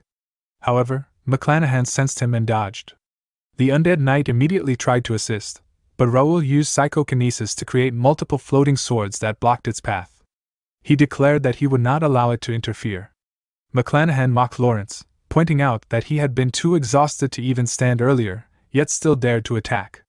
He launched a spell at Lawrence, but Lawrence cut through it with his sword. Lawrence then mocked him in return, saying that McClanahan was clearly anxious because his undead army was trapped. Angered, McClanahan slammed his staff into the ground and declared that since it had come to this, no one would leave alive. Dark mana surged around him, forming skull-shaped manifestations that surrounded his body. He screamed in agony as the transformation began. A massive burst of energy erupted. Lawrence was shocked and could not understand what was happening.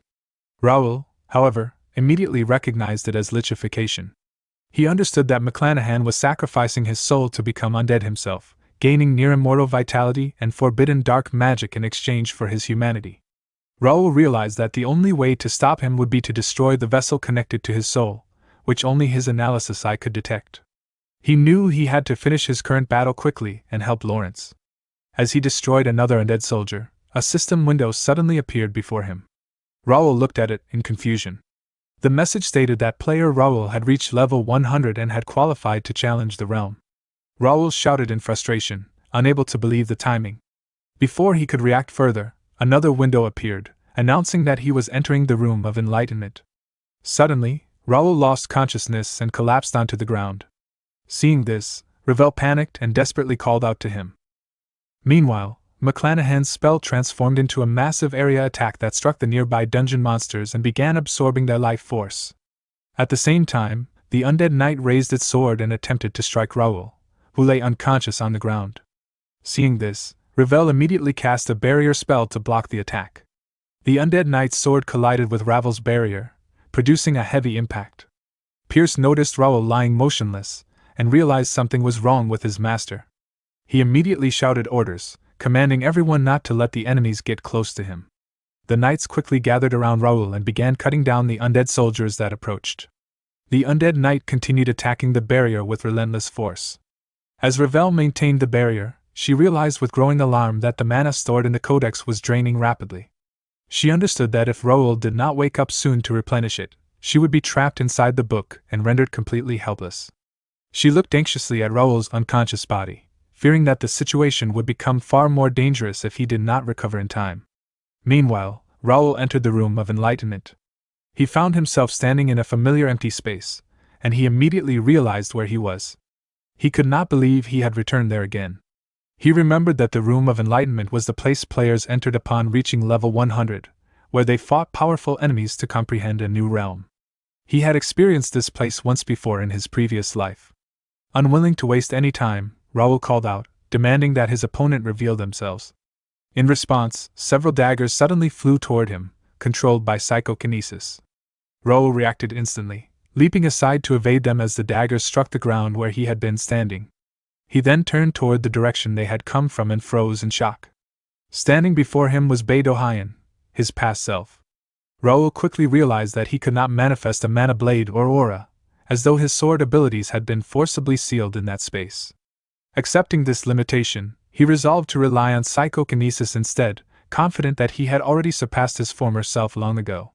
Meanwhile, during the night at the northwestern barrier of the continent, Fabian moved quietly through a restricted area accompanied by several hooded figures. A guard noticed their presence and recognized Fabian. He immediately warned him that outsiders were forbidden from entering the area under the Supreme Commander's orders and demanded that he leave at once.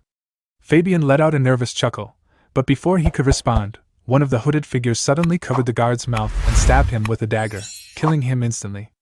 The guard's lifeless body collapsed to the ground. The group continued forward, silently murdering the guards they encountered along the way until they arrived at a massive metal gate. Fabian grew uneasy and warned that leaving behind so many corpses would inevitably lead to their discovery. One of the hooded figures dismissed his concerns and ordered him to focus on his mission. He explained that once Fabian located and disabled the ancient seal, they would be able to open the gate from their side and escape through the portal. He mockingly asked whether Fabian was afraid that the suicide seal engraved on his body would be activated. A glowing red seal was clearly visible on Fabian's neck. Fabian warned them that if he were killed, his father would refuse to cooperate. The hooded figure replied casually that he had only been joking. Soon after, Fabian saw a massive white golden gate-like structure ahead and realized that it was the Forbidden Zone's ancient seal. One of the hooded figures shoved him forward and ordered him to approach it quickly. Fabian clenched his teeth in anger and humiliation. He realized that the seal suppressed dark energy, preventing them from using their full strength. Deep inside, he swore that once he escaped, he would kill them all. At that moment, Carl arrived, weapon in hand. He saw the dead guards and declared that he had known something was wrong all along, and that this had been their true objective. The hooded figures immediately rushed toward him, shouting for Fabian to disable the seal. Carl calmly assumed his fighting stance and unleashed his spear technique, Fury Wave, instantly defeating both attackers. Fabian stared in shock at the overwhelming display of power. Carl stated that it was fortunate he had remained behind as his master had instructed, and declared that he would now punish his family's enemy with his own hands. Fabian grew nervous and, upon examining him more closely, recognized him. He asked if he was truly Kaylee and desperately tried to convince him that there had been a misunderstanding, pleading for an opportunity to explain himself. However, one of the fallen hooded figures secretly pulled out a red crystal and crushed it, proclaiming his loyalty to His Majesty the Emperor. The crystal immediately activated the suicide seal engraved on Fabian's neck. The seal began glowing intensely. A vast amount of mana gathered around Fabian. Then, a violent explosion erupted. Carl was thrown backward by the blast. Coughing, he emerged from the dust and stared in horror at the devastation before him. The Forbidden Zone's ancient seal had been severely damaged. Carl muttered in shock as he realized the catastrophic consequences of what had just happened. Meanwhile, inside the Room of Enlightenment, Raoul coughed up blood after being pierced by Bei Dohyan's psychokinesis sword. Bei Dohyan stood before him with a cold expression and called him disappointing. With a simple motion of telekinesis, he pulled the sword out from Raoul's chest. Raoul cried out in pain and coughed up even more blood. As he struggled to remain conscious, he realized that something was wrong. This Bei Dohyan was different from the one he remembered in his past life. The opponent before him was using the exact same powers he possessed, the spirit power gained from the Quarkus meditation method and even the telekinetic ability obtained from Jinek's dungeon. Raoul had believed that if they fought on equal footing, even with his swordsmanship sealed, he would still have a chance.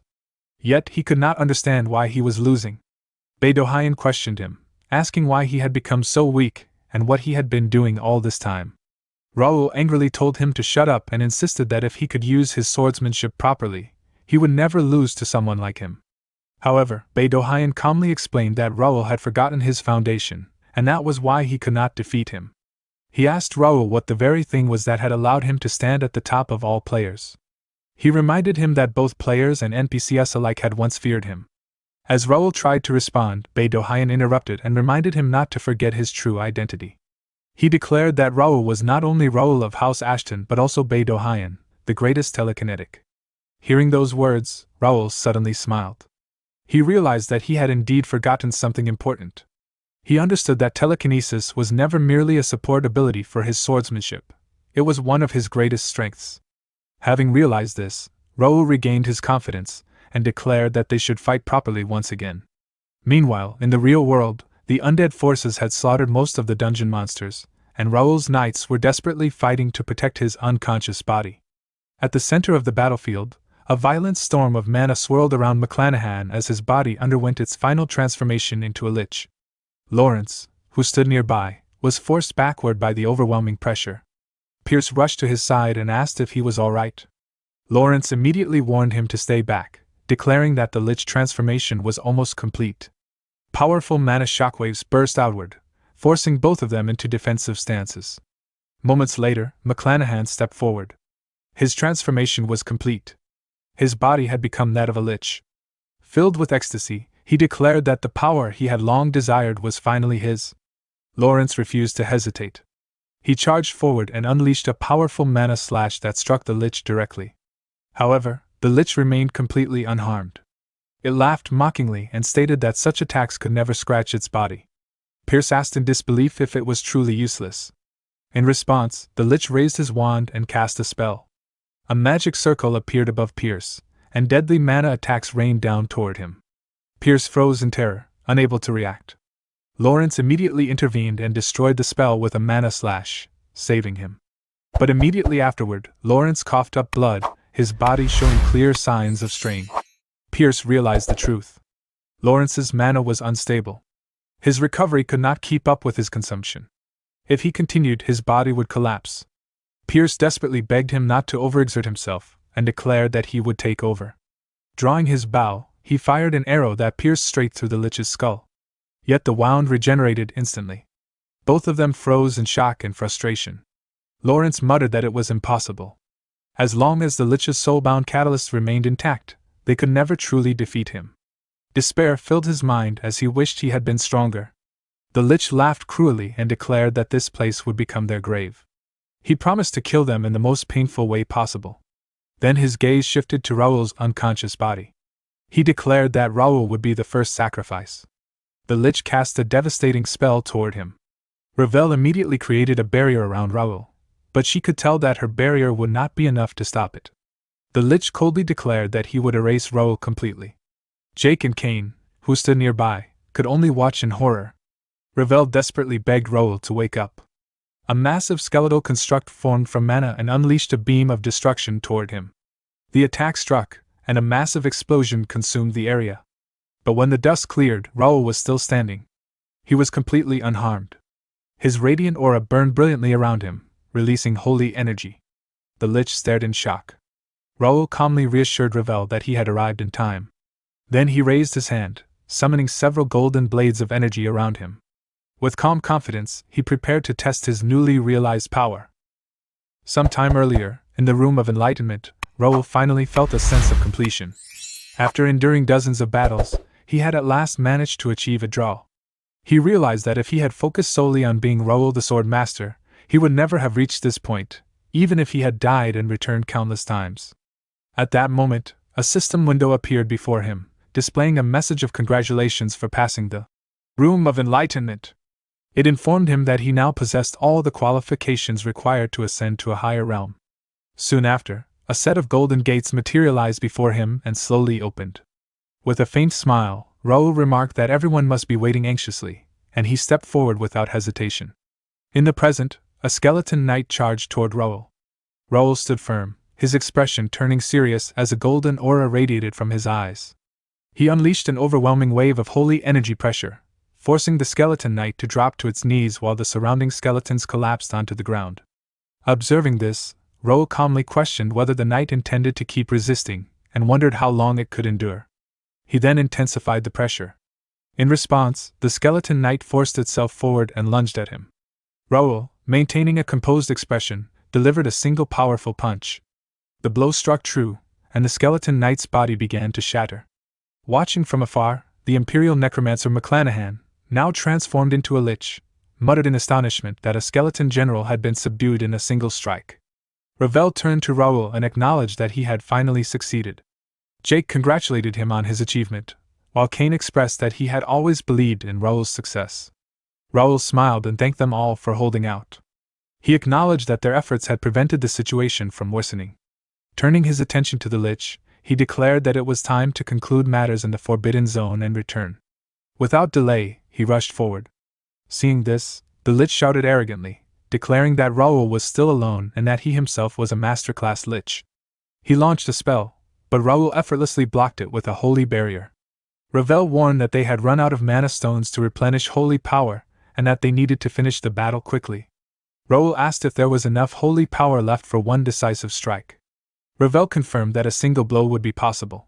With a confident smile, Raoul declared that it would be enough. He raised his fist, gathering immense energy, and struck the Lich.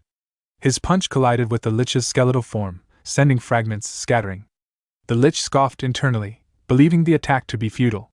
It thought that no matter how much holy power was concentrated, a mere punch could not harm its body. Mocking Raoul as a clueless novice who had only just become a master, it prepared to unleash a counterattack. At that moment, Raoul's older brother called out to him in concern.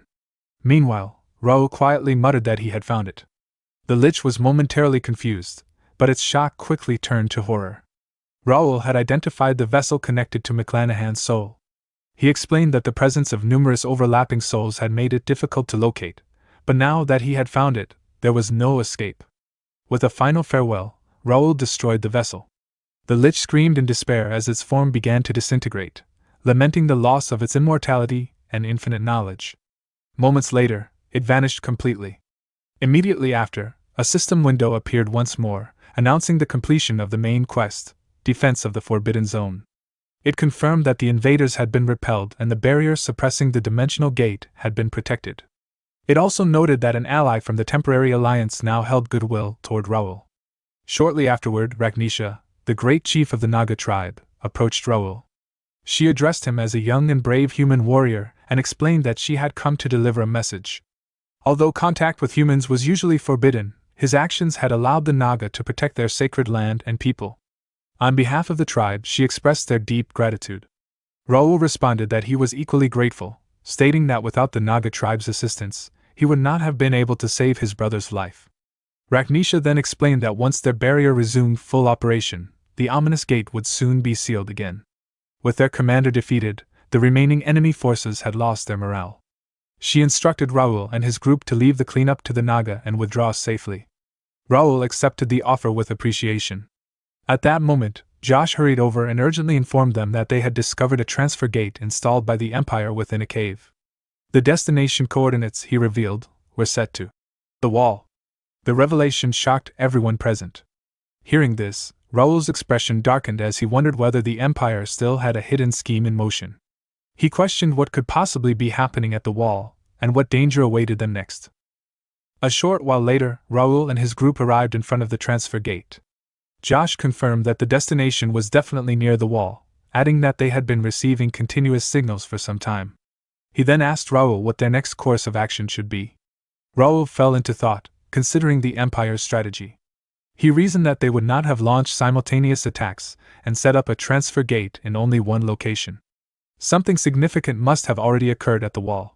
In the worst-case scenario, they might even have to seal the passage to the Forbidden Zone. He then addressed Josh, explaining that if the situation at the wall was worse than expected, they might not be able to return and could end up trapped in the Forbidden Zone. Although using a gate created by the Empire was risky and unpleasant, understanding the situation at the wall took priority. As silence settled over the group, Raoul made the final decision. He declared that they would use the Empire's transfer gate and head straight to the wall. Meanwhile, at the wall, chaos reigned. Waves of monsters overwhelmed the defending knights. Deputy Commander Hensley shouted orders, commanding everyone to hold their positions to the very end. He made it clear that the wall must never be breached. At that moment, a scout rushed in and reported that a massive horde of magical beasts, along with Imperial forces waiting in the south, had been spotted. Hearing this, Hensley immediately ordered the redeployment of archers from the front lines toward the city. He insisted that their position must be held at all costs, even as frustration toward the Empire burned within him. As his gaze shifted toward a distant temple, a sense of dread filled him. Even without seeing it clearly, he could feel an overwhelming concentration of demonic energy emanating from within. He noted that the inner barrier and protective magic circle were still functioning, but if an entity of sufficient power entered, it would only be a matter of time before everything collapsed. Should that happen, not only this battlefield but the entire continent could be consumed by catastrophe. Realizing the gravity of the situation, Hensley concluded that they needed the commander-in-chief and reinforcements to arrive as soon as possible. Until then, the defensive line had to hold. He shouted once more, ordering everyone to tighten their formation and defend the wall even at the cost of their lives. The knights continued their desperate battle against the relentless tide of monsters. On a nearby mountain cliff, a group of Imperial mages stood beside an active transfer gate. Their leader observed the ongoing battle and mockingly remarked on the defenders' determination. He noted that with the wall's ancient seal now broken, their resistance was ultimately futile. He reflected on how troublesome the ancient seal's overload system had been. That system supplied mana to designated knights within the wall's range, granting them power capable of threatening even superhuman beings. It was the reason the wall had once been considered impregnable.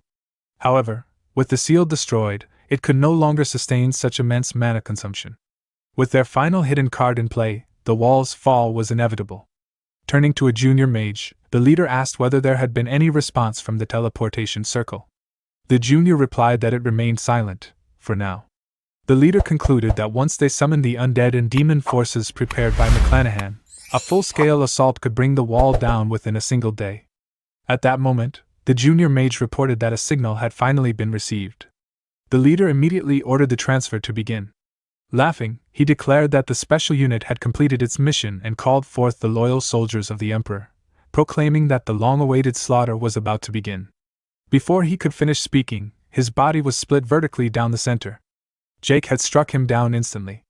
At the same time, the remaining mages were swiftly eliminated by Cain, both of whom had emerged from the transfer gate. Jake glanced toward the distant temple and questioned what kind of madness they were dealing with.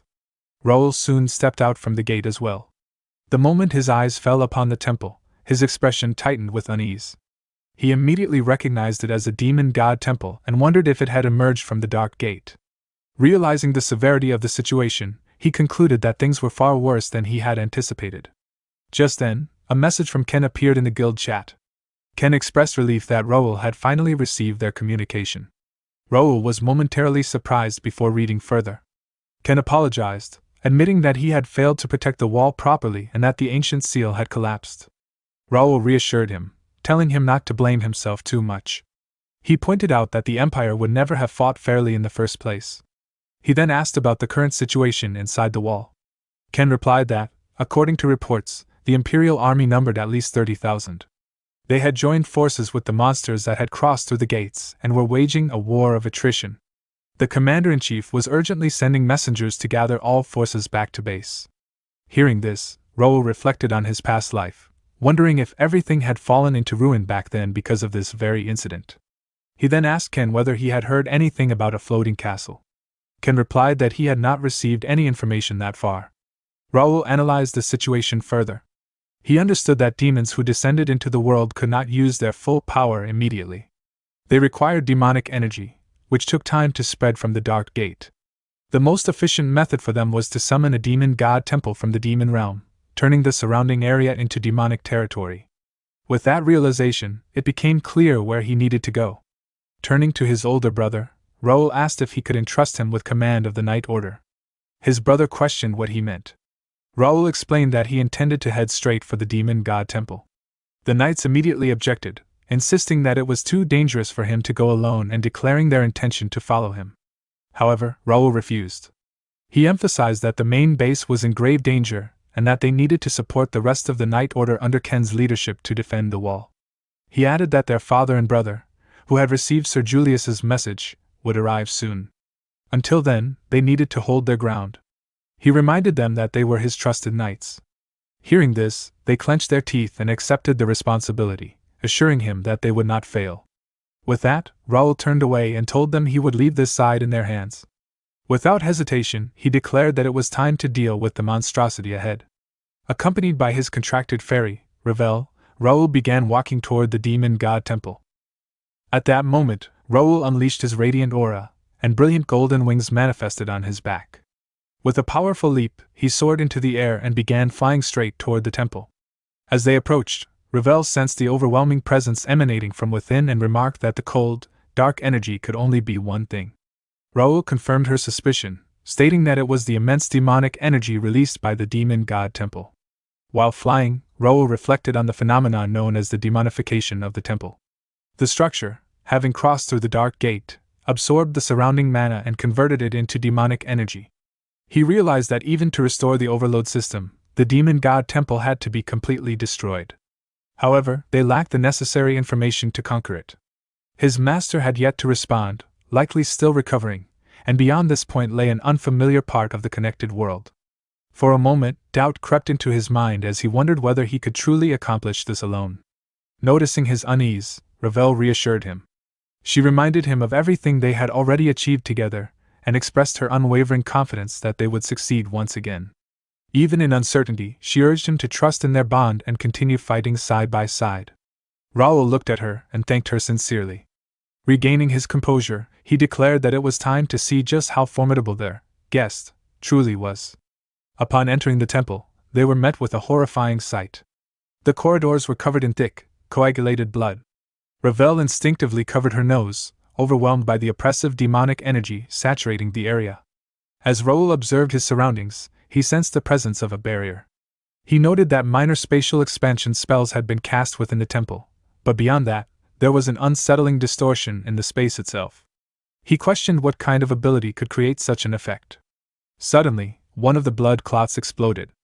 Raoul reacted instantly, raising his sword to block, but Ravel was faster, casting a protective shield that absorbed the blast. A voice echoed through the temple, laced with irritation. The demon complained that he had been enjoying a rare moment of leisure before being disturbed. Seated atop a throne, the demon smiled coldly and mocked the intruders as rude and uninvited guests. At his will, the blood throughout the corridor began to move. He muttered that anyone who dared to disturb Count Forces's rest deserved punishment, and pondered how best to kill them to improve his mood. In response, Raoul activated his psychokinesis trait and shattered the glass the demon held in his hand. The demon's smile widened, expressing amusement at the unexpected trick. As the demon advanced, Raoul immediately launched an aura-infused slash. However, the demon manipulated the surrounding blood to form a barrier, effortlessly blocking the attack. Raoul was momentarily surprised. Ravel quickly asked if he had noticed the same thing. Raoul confirmed that he had and stated that he believed he understood the source of the demon's power. He concluded that the strange distortion they had sensed earlier came from the blood itself.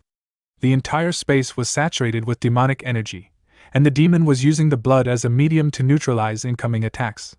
Ravel added that demons often possessed unique traits based on their bloodline, and this one appeared to specialize in blood manipulation. Despite not having fully regained his original power after crossing the gate, he was already incredibly strong. The demon chuckled, acknowledging that Raoul was far more troublesome than he had expected, especially given the unfavorable environment. Raoul reflected on his past life memories, realizing that even with that knowledge, he had never encountered a demon like this before. In his previous life, the wall had already been completely destroyed by this point. He wondered what kind of power could have eliminated a creature like this along with an entire region such as Corpse Road. The demon, noticing Raoul's distraction, grew irritated and accused him of being disrespectful.